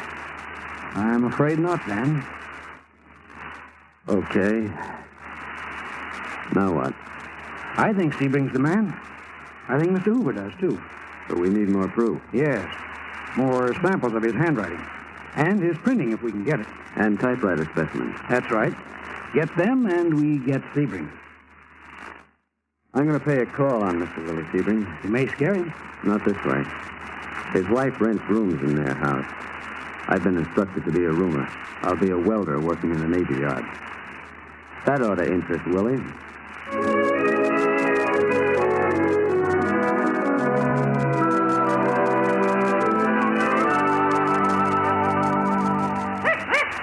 Quiet, Preston. Quiet. Hello. Hello. Well? Can I rent a room here? Oh, well, I'm sorry. My wife takes care of that, and she's out now. Oh, gee, that's tough. I wanted to get a room right away. Why don't you try across the street? They've got a room there. Oh, thanks. I guess it doesn't matter. Same distance from the Navy Yard. Be quiet, Piston, quiet. Well, hello there, old sport. Do you like dogs? Sure. Well, in that case, I'll tell you what.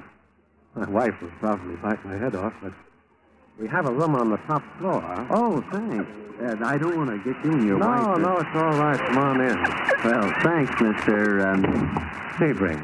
Willie Sebring. Dan Braddock. Glad to meet you. Thanks. You know why I'm really giving you this room? No, why? The Navy Yard. I don't get you. Any man who works for the war effort, I do what I can for. Say, you're a real patriot, Mr. Sebring. 100%. Fight this book.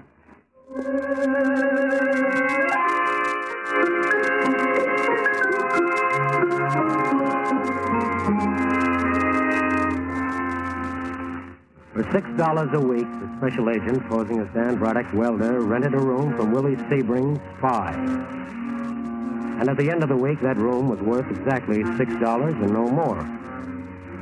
The agent found that Sebring left the house each day at 3 p.m., went to the bar, came home for supper at 8:30, and went to the bar until midnight. He found that there were 2 roomers in the house beside himself.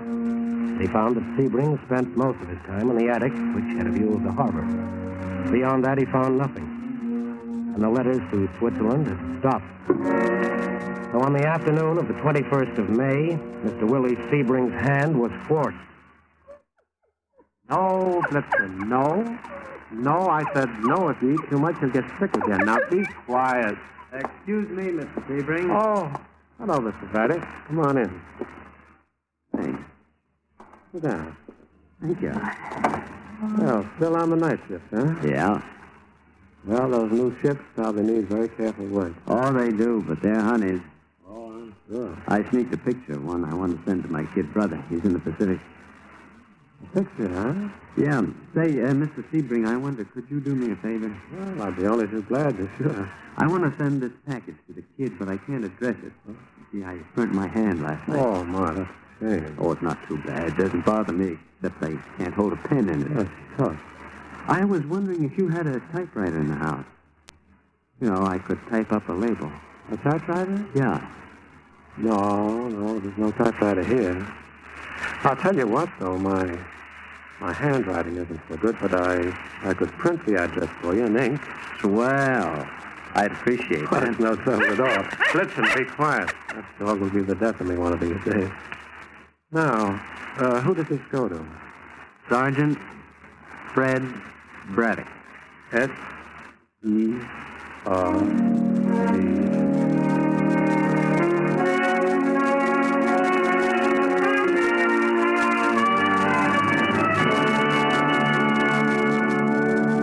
Once again, a handwriting specimen comes to the FBI laboratory. In all, 5,376 specimens were checked in this one case. But this is the last. This is it. This is proof, neatly signed by Willie Sebring himself. Only one thing more remains.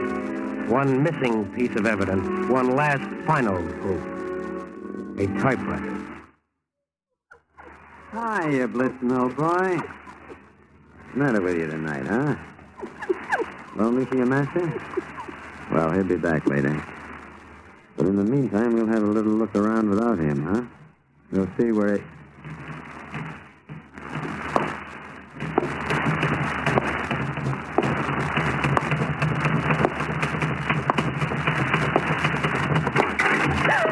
Oh, I'm sorry. You done scared me out of my wits. I really am sorry. I didn't mean to frighten you. My name is... I know. You're Mr. Braddock. How do you know? Mrs. Sebring told me. Well, I didn't know you lived here. Well, I board here, but I've been away on a 2-week vacation. Oh. Did you take your typewriter with you? Why, yes. Why? Oh, I was looking for one the other day. Well, you can borrow this anytime you want. Everybody else in the house does. From Mr. Sebring down, huh? Mainly Mr. Sebring.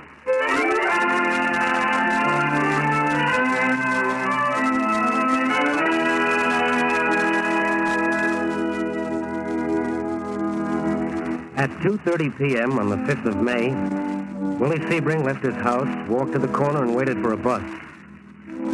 He never caught that bus because 2 special agents of the FBI came up, identified themselves, and asked him to go with them to their New York office to answer some questions. Willie Sebring smiled. He was a patriot, so he went willingly. At 3:15 that afternoon, he sat in conference room C on the 6th floor of the FBI office in New York. Mr. Sebring, I want to tell you frankly that you don't have to answer any questions if you don't want to. Oh, I consider it my duty as a citizen to answer questions. Don't you, Mr. Braddock? We all do. But you understand, Mr. Sebring, that anything you say can be used against you later on. Against me?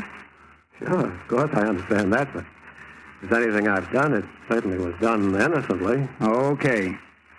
Mr. Sebring, were you in Lisbon in the spring of 1941? Why, yes, as a tourist. Where were you born? In Europe?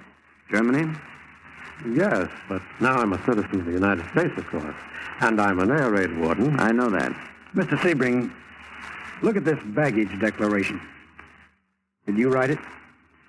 Yes, when I came back from Lisbon. Okay.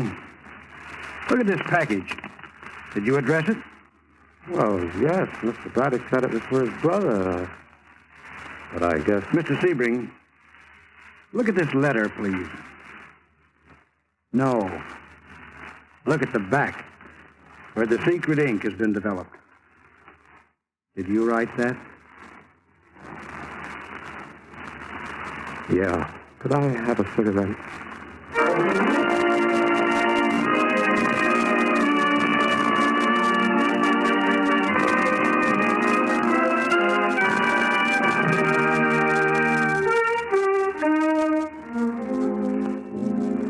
Spying is just like any other business. Its market is the enemy. Its merchandise is talk, gossip, conversation in a bar, on a street, on a train. In times like this, in wartime, the FBI is more alert, more watchful than ever. It has a tremendous job to perform. In this country, espionage is under control. But remember, talk is the merchandise of spying, and its market is the enemy. What you talk about in a public place may seem unimportant to you. But if it's anything connected with the war, you may be helping spies. You may be writing a letter to Tokyo or Berlin.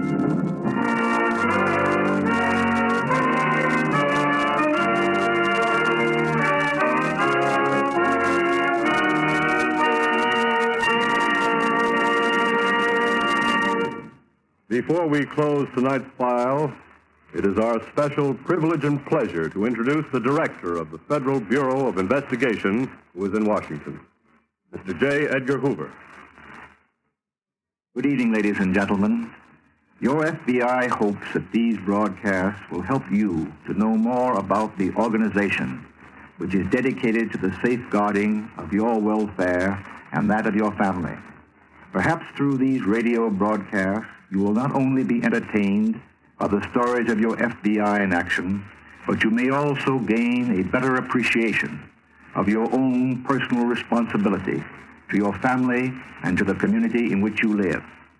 And I want both you and Mr. Parkinson to know that, speaking for myself and for the whole Bureau, I am especially pleased that these messages are being brought to you under the sponsorship of another institution which likewise is dedicated to the security of the family, the Equitable Life Assurance Society of the United States.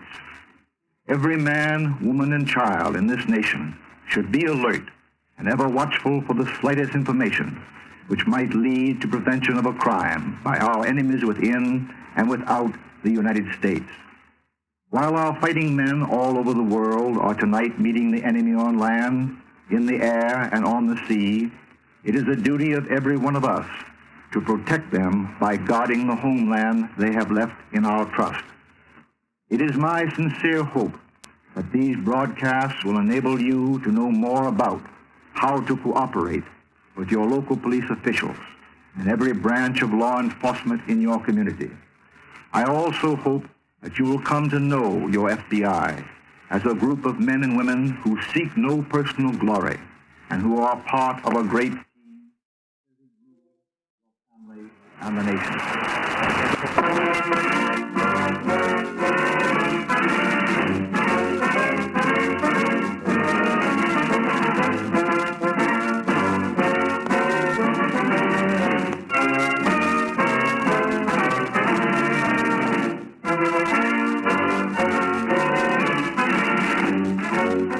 The incidents used in tonight's broadcast are taken from the files of the Federal Bureau of Investigation. However, all names used are fictitious.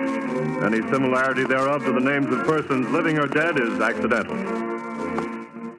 In tonight's cast, the part of Sebring was played by James Van Dyke, Dan by Carl Swenson, and Ross by Jeffrey Bryant.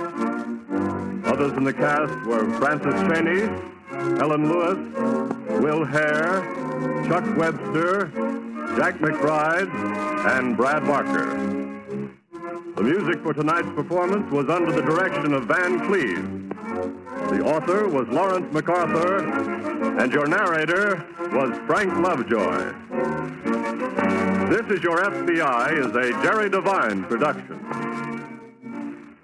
This is Carl Frank speaking for the Equitable Life Assurance Society of the United States and inviting you to tune in again next week at this same time for This Is Your FBI.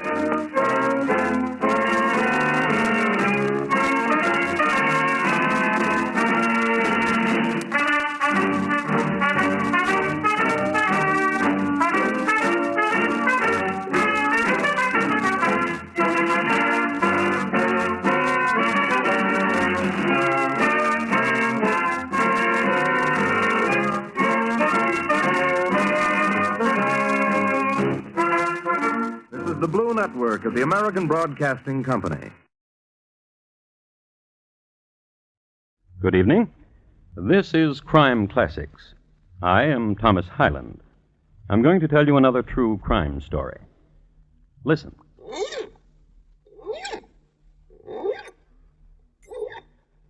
The sound you hear is that of a man having his right hand hook filed.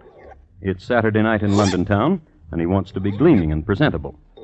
The year is 1739, when a well-sharpened hook in London town was considered prudent. And Captain Rat, that's R-A-T-T, besides being a drunkard, a scoundrel, and a smuggler, was a prudent man. The young man handling the file is named Charles Drew, Jr., and he is performing this intimate little ironmongery because he needs a favor done. Captain Rat can help him out. He can supply the youngster with an alibi, and Junior badly needs one, for he has just shot his father dead. And tonight, my report to you on the shrapnelled body of Charles Drew, Sr.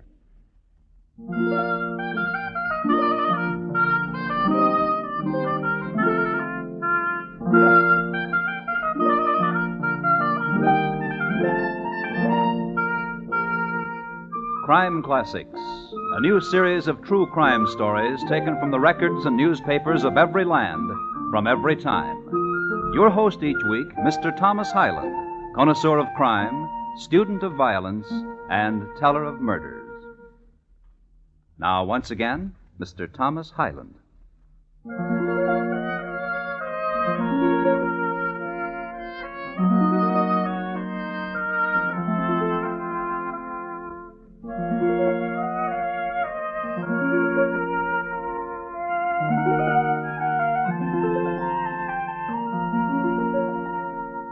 The year, as I've told you, is 1739, and the place, Long Melford in the county of Suffolk. Long Melford was a small, quiet town near London, and in it, a manor, and in the manor, a high-vaulted room of roaring fire, great shadows, and flying buttresses. Directly beneath the buttress that flew toward the west, two men, father, son, Charles Drew, Sr., Jr. Son? Yes, Father? The time has come for you and I to have a talk. I'm grateful. There are things vexing me. Perhaps what I have to tell you will answer your vexation. I'm very fortunate. I've tried to be a good father. A most excellent father. There's no one richer than you in Long Melford. Which is what I want to talk with you about. I know. I've drawn my latest will. This. What a gentle and most excellent father I have. Have you ear to what they say of you in the square? No, what do they say? That you are gentle and most excellent. What of the will? I'm leaving everything to your 5 sisters, and to you 6pence, to lend, to spend, to start your fortune. But the last will, the one before this, you left me everything, and only a kind word to my 5 sisters. That was when you were 11. Now you are 19. And a good son. To whom good? To you good. Nay, to the cutthroats and smugglers with whom you cozen. It is not so. This is so, I know it. You consort with people of ill fame, and also with Mr. Richardson's housekeeper.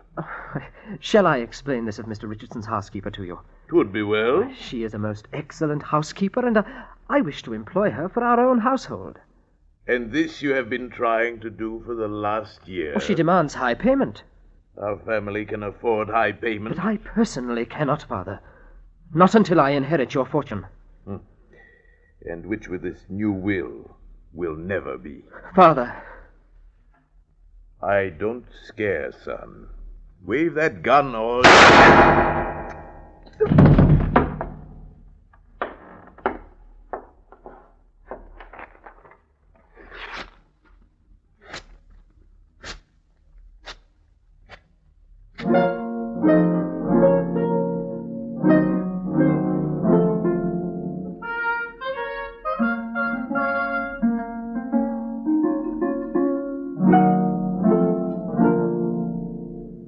A smattering of intelligence concerning 1739 ballistics.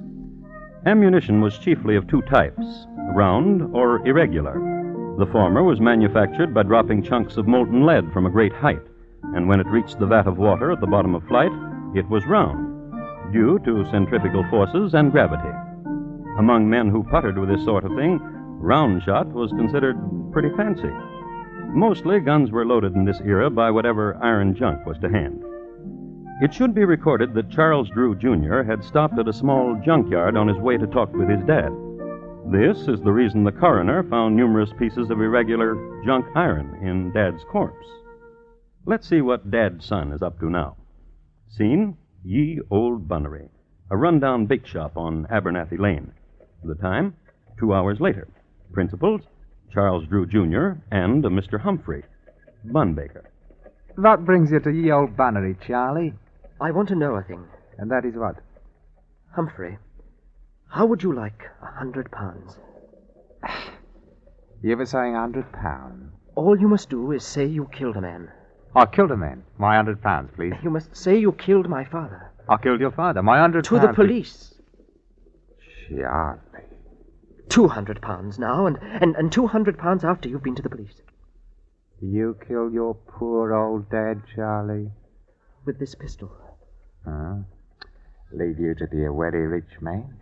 If someone were to go to the police and said he killed my father, he would be rich too. With his neck in the gibbet. I would guarantee that the man would be released. Inside of a week he would be released. There are jailers who would release such a man, persuaded correctly, with enough money. A guarantee, I know a guarantee. Write me a confession that you killed your poor dear old dad. I will hide it. I will go to the police and confess the deed. If I'm still in jail in a week, I will tell the jailer where to find your confession. Wrap me up half a dozen of your excellent buns, Humphrey, and I will give you £200, plus the price of them. Thereupon, Humphrey plucked a quill from his favorite goose in the back goose coop, sharpened it, and presented it to Charlie. With it, the lad wrote out his confession, paid up, and left. Humphrey waited for his wife, got permission to leave the shop, stopped at his house for a moment, then walked into the local constabulary and made history with this statement. If you boys are looking for a corpus, try 26 Bloom Street. If you're wondering what his name is, it's Charles Drew Sr. If you're wondering who did the murder on him, it's me. And my name is Humphrey.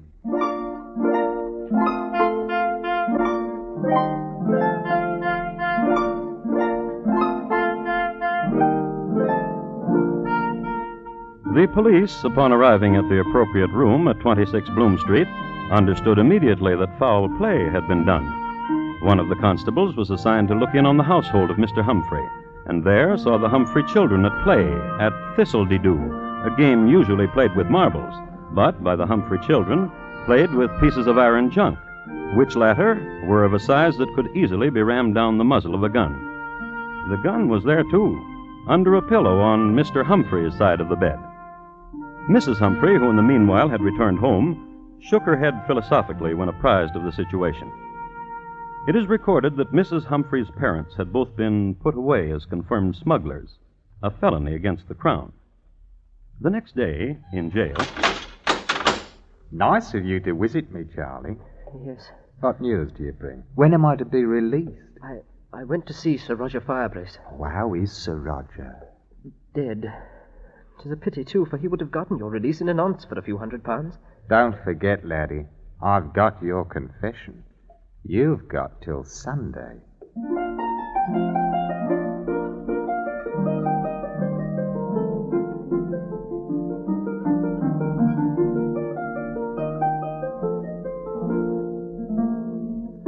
The youngster, however, knew another man of note, Sir Chauncey Fenwick.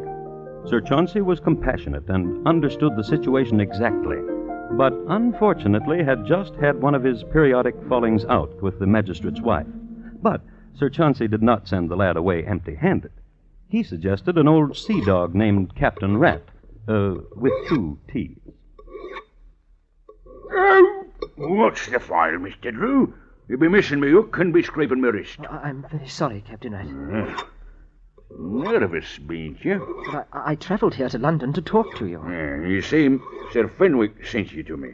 Sir Fenwick took £500 and said he could do nothing with it. You're my last resort, Captain Rat. A wee bit dear, Mr. Drew. Aye. Now, what can old Captain Rat do for you? Do you have any influential friends? What be you needing? An alibi. For yourself? For a friend. Aye, 'tis always for a friend. What about him? He confesses he killed my father. And he be your friend? By killing my father, he made me rich. I bear him no malice. And for him you want an alibi. Why? Why not let him rot? Why, sonny? You see... You kill your daddy, sonny? Keep the hook, Johnson. You almost stuck me. Pardon, young gentleman. An alibi you want, is it? For a friend, To say what? That my friend is making a mistake. That he is having hallucinations. That he did not kill my father because he was with you the night my father died. And where, Mr. Drew, will that leave you? Since one has confessed to the crime, it is doubtful whether I would be charged with it. Sly one. Bean't you a sly one, young gentleman? Bean't you? Oh. I'll travel down to the jail with you and have a talk with your friend. How's that, Very good. I'll need £500 for expenses. Oh, yes. Now. Yes.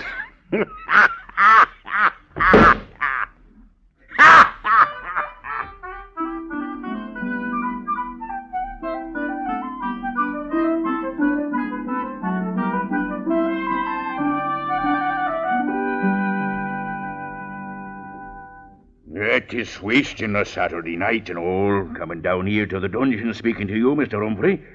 But I don't mind. And you're going to furnish me an alibi, Captain? This be a strange one. I explained it all to you, Captain. You kill your dad. This one here says he done it.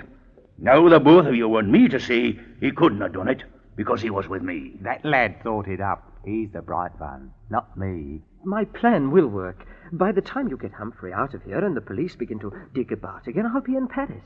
Lost. I will change my name, and with my fortune I can... For your fortune, I will do it. I gave you £500. Bah, the pittance. Your fortune, Mr. Drew. Except what he's promised to me. What about it, lad? No. Bah. Taylor! Pleasant talking to both of you.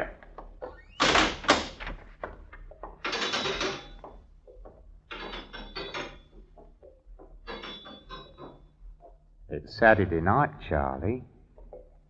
What will you do? It's Saturday night, Charlie. I've got your confession hidden away. And tomorrow's Sunday. What will you do?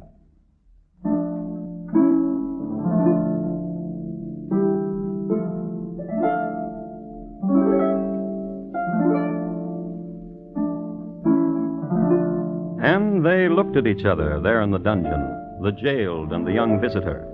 And the question hung there. What would Charlie do? It's Saturday night, and tomorrow is Sunday. What will you do, Charlie?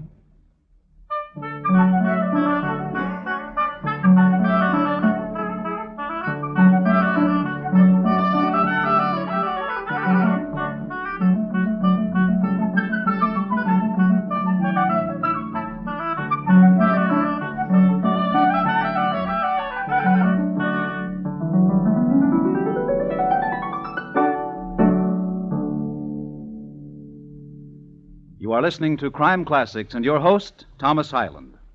Tomorrow night, hear the premiere performance of 21st Precinct, a new hard-hitting mystery series revealing the inner workings of the world's largest police force. Precinct, produced by CBS radio team that gave you Gangbusters, is a program you'll want to listen for every Tuesday night on most of these same stations. Premiere performance tomorrow night on CBS Radio. Now, once again, Thomas Hyland and the second act of Crime Classics, and his report to you on the shrapnelled body of Charles Drew, Sr.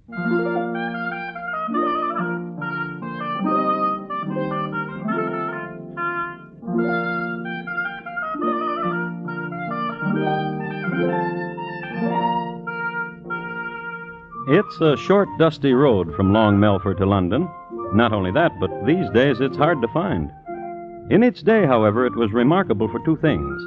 The brothers Shoe Spooner, Dick and Harry, who embarked on a career of highwaymanship on the morn of June 3, 1735, were hung on the eve of that same day from the highest branch of an elm at a fork on Long Melford Road. The other historic feature of Long Melford Road is the fact that on a Sunday morning, a young murderer, Charles Drew, Jr., and his lady love rode a coach down its ruts. Oh, he's a ranting, roving lad. He is a brisk and a bonny lad. Betide what may, I will be wed and follow the boy with the white cockade. Liz. What is it, dearie? Shut up. Everyone's singing that song, dearie. It's the rage. Please, shut up. Oh, Duck, what's the matter? You're the cause of it all. What old Duck? By killing my father. You wanted a way to have all his money? I told you a way to do, that's all. Yes. Oh, Duck, dearie. You'll see when we get to London what a time I'll show you. Make you forget. Since I've killed him, I've done everything wrong. Will you listen to Liz again? Will you? Surely I'll listen, Poodle. Oh, Duck. Monkey. Will you listen to Liz? Surely.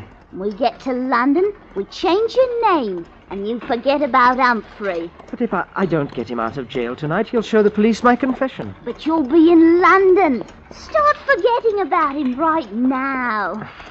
All right.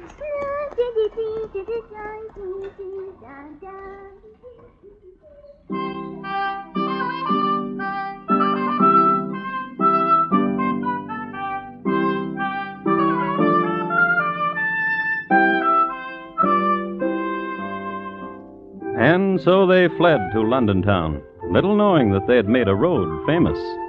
In London, they located a little-known hideaway called Bonhomme Carter's Thorny Bull Inn, on the corner of Asquith and Chiswick. The lad registered under an alias, Thomas Roberts. Liz, however, registered in her own name, Elizabeth Bathal. As this was going on back in Long Melford Jail, where Mr. Humphrey was, there transpired this. In 1 hour, Wifey, I'm getting out of here. You be a fool. How? A fool? When'd you ever have so much money? What bun are you baking, Wifey? This bun. The lad's given you money, all that money, and he's good for more. Aye? All we want. He's a rich one, that's true. We can get more money before you show his confession. How? You said he fled. His Liz told me they were off to London town. You could write him a letter and say as long as he paid you £20 a day, you'd be willing to stay where you are. £20 a day? That's a robbery.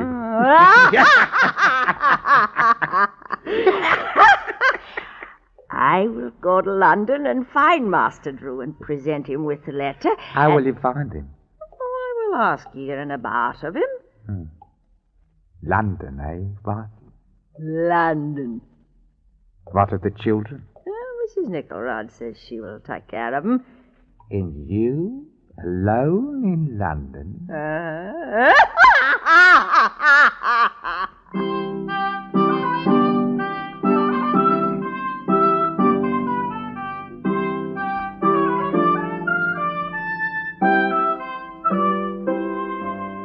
So Mrs. Humphrey went to London.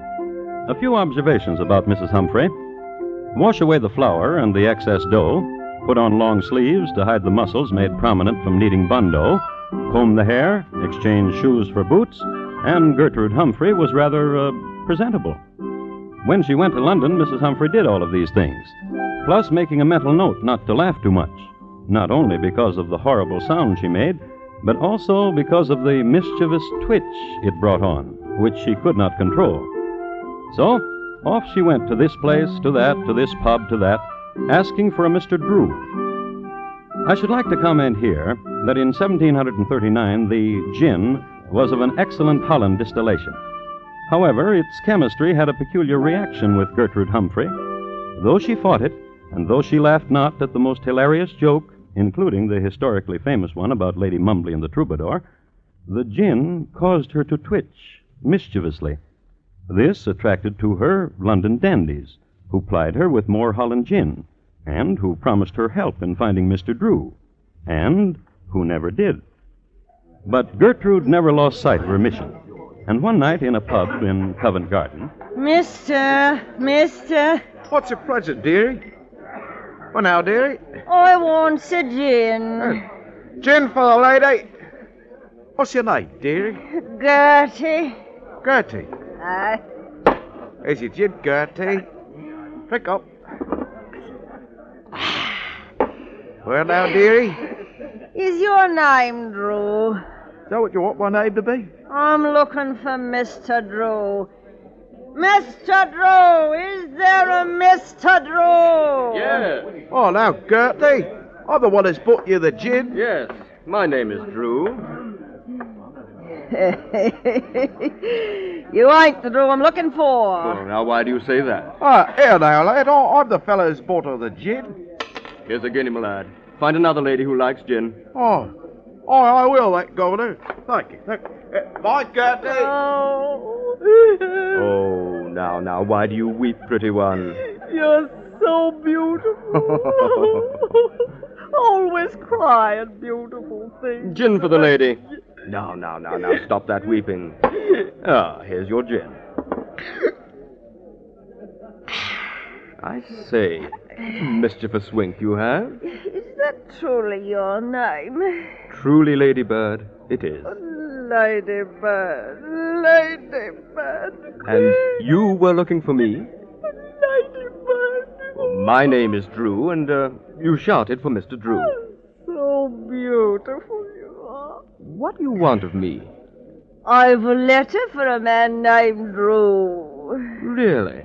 Oh, I want you, David. I really do.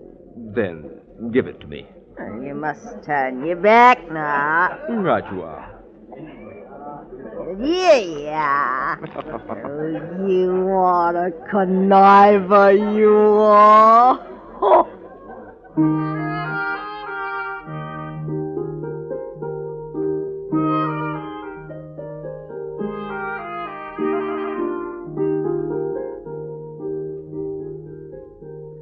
his name really was Drew, Timothy Drew. It's one of those coincidences in history which gave rise to the old saw, truth is stranger than fiction, as they say. And he was a curious man, and a proud man, jealous of his name, Drew. He had heard his name mentioned, and he was forced to find out why. He read the letter then and there. He read it again, a little later, out loud, to the police. And my missus told you have gone to London with Liz Bathall. But, Charlie, my lad, you shall pay me £20 a day, else I will tell that you have murdered your poor daddy. I have your paper, which you confessed you did, right where nobody but me knows where. So when my wife hands you this letter, you better give her money and find a way to keep it, giving it to her, your faithful servant, Mr. Walter Humphrey. Gentlemen, here in London is a man named Charles Drew. He has murdered his father, and he bears the same surname as I. I cannot permit this deed to go unpunished.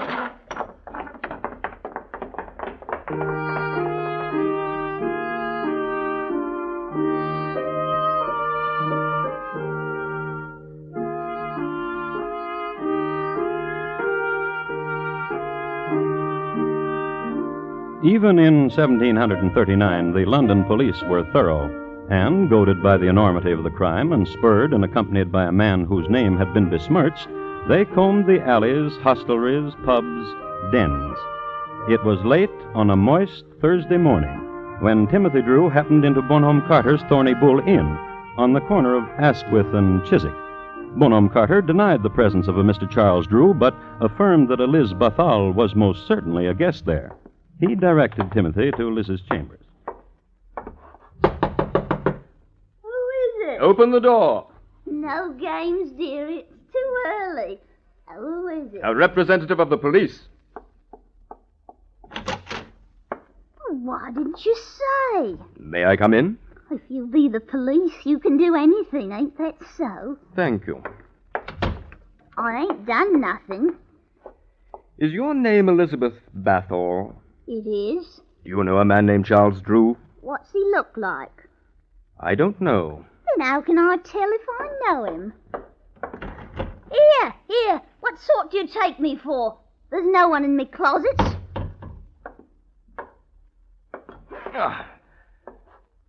What is this young man doing under your bed, madam? A man? What's he... Quiet, woman. Is your name Charles Drew? I'm talking to you under the bed there. Is your name Charles Yes, Drew? sir. Come out from under there, sir.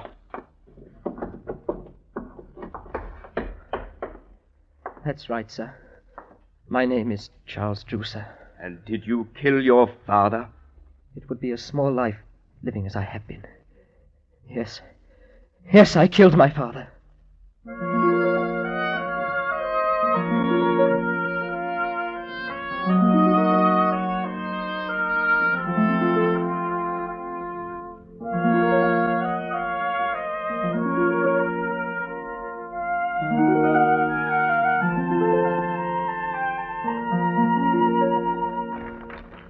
I have the original issue of a Gazette dated January 22nd, 1740, from which I'd like to read.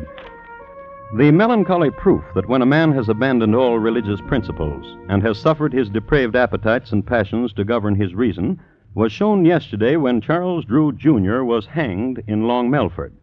Since the hanging elm on Long Melford Road had recently been demolished to make a keel for the British Navy, a new gibbet was erected.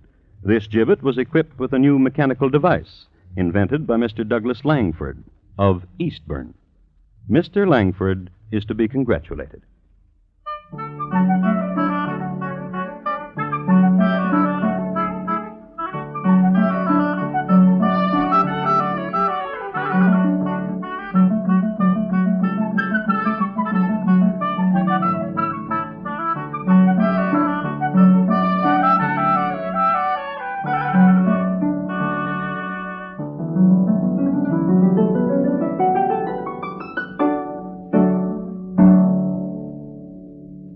In just a moment, Thomas Hyland will tell you about next week's crime classic.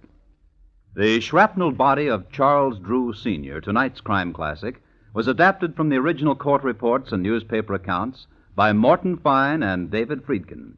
The music was adapted from themes of the period and conducted by Bernard Herrmann, and the program is produced and directed by Elliott Lewis. Thomas Hyland is portrayed on radio by Lou Merrill. Charles Drew, Jr. was played by Terry Kilburn, and Liz by Betty Harford. Featured in the cast were Paul Frees, Ben Wright, Irene Tedrow, William Johnstone, and Anthony Ellis. Bob Lamont speaking. And here again is Thomas Hyland. Next week, the office directly below that occupied by Oliver Wendell Holmes is the scene of a catastrophe. The place, Harvard Medical School. The time, 1849. My report, on the terrible deed of Dr. Webster. Thank you. Good night. It's big news when a former publisher, soldier, and congressman, the famous son of a famous father, stars in a new radio series. And this Wednesday night, you'll want to listen with all your might when CBS Radio stars Will Rogers, Jr. as Rogers of the Gazette over most of these same stations. Rogers of the Gazette tells the story of a small-town newspaper editor, what he stands for, and also what he refuses to stand for. Premiere performance this Wednesday on CBS Radio. Stay tuned now for Gary Moore with Arthur Godfrey's Talent Scouts, which follows immediately over most of these same stations. And remember, America now listens to 110 million radio sets and listens most to the CBS radio network.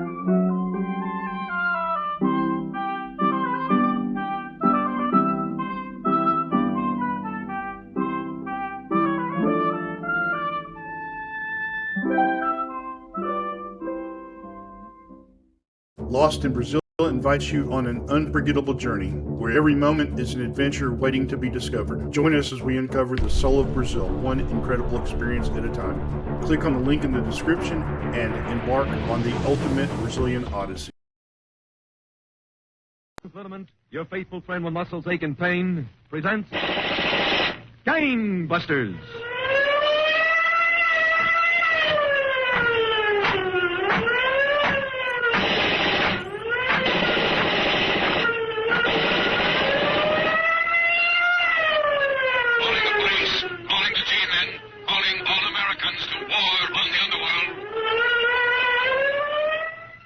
Gangbusters, brought to you, the men and women of America, by the makers of Sloan's Liniment.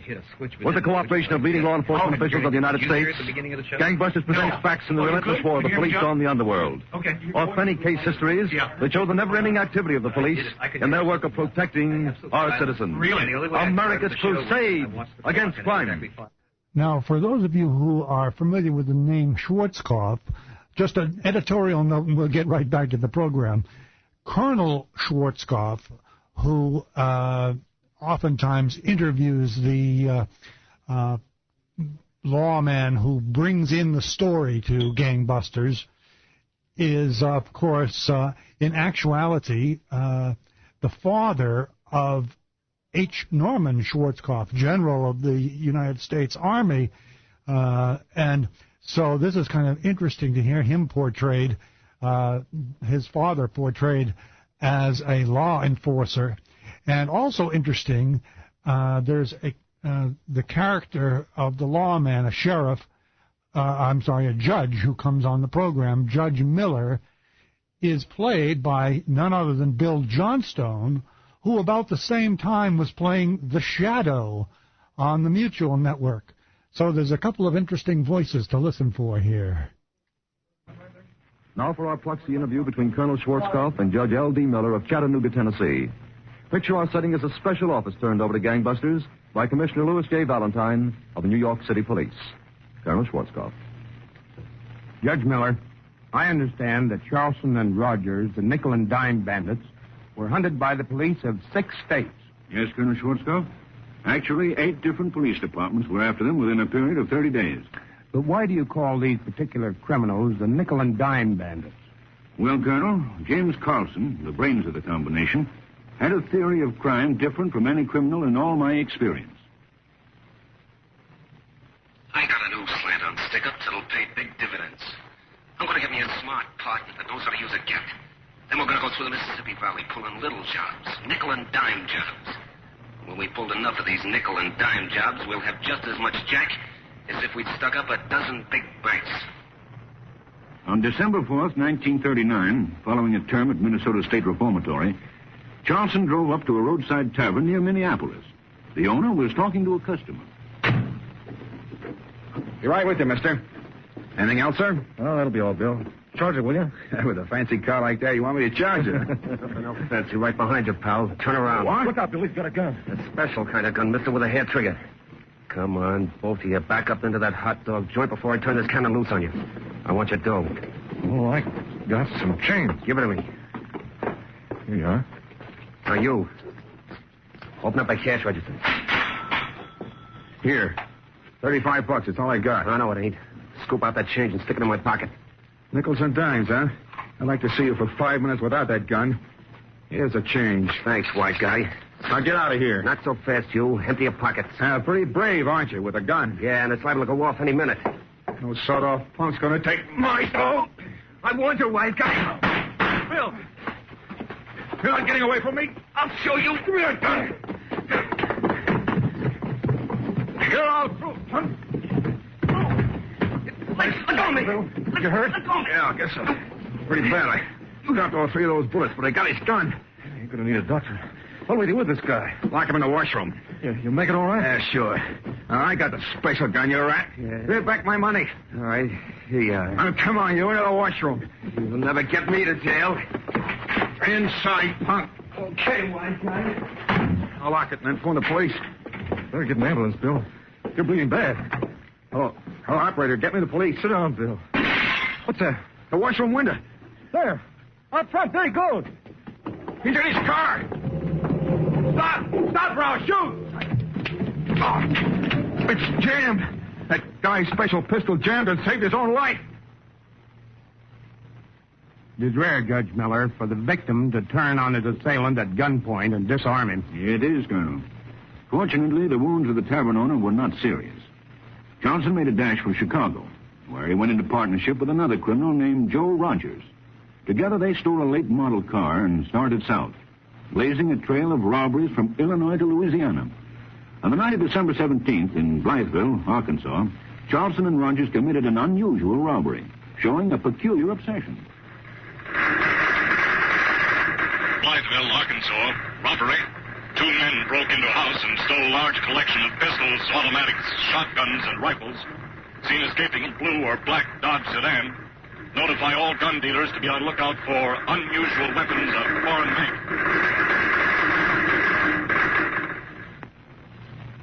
A few days later, Colonel, Charleston and Rogers were in Minneapolis, waiting in a stolen new Buick sedan across the street from a small apartment house. Boy, this is the life, huh, Rogers? You said it, Charleston. Cops and newspapers screaming about us from here to New Orleans. Nothing for us to do but sit back and take it easy. I'd sure like a drink right now. Yeah, so would I. Wish that baby of yours would hurry up. It's only 10 past 11. I told her to sneak out at 15:15. You made up her mind to come with us? Hope so. You know me, Rogers. Wine, woman, and song. Yeah, I know. But when are we going to quit this small-time stuff and go after something big? Like what? Banks. Forget it, Rogers. Knock over a bank and every cop in the state's after you. Just think of the dough we could pick up in banks. All we've been getting the places you pick is chicken feed. Nothing but nickels and dimes. There's nothing you can't buy with nickels and dimes, Rogers. If you got enough of them. Sure, but we could... There's no buts to it. It adds up, see? And the rap for little jobs is nothing like it is for a bank. Well, in one bank job... Listen, sap. Hey, take it easy, will you? Banks have guards, and the guards have guns and tear gas. They have balconies to ambush bank bandits. They have burglar alarms to call the cops. Don't you see, we can get as much in a flock of gas stations as we could in a dozen banks. And no risk. Maybe you're right. The way I figure it... Hold it, Charleston. Here comes your girlfriend. Oh. Hello, baby. Hello, Jim. Gee, I'm glad to see you. You and me both. Get in the car. Okay. It's my pal, Joe Rogers. Oh, pleased to meet you. How are you? Oh, what's up? Where are we going? We're going south, kid. How'd you like to go with us? South? Oh, gee, I'd love to, but what about my folks? Send them a postcard. Yeah. Just say, having a wonderful time. I wish you were here. Hey, what are you guys going to do? We got special ideas. Swell clothes, good liquor, and plenty to keep us busy. What do you say? I say, what are we waiting for? Baby, you're going to be perfect. Let's go, Rogers. Where to? Back to New Orleans, where it's nice and warm. We're going to make some stops on the way. And when we stop, nobody's ever going to forget us. This will be a joyride to remember.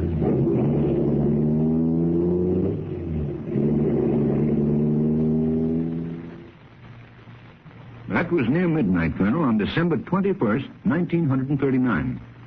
3 days later, Chief C.R. Bryan of the Chattanooga, Tennessee Police was sitting in his office when Police Captain Homer Edmondson walked in with a message in his hand. Good morning, Captain. Good morning, Chief Bryan. This just came in on the teletype. Thought you'd like to look at it. Some Sweetwater, huh? Yes, sir. Arrest 2 men wanted here for robbery of roadside buffet this morning, 3 a.m. One man about 20, weight 150, blue eyes, light hair.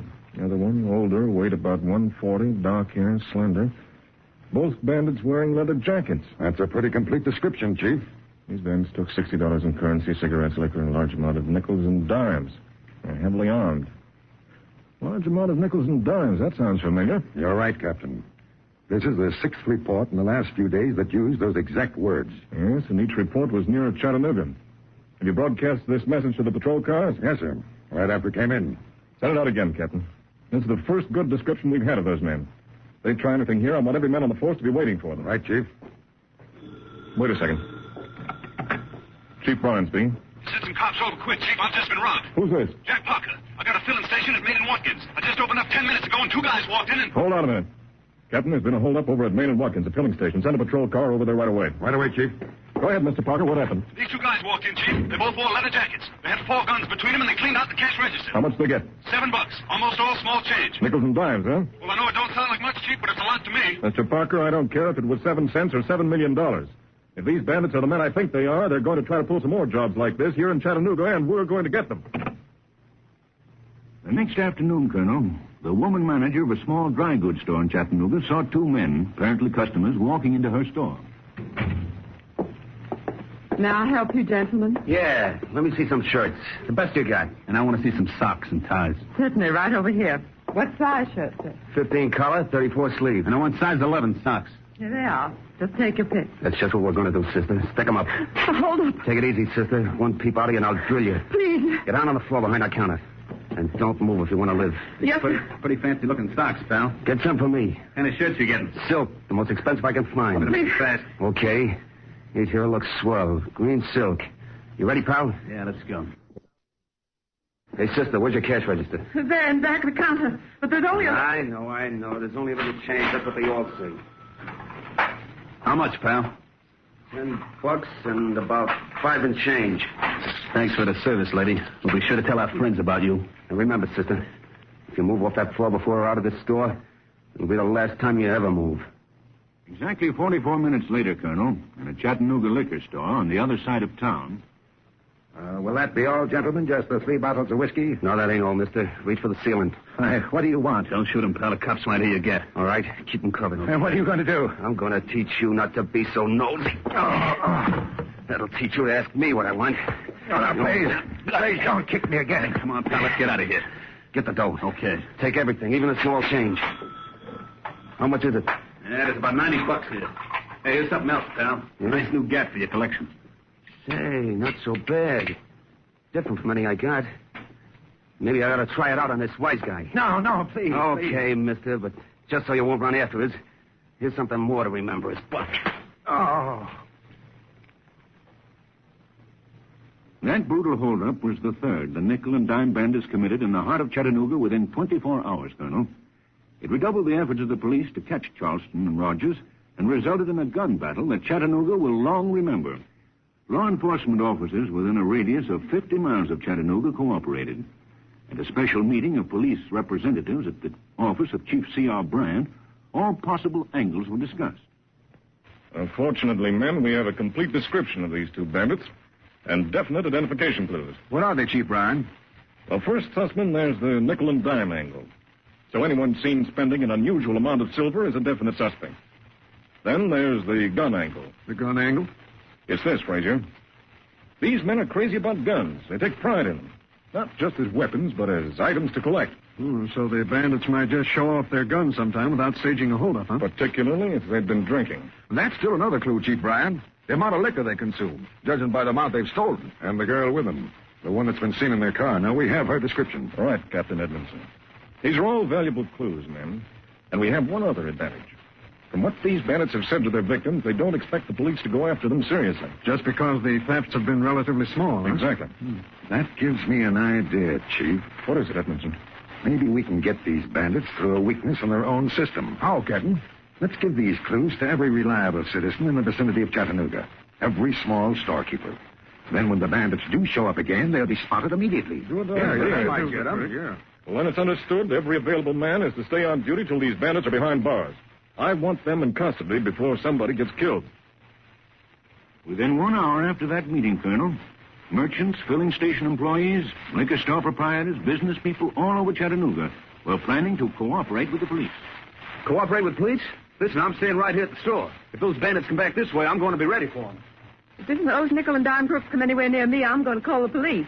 I'll know them if I ever see them again. I'll be glad to cooperate. I've got a score to settle with those rats, and I'd like to see them both behind bars. If they ever come into my place, I'll... Nickels and dimes, eh? I get it. If those buzzards stick their noses in my place, I'll be waiting for them. You can count on me. That night, Colonel, December 26, 1939, at the Rock Castle Roadhouse, 10 miles west of Chattanooga, the cashier, Bill Raper, was standing behind his counter. Hey, you, cashier. Yes, sir? I want a bottle of whiskey. Oh, I'm sorry, sir. We're not allowed to sell liquor in bottles, except the guests of Rock Castle. I'm a guest here. Me and my pal are in one of the cabins right next door. Oh, I beg your pardon. Sure. Here you are. That'll be $165, please. You'll have to take it and change. Change? Fistful, buddy. Here. 25, $50, 10, 20, 30, 55, 65. Right. Thank you, sir. You bet it's right. Say, what are you staring at? Oh, why, See anything wrong with me? No, I was just thinking what a good-looking green silk shirt you have on. Oh, that. Yeah. Yeah, it is good-looking. Everything I got's good-looking. Look at this. Hey, watch it. Don't be scared. I ain't going to use it on you. Boy, that's some pistol. Bet your life it is. Special automatic. Only one like it in the country. Yes, sir. Well, is there anything else you want? Yeah, sure. I almost forgot. Give me some of those box lunches you got, huh? How many? Let's see now. 3. Here they are. Do you want me to carry them for you? Yeah, that's right. I'm getting a little rocky. Hey, Joe, take over, will you? Okay. I'll be right back. Let's go, sir. Now, which cabin is it? Second one on the left. This the cabin? Yeah, I'll knock. Hey, open up. Come on, open up. It's me. Come on. Pipe down, will you? Come on, let me in. Where's Babe? I reckon I'll be getting along, mister. Yeah, sure. See you later, mister. Good night. Yeah, I'll see you later.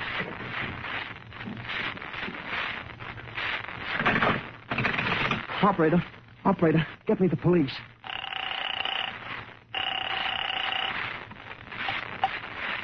Police headquarters, Chief Bryan speaking. Chief, listen, this is Bill Raper out at Rock Castle. Yes, Bill? Those 2 nickel and dime crooks you're looking for, they're here.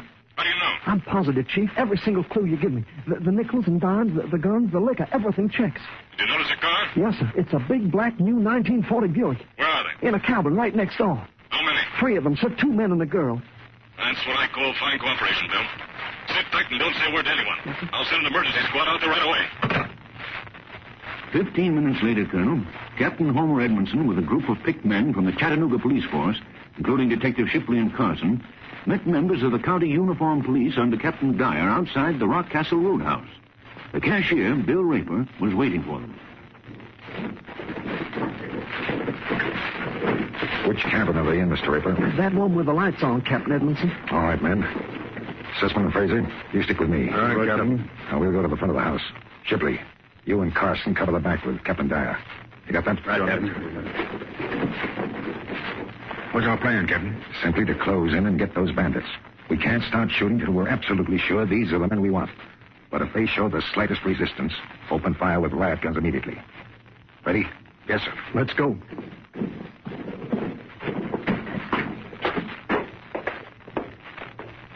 Watch it. They turned out the lights. Better stand back. I'll knock.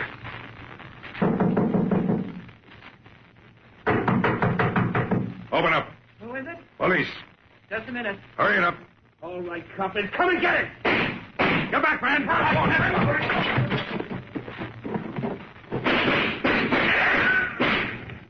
Captain, just listen to those bullets bounce. All right, men, open up with your riot guns. Right, Captain.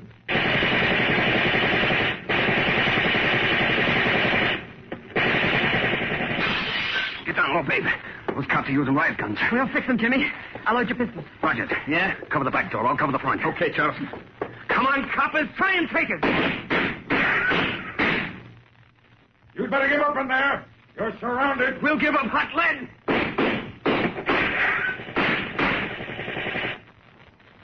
Give me another gat, babe. This one's empty. Here you are, Jimmy. Howard's in the back, Rogers. Can't see him. It's too dark out there. Well, they're all around us, Jimmy. Keep down, babe. Oh. Babe, you're hit. Oh, my head. Told you to keep down. All right, coppers. You got my gal. I'll show you can't get away with that. Charleston, there's a copper creeping up in the back. You cover the front, Rogers. I'll get that cop. He's coming right up to the back door. What are you going to do, Jimmy? Shut up, babe. I'm running this show. Hold your hands, all 3 of you. I'm waiting for you, cop. Jimmy, you killed him. I'll say I killed him. I got his gun, too. Jimmy, they got Rogers. Lie down on the floor, babe. I'll get him for that. All right, coppers. I got one of you. Who's next?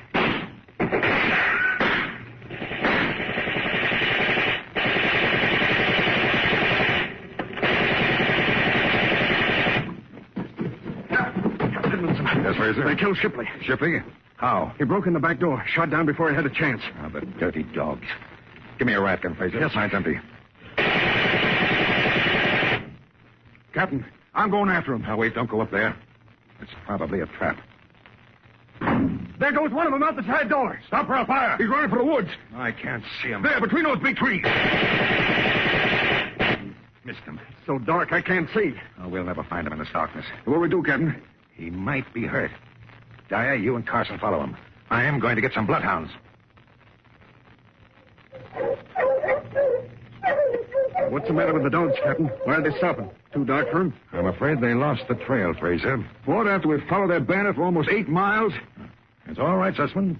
Those bloodhounds have told me just what I want to know.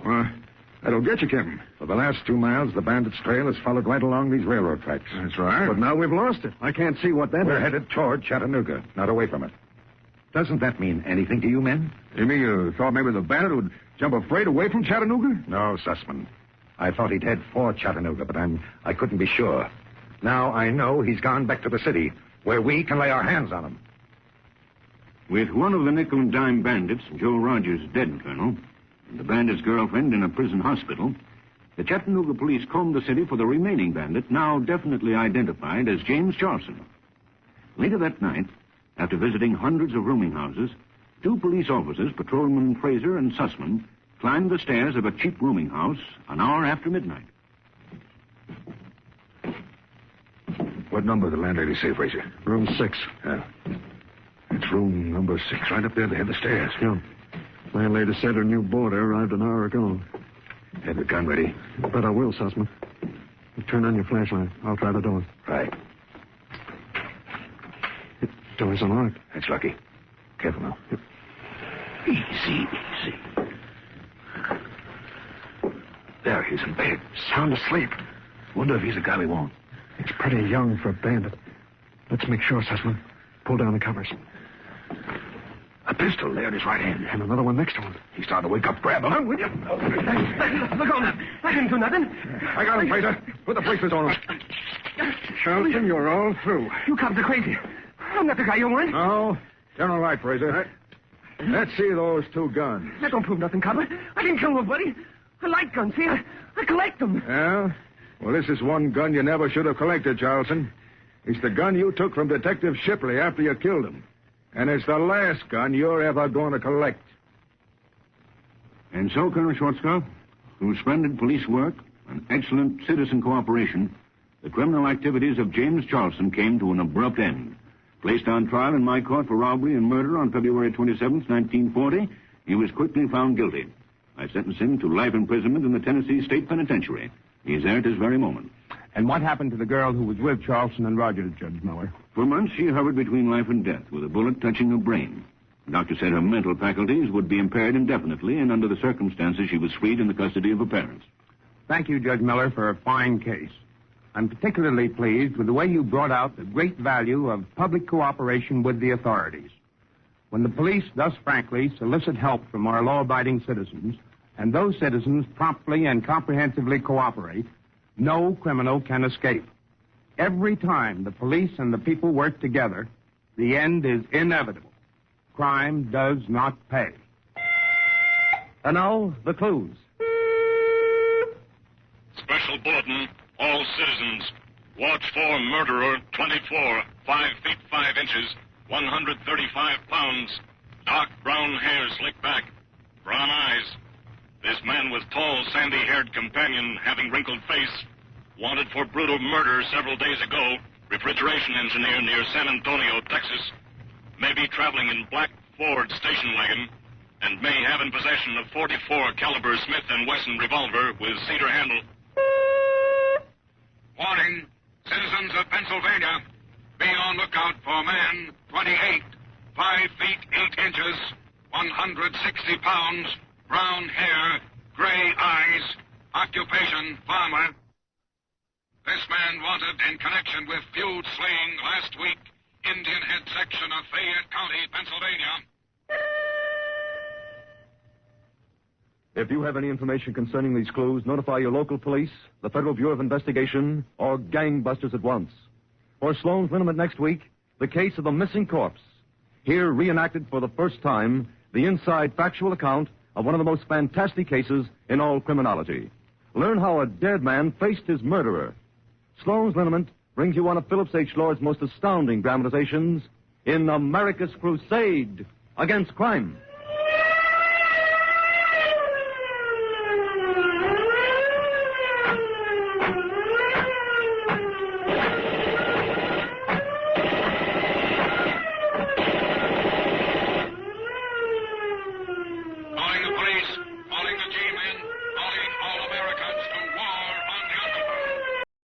It's Hopalong Cassidy.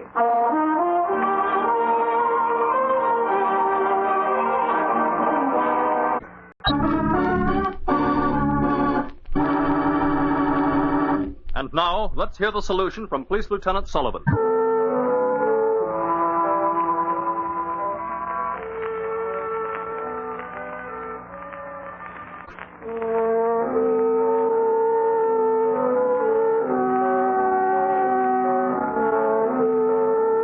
production of Walter White, Jr. Musical direction, Serge Glisson. James Matthews speaking. This is a Commodore production. The Hunch they'll get into plenty of action that spells trouble. Hop Along Cassidy, starring William Boyd, is transcribed in the West under the Hop Along in California. And here's a special invitation to join them next time they ride out from the Bar 20 when, as usual...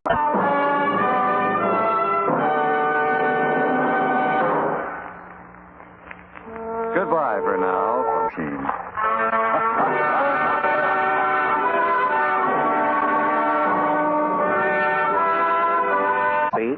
Yes? Well, what do you think? I think we'd better get back to the Bar 20 before you decide to make arrangements. Yes? Then it ain't necessarily the rain machine that started this. No. But, on the other hand, it could... Go on. Say, Hoppy. Yeah? Wasn't there clouds gathering overhead this afternoon? Oh, I'm so thankful. So thankful. Well, we better be saying goodbye now. Goodbye, Mr. Cassidy. Go on, Hopalong. Come on, California. Let's get this clean up a bad case tonight. I'll take charge of our prisoner. It's still raining, isn't it? Isn't it? Yes, Mr. Billington. It's really... Here and feeling the rain on you. Yes. Yes, Martha. What about you, Slim? I'm all right, Mr. Cassidy. Well, you certainly helped me. Well, maybe not. California and I'll go ahead and send horses back for you. Oh, that'll be fine.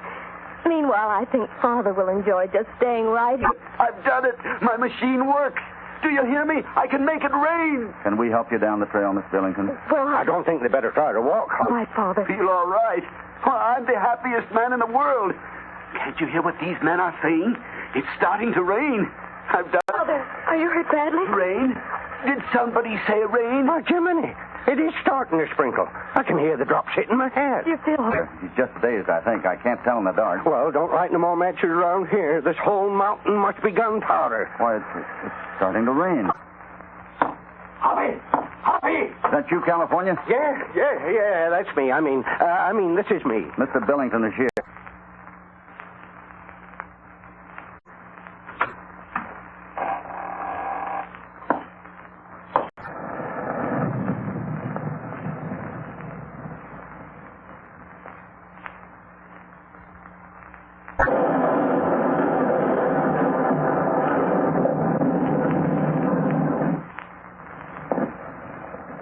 I have a match. Here's one. With the touch of this match, civilization will acclaim... You get back. Right in here, Mr. Cassidy. Now, close that door tightly. Well, I mean... I'll go in the control room with you, Mr. Billington, if you like. Delighted, my friend. But Hoppy... There's a lot of dynamite around here. It's such a risk, Mr. Cassidy. Hurry up. The rest of... No one has worked any harder than I have. And in a few seconds, the world will have the greatest gift science can give it. Rain. Danger. Not if you get over beyond that bridge. What's my father in that control room? I don't know. All through the ages, man has sought a way to make it rain.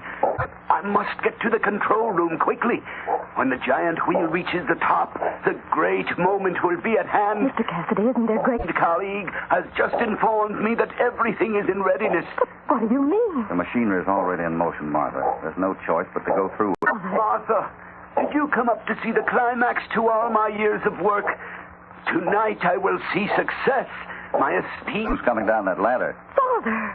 Come on over here, Mr. Billington. And you, Joe, up with your hands and no trick. I give up, Cassidy. Oh, Father. Doggone, fooling me that you was coming up here to settle down. Mr. Cassidy, you're not hurt. I'm so thankful. You'll be more thankful to see someone else. Look, we came up here to get in trouble? We came here to stop illegal liquor traffic. And as I suspected, those reward posters were code signals to the runners. Well, This, California, is Mr. Slim Davies, U.S. Deputy Marshal, under whom I've been working. You mean you knew all the time about this? What? Well, all right, Hoppy. How are you, Slim? Oh, I guess I'm all right, Mr. Cassidy. You had me worried for a few minutes. Say, what is minutes? Taking a nap. See how bad Slim's hurt. Looks like he's just winged. Bring him over here and I'll introduce you. Quickly down that ladder. I'm coming, don't shoot! Hoppy, is that you? Yeah, I told you I'd make enough noise so you could find me. Yeah, but where was you for the last 15 years?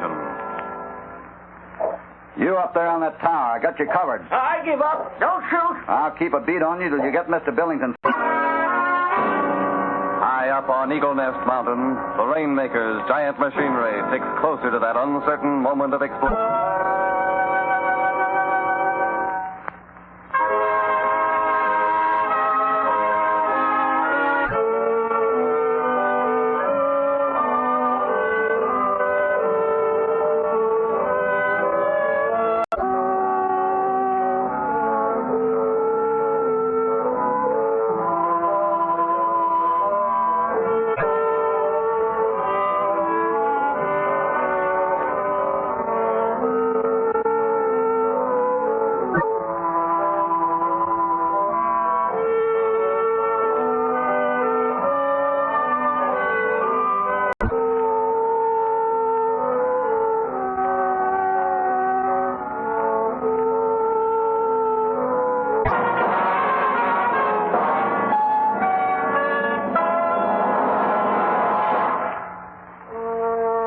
Be quick. Slim! Joe, come help me. You were never quite quick enough on the draw, were you, Slim? Drop that gun. Huh? Cassidy, where are you? Put your hand. Why, you dirty double The rest of you aren't worth saving anyway. You planned it this way. You never meant for us to get away. Now you're getting the idea. What a rat you are, Wetzel. You cover Joe while he goes up to the tower. Cassidy's pal might still be around here. Where are you going? I'm getting out of here. There's too much powder on this mountain to suit moving. Now I'll go up to the tower and bring the old man down. Well, I don't know why it has to be done this way. Hey, Slim, is that you? Yeah. Snap into it. Tie those things down. Why was that machinery started before we're off this mountain? I don't like it. I know the timing. Let's just keep it. Must have wanted to set it off.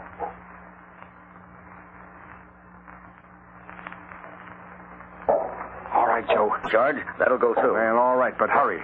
That machinery's in motion, and the old man is the only one who knows how to stop it. Yeah, and he ain't going to. Not after all. Lone gun. I'll go dump him in the tank where the girl was. No, I don't think it's better. It'll be easier that way. I put a separate charge under the funnel. When you bring the old man out to set the final... Good work, clear.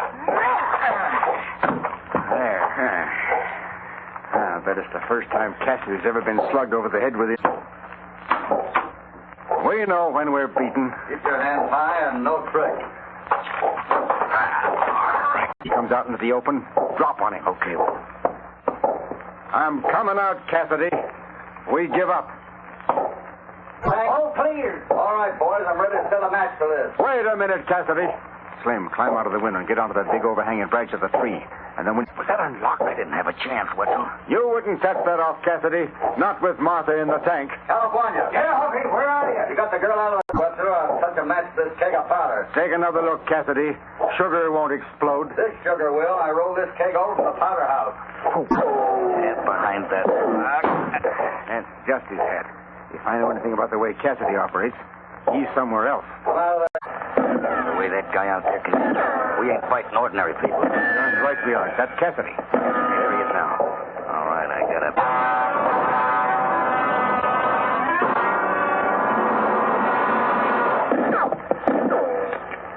Spotted. Keep down. I'd feel a lot better if we stuck together. It's just dark enough to show these boys how to play the old Indian game. Of course, then it might start to rain, and me without my overshoes. Well, you can always take off your hat and soak your head. Looks like we've been there. And where'll I find you? I don't think you'll have any trouble. In a few minutes, I have a hunch it'll be easy to find where I am. Oh, gosh, I hope that contraption don't go off while we're up here and around to take care of you. I'll try to manage. Now, you go around behind the tower and see if you can find some back stairs that might not be guarded. I'm sure the old man must be... Yeah, that wheel is moving. Looks like this means quick action or this whole mountain will blow up. We'd better separate. We had? You're not afraid, are you? No, I just wanted to... Bobby, you hear that? They've set some of the contraption in motion. Steps and see that the old man is locked in the tower until we're ready. And then come and help me load the pack horse. If Cassidy's going to get snoopy. Cassidy? Yeah, rancher from the Bar 20, always going around and getting at everybody's business. So this is how we're going to handle it, Slim. You set the dynamite with... Slim, we got to work fast tonight. Martha's been talking. You know what that means. Yeah. This has been a good spot, but we've stayed around just about as long as we can. A special situation. We done all right, huh? Carry her inside the tank, Joe. Sure, boss, sure. She don't look this heavy. Nicely done, man. Wetzel. Hello, boss. Didn't know you were I around. know you didn't. I was following Martha up the trail. I just wanted to wait and see how you'd handle it.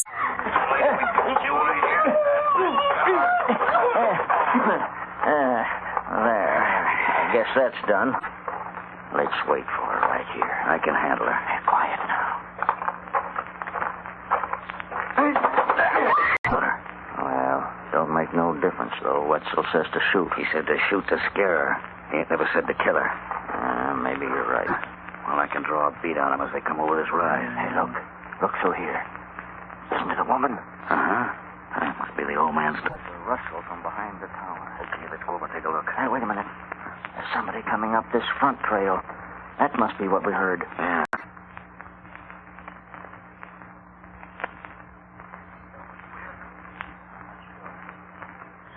There they go. We better be quiet from here on and stay close to the ground. There appears to be quite some activity around the tower. If it ever brings one drop of rain to this here desert, I'll sit right down and eat the boots off in my feet. Spurs and all. Well, we haven't much fire mechanism in California. Well, they say one generation lasts at what the next generation invents. Well, I think this is good for a big long laugh. If it... The rain-making machine. Carnation, did you ever see a crazier-looking contraption? Why, the way that big lever's swinging back and forth... A lot of work has gone into that path the jackrabbits have beaten. Well, I'm all for giving it back to him. Hey, Hoppy, look. See that there thing up on top? Yeah, that must be good. Ain't there an easier way to get up this mountain? I was afraid the main trail would be watched too closely. This would be denied. Sure, but right now I'm wishing I hadn't. If a man was supposed to walk, he would have been born with 4 legs. This exercise will do you. Turned emergency can't wait till we've had our chow. My insides were so empty, even them beans smell good. Did you tie the horses up good? Stopper's pretty quickly indicate he'd rather get into trouble at a more convenient time. I don't know why these... California are making their way up Eagle Nest Mountain to pay a visit to the Rainmaker. But as California's muttering...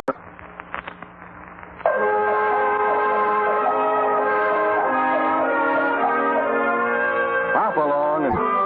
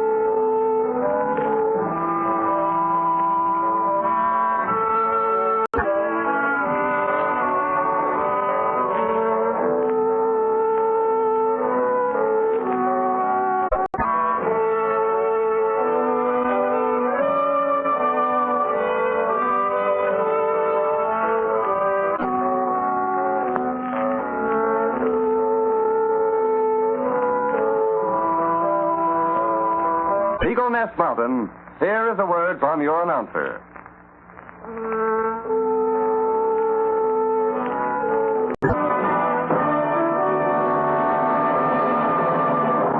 Before we continue with the exciting story of the Rainmaker of California and I are going to have one sweet time tonight.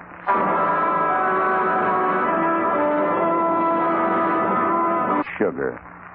I wouldn't worry about any explosion with this stuff. But what's it all about? I have a hunch, Miss Martha, and if I'm right, look at this. White gunpowder. Why, I didn't know that. It tastes good, too. Just as sweet as... Please be careful. I never go near the stuff. It's all right. I've handled it before. Well, I'm so afraid my father will get hurt. do you mind if I have one of these kegs? Of course not. His experiment. But never so much as this before. Well, There's nearly a wagon load stacked here now. They must be getting ready to do something terrible. But everything is kept so secret now. Miss Martha, these kegs of dynamite here on the porch. Oh, my father's always used it. What men? Oh, Mr. Wetzel's assistant. How many are there? 3, I think. He says they're metallurgical students. Pick them up? No, I guess he does it at night. And all the men make such light of it. They won't even take them down after he's posted posters. Why, those men are his friends. And now every week or so there are more of them tacked up on the trail into town. Have you ever seen him The years of work he's put in on that rain machine have taxed him, but now he seems to be doing such terrible things. Like what, miss? All those rewards to see him. Next time I'll try it at night. That might be pretty dangerous. My father's always been a little preoccupied, and, oh, Mr. Cassidy, they try to tell me it's my father shooting at me. I just can't believe it. Don't believe it when it's Wetzel telling you. I won't stop until I get... Mysterious shots are fired at you. Why, yes. How did you know? Our friend and I are riding into town and saw that little foray this afternoon. Help him. Why, now my father stays up on that mountain day and night. Sometimes I get so desperate I try to get up to see him. And when you do, that's what I figured. But don't tell me your father has to sneak around his own house. Oh, I don't know. He might. He hasn't been the same since Mr. Wetzel came here and offered... Father? It's me, Cassidy. Oh, hello, Mr. Cassidy. I'm so glad you came back. I wanted to talk with you.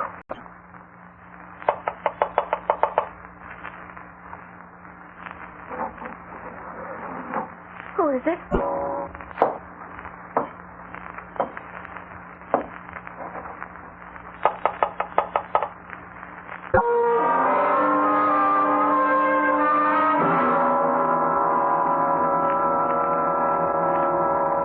Be ornery then. But be careful, Hoppy.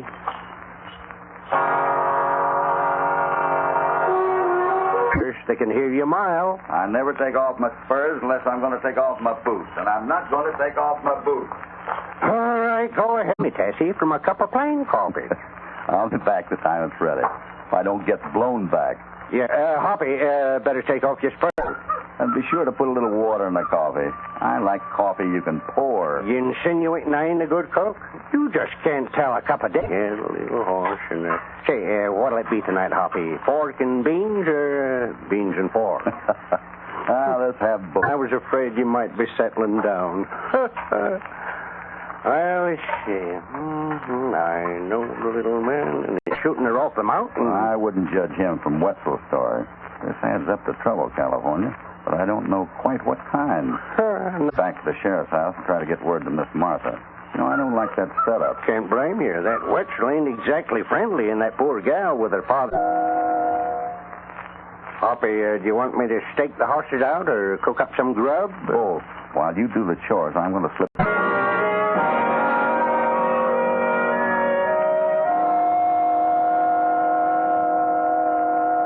It's the rain. I wish you would, Mr. Cassidy.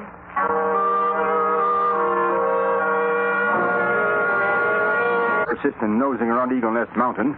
That'll take you out of here in a box.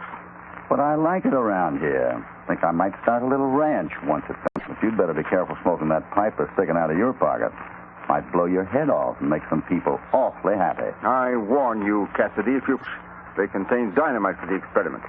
So you'd better not be around here lighting any matches unless you want to be blown out of town. Oh, I don't smoke. Can't help being interested in this great experiment of Mr. Billington. He certainly requires a lot of supplies, doesn't he? If you're referring to these kegs on the porch, you'd best be on your way. You've caused enough stupid trouble already nosing into everything. We've apologized for the trouble, Mr. Wetzel. But we you miss. You go right on with your cooking. But don't work too hard. You already look windblown and dusty. Yes, Gentlemen, if I may suggest it. Daughter. Yes, my father's working so hard on that experiment. Must be cozy up there, trying to make it drizzle and shooting at people, even his own. Well, don't let us disturb. I'm Hopalong Cassidy. Well, hello, Mr. Cassidy. This is a pleasure. I'm Martha Billington. Hoppy, this is the gal we You saw. must be the rainmaker. My reward money. Well, it's just that he usually... What's the trouble? Oh, there's no trouble. Get on with your cooking. All right. How do you do, miss? Well, that's interesting, but I don't believe I mentioned the incident. Did you tell Mr. Wetzel about the shots we heard, California? I ain't had a chance to tell him nothing. He's too busy doing me out. But we passed on the way into town? Yes, and you mustn't think anything about the shooting you heard.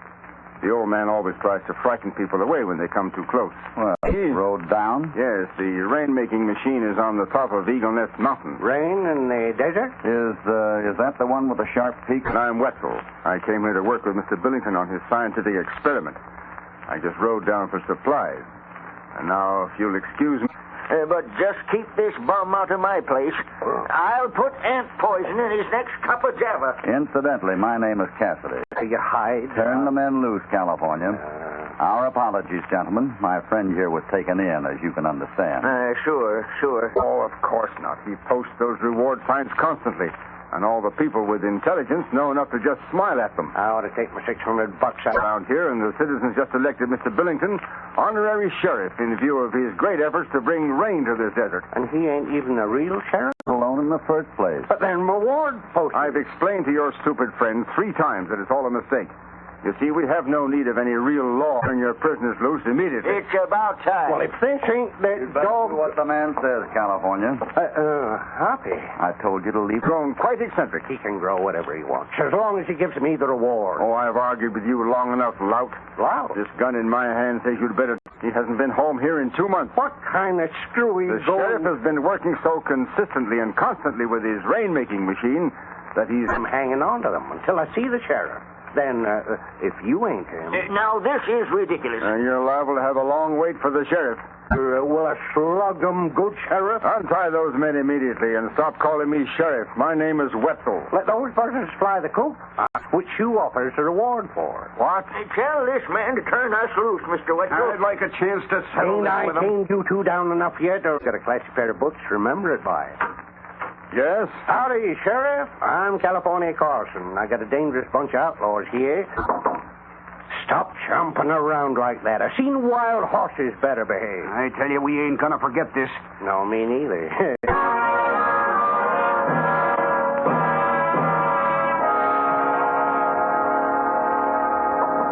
Get along, little doggy. Get along, little doggy.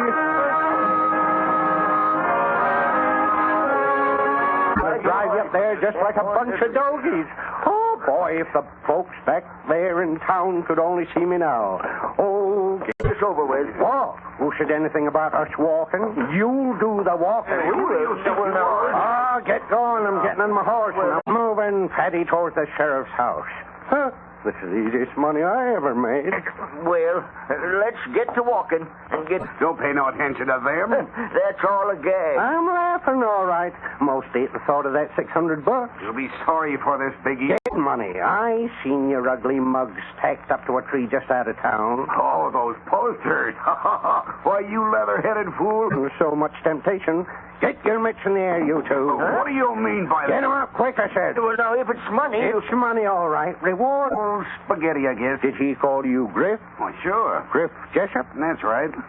That settles it. A man can just stand. Yeah? Cup of java. They're coming right up.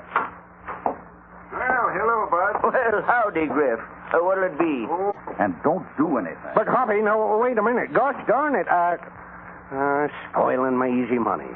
Hey, you, Blue. These are all prominent men in this town. I ain't interested in the social standing. It's the price they'll bring. I've got a hunch. You wait here.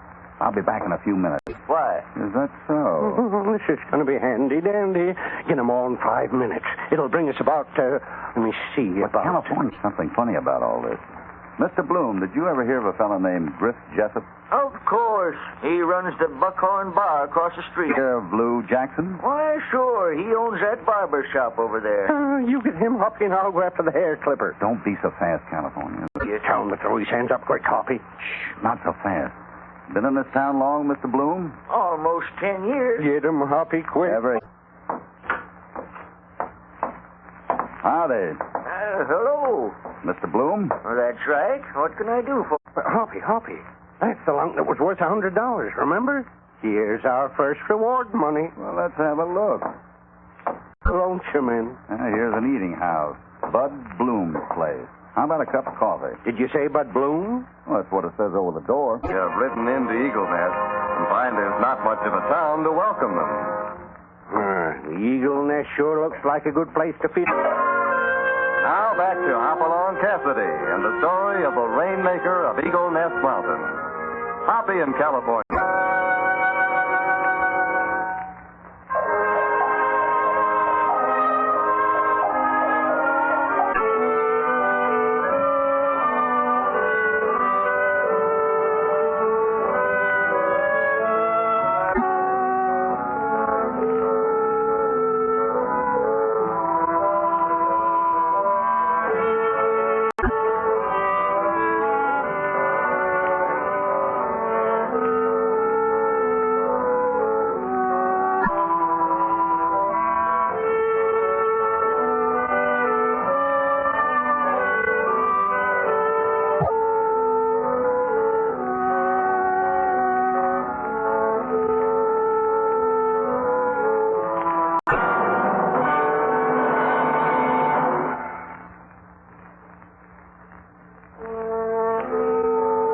for a new pair of boots.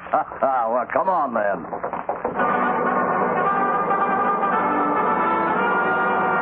Woman, maybe we had better have a little talk with this advertising sheriff in Eagle Nest. No, you're talking like the old Hoppy, and I can use some of that reward. Oh, she's out of range now, so you can relax. What do you say we get out of range then? We ain't get much cover here. You know, I don't like that shooting young sheep. Well, darn to be damned. Why dagnab them dirty... California. Taking pot shots at a gal. Let's see if this'll tone them down a bit. There he goes. There he goes now. Are your eyes really that bad? Huh? That's no he, it's a she. And a very... Listen, I judge that must be the target coming up the trail now. Come on, let's get out of sight. Hoppy, it's just natural for a man like you to want to clean out these parts. Well, either somebody's aim was awful bad or we aren't the target. Nothing? Come from over toward that mountain. Maybe it's somebody shooting at a rabbit. I may have a funny pair of ears, but I ain't no rabbit. $100 award for grip. Just... I told you I'm not interested. But gosh, Hoppy, that ain't alfalfa. Who's shooting at us? We ain't interested. But you sure can throw money away. Look, 2 more notices painted in them rocks. Must be plenty of trouble around here. Says 5 Hoppy. Look over there in that bush. Another one of them reward posters. $100 for the capture of Bud Bloom. I'm not in... Pick up a quick 50, huh? No, California. I just want to settle down. But, well... Hey, skate sheriff. If I was that Lou Jackson, I'd get plenty score. Lumping me off at a price like that. Say, what do you say, Hoppy? Won't hurt. Reward poster. Maybe Eagle Nest ain't so dead as I thought. $50 reward for Lou Jackson, the sheriff at Eagle Nest. Cheap. A while, you know, a chance to sort of hibernate. It's bears what do that, not humans. Uh-oh. Look at this. Maybe not. I always figured you'd die with your boots on. Not out in the desert swatting flies.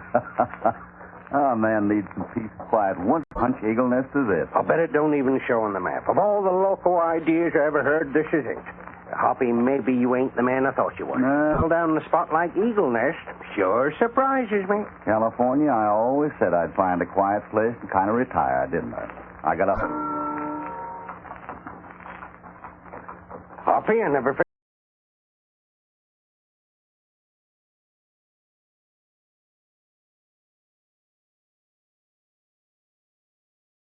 Program is rebroadcast by the Armed Forces Radio Service to our fighting men overseas.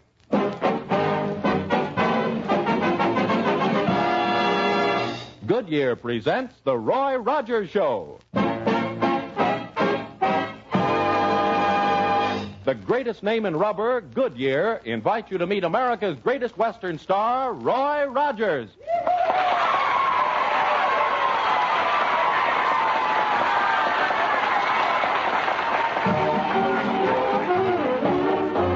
The other night, dear, as I lay sleeping, I dreamed I held you in my arms. When I awoke, dear, I was mistaken. Then I hung my head and cried. You are my sunshine, my only sunshine. You make me happy when skies are gray. You'll never know, dear, how much I love you. Please don't take my sunshine away.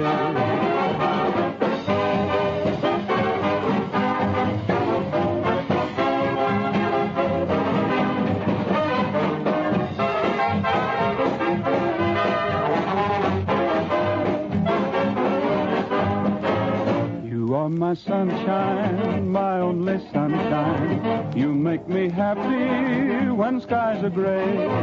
You'll never know, dear, how much I love you. Please don't take my sunshine away.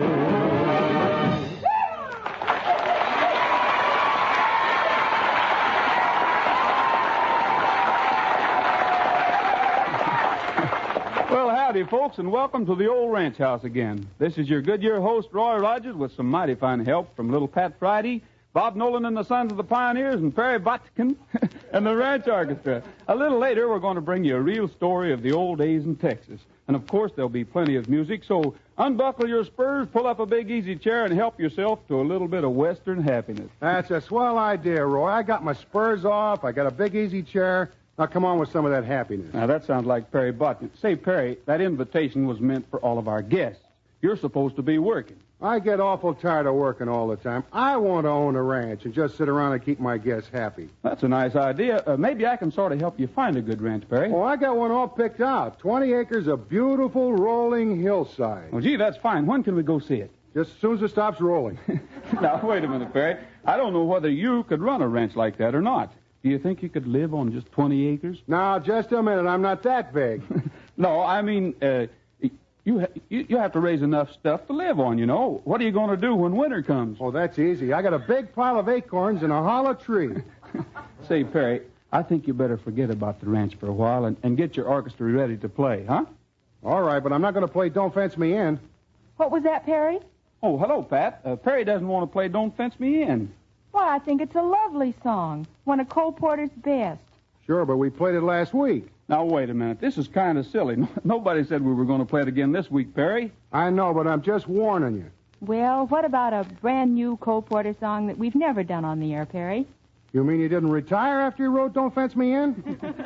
Of course not, Perry. Cole Porter keeps writing big and better songs all the time. And I'll bet I know the new one that Pat's talking about. It's called Every Time We Say Goodbye. Am I right, Pat? Absolutely right, Roy.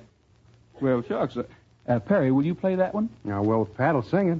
That's just what we're figuring on. Here's Pat Friday and Cole Porter's newest song, Every Time We Say Goodbye.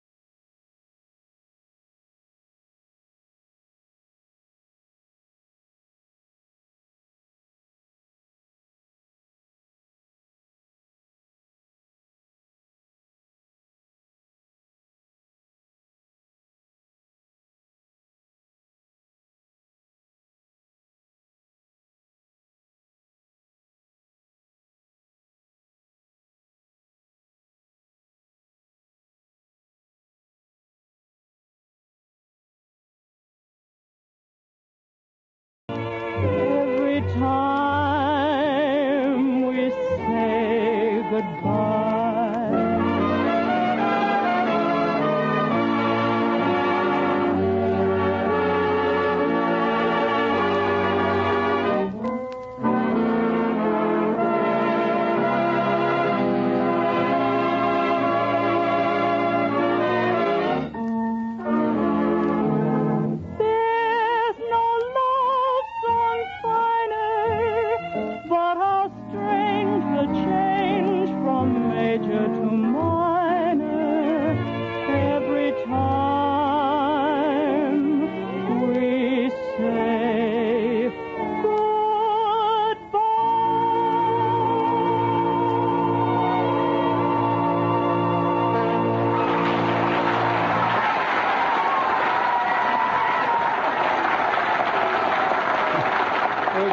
Thank you very much, Pat. Folks, you know, these are days when plain, honest talk can do a lot to give us people here at home the kind of advice we need. Well, when it comes to advice on what civilian car owners must do to get the country through a serious tire shortage, I guess it's a good idea to rely on the leading tire maker. Wouldn't you say so, Vern? That's certainly so, Roy. You see, only a tire expert can tell you the best time to have your old tires recapped for longer life. For the added service they must give you these tire-scarce days. Your tires shouldn't be recapped too soon because that means wasted rubber. And yet you shouldn't wait too long till they've worn over thin because then they can't be recapped at all. So remember that Goodyear dealers service more tires than any other dealers, and experience like that counts for a lot when it's a question of recapping. Make your Goodyear dealer station your tire service headquarters Depend on him for the help you need. Your Goodyear dealer will inspect your tires for the danger signs that mean time to recap. He'll tell you the right time, the best time to have that done. And when it is done, have it done the Goodyear way, with Goodyear materials by a Goodyear-trained recap specialist. Yes, for all tire service, rely on the man who's backed up by the greatest name in the rubber industry, Goodyear. Never has Goodyear leadership meant more to you than in the tire service your Goodyear dealer can give you today.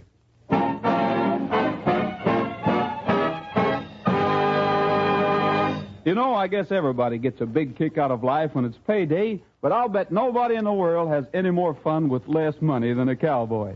Payday only comes around, well, about every month out in the cow country, but it's sure a beauty while it lasts. Bob Nolan and the Sons of the Pioneers have a swell cowboy song that tells you all about it, so, fellas, let's get to cutting and shooting with When Payday Rolls Around, huh? I'm dressing up in style, for in a little while I'm gonna ride into town. And every cowboy pal I know will lift his heel and toe when payday rolls around. And so I'm feeling fine because there's lots of time until we're all homeward bound. To work and slave with cattle, sweat and swear and battle until payday rolls around. What does a cowboy do when all of his work is through? Just what I'm going to do now. With money to spend and jingle off into town to mingle with all my friends I allow. Maybe a blue-eyed gal will wait for her bronco pal to ride on the hot desert ground. True heart and golden hair, know that I'll soon be there when payday rolls around. I'm dressing up in style, for in a little while I'm gonna ride. Oh, yes.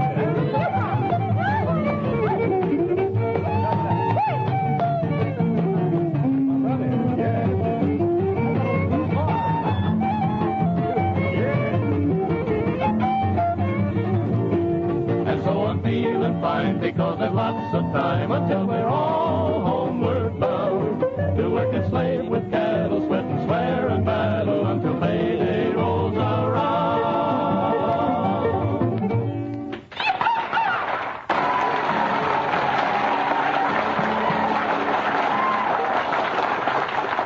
See them tumbling down.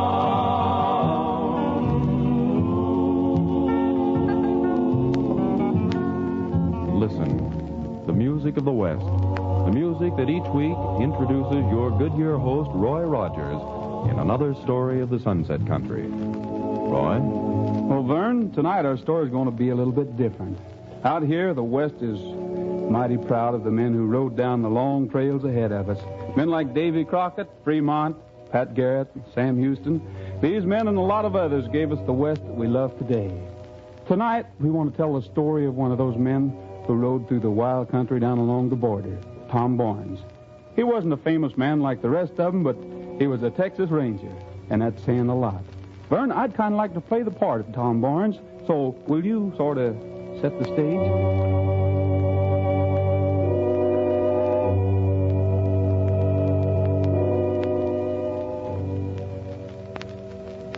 Texas is a mighty big state, and through the years, it's seen a great many acts of heroism. This may not be the story of a hero, but it's the story of what happened to Tom Barnes one day many years ago in Texas. Down in the Pecos country, late one afternoon, Sylvia Martin stood on the porch of the ranch house, shading her eyes against the sun and watching as a lone rider came up the dusty trail. As he stopped before the house and dismounted, she recognized the tall, lean figure. It was Tom Barnes of the Texas Rangers. She hurried down the steps to meet him. Hello, Tom. Oh, I'm so glad to see you. Well, howdy, Miss Martin. I got your letter and came down here as quick as I could. What's wrong? It's Father, Tom. Something terrible has happened. He's been arrested. They've put him in jail. Jed Martin arrested? What for? For murder, Tom. Murder? He's innocent. This whole thing is a frame-up. Bart Williams, who owned the next ranch to ours, was shot one night. Sheriff Caldwell has accused Dad of the killing just because Dad had ridden home from town alone that night and had gone past the Williams place. I understand. And your father has no way proving that he didn't do it. I don't know what to do, Tom. Our ranch and the Williams place are the oldest and largest ranches in the valley. And the sheriff says Dad killed Bart Williams out of jealousy. But Dad wanted to get the Williams place for himself. That's not true, Tom. What, Dad and Bart Williams were the very best of friends. I know, Miss Morton, but you try not to worry, huh? I'm going to ride into town and have a talk with Sheriff Caldwell.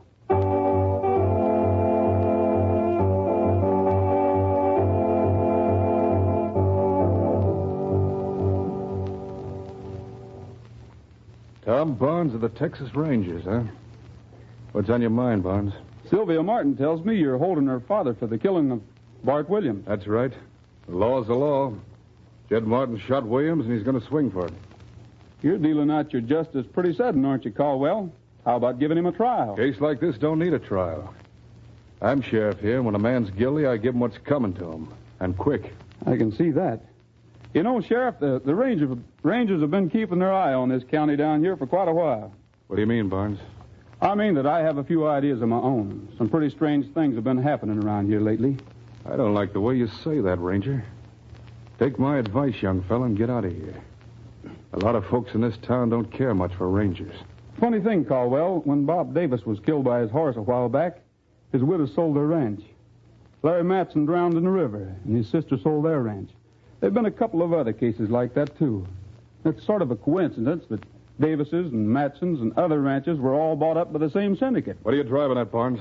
Nothing, except that I think I know who really killed Bart Williams. And, Sheriff, I'm going to ride over to the county seat tonight, and I'm going to bring back the proof. Good night, Sheriff. Pleasant dreams.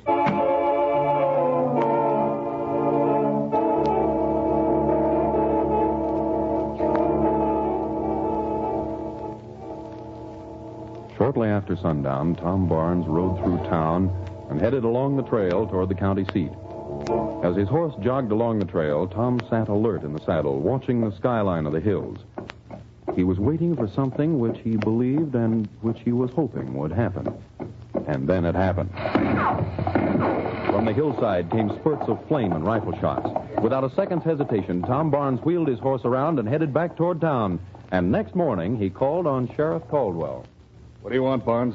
I thought you'd be interested to know, Sheriff, that you've got some gunmen around here. It's your own fault you got shot at last night, Barnes. You shouldn't have gone out alone. I didn't know you knew I was out by myself last night. What? I didn't, but you said that... I said nothing of the kind. What's more, Sheriff, you were the only one who knew I was gone last night. Why, Barnes, I'll blast you to keep Reach for the sky, Caldwell. The Rangers have been waiting to get the man who's working for that syndicate. My men were waiting outside of town last night, and they picked up your gang after the shooting. Now, Sheriff, I have the pleasure of arresting you for the murder of Bart Williams. You'll never get away with it. My men will... Your men will do nothing. Listen. Hear that? Those are horses and men riding into town, Caldwell. Some of them are your men. But they won't be able to help you any because they're riding in the custody of the Texas Rangers. Ride, Ranger, ride. Texas knows you're true, Ranger. You're what words I do, Ranger.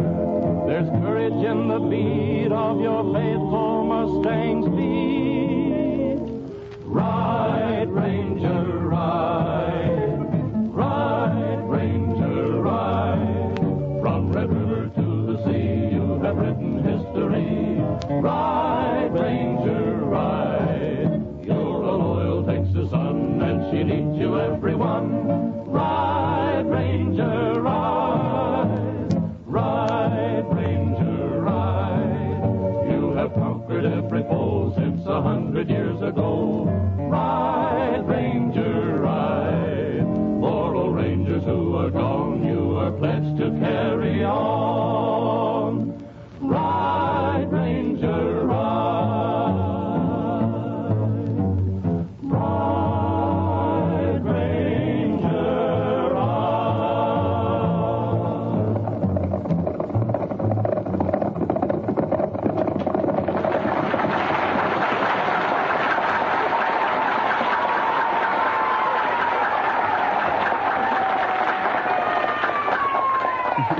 Folks, Pat Friday told me something today, and I've asked her to tell the rest of you about it. It's very interesting, and it's mighty important. Pat?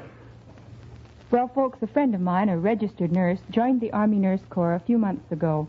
I happened to run into her the other day, and I never saw a girl more enthusiastic about her job. She told me that the great doctors she's working with, the new and advanced methods she uses, and the unusual cases she has to handle are giving her the training she needs to become a real leader in her profession when the war is over. Now, I don't have to tell you that the Army needs nurses. Everyone knows that. But I do want to ask the registered nurses of the country who have not joined the Army Nurses Corps to get in touch with the Surgeon General, United States Army, Washington, D.C., or with their local Red Cross chapter for information. It seems to me that every nurse ought to investigate fully this chance to serve her country in a really vital way and at the same time assure herself of a real future. Thank you. Well, thank you, Pat. And now, folks, it's just about time for the Farr brothers to get to work on an old time favorite. And here they are, Hugh with his flying fiddle and Carl with his galloping guitar, and the tune is Honeysuckle Rose.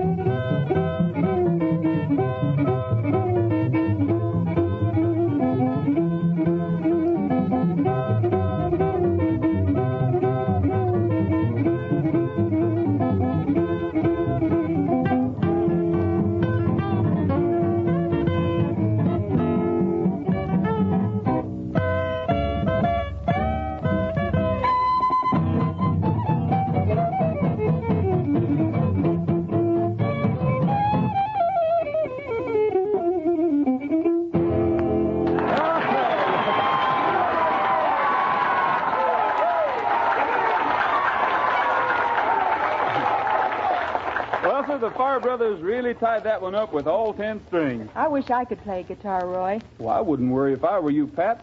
A guitar can be a lot of trouble. I don't see why. Well, first you learn to play a guitar, then playing the guitar makes you want to sing cowboy songs.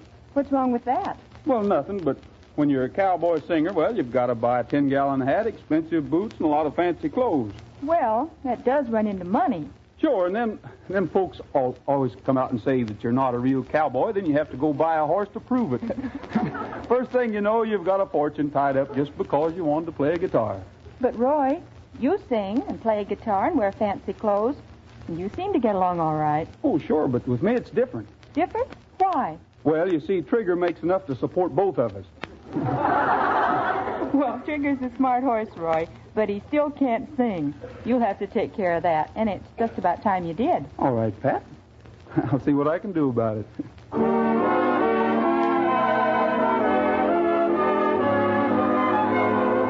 Here's the king of the cowboys, Roy Rogers, singing Tears on My Pillow. We were so happy when love lingered on, back in the sweet used to be. Now I'm so lonely because you are gone, leaving a sad memory. Tears on my pillow each morning, I cry when I dream about you. When I should be sleeping, I just lay there weeping, wondering if you're weeping too.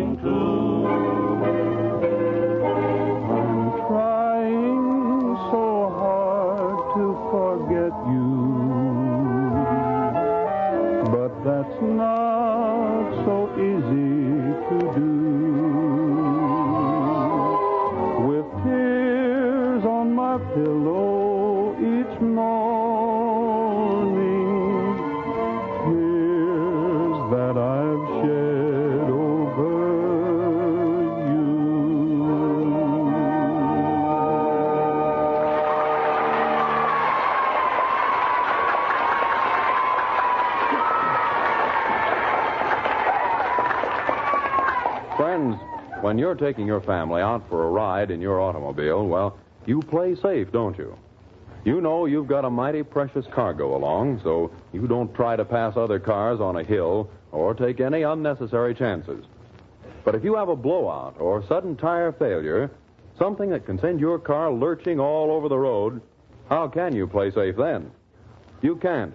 Then it's too late. But with lifeguards in your tires, it's different. You don't have to worry. Because the lifeguard made by Goodyear replaces the conventional inner tube and is blowout protection. It's an inner tire within a tube, a two-ply safety tire. And even if your tire and tube blow out, that inner lifeguard remains inflated and supports your car so that it keeps on going smoothly till you can bring it to a safe, sure stop. Yes, along with safety glass, the all-steel body, and four-wheel brakes, the lifeguard is one of the four great safety factors of American motoring. Right now, because of wartime conditions, Goodyear is not producing lifeguards, but Goodyear hopes to be turning them out again soon, so that those of you who haven't the protection of lifeguards now can get them before too long. Until then, remember, there's one device that makes any blowout harmless: the lifeguard, Goodyear's modern safety successor to the inner tube.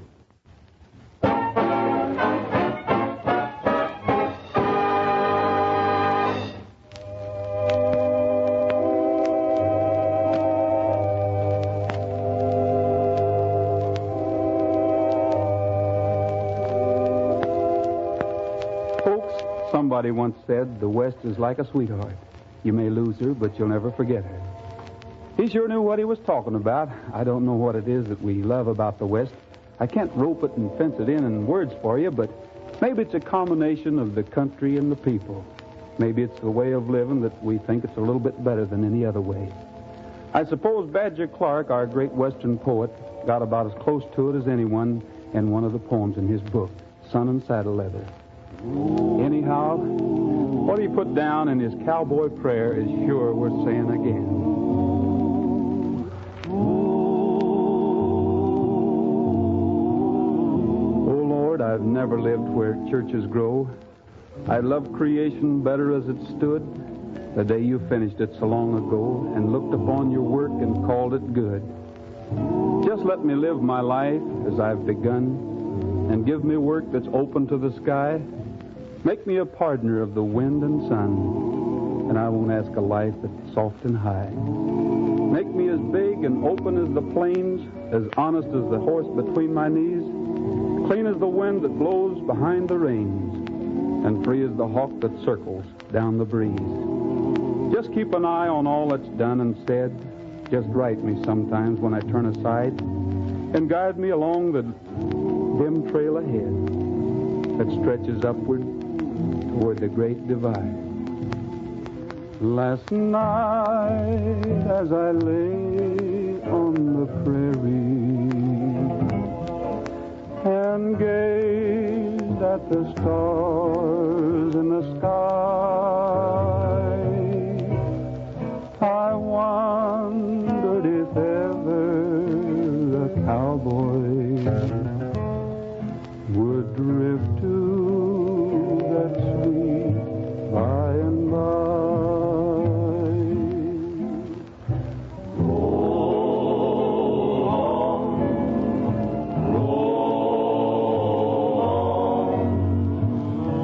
Well, it looks like it's time to bed down another Goodyear get-together out here at the ranch. Why don't you just saddle up and come riding over next week at the same time? Miss Pat Friday, Bob Nolan and the Sons of the Pioneers, and Perry Botkin and the Ranch Orchestra have all promised to be here, and we'll sure be mighty proud to have you. So until next week at the same time, this is Roy Rogers saying for the whole gang, goodbye, good luck, and may the good Lord take a liking to you. Don't forget, smiles are made out of the sunshine and a frown from a rainy day. You'll be more than repaid if you remember that a smile goes a long, long way. When trouble troubles you, just turn on the sun and watch how fast your cares and worries starting to run. Don't forget, smiles are made out of the sunshine, and the smile goes along.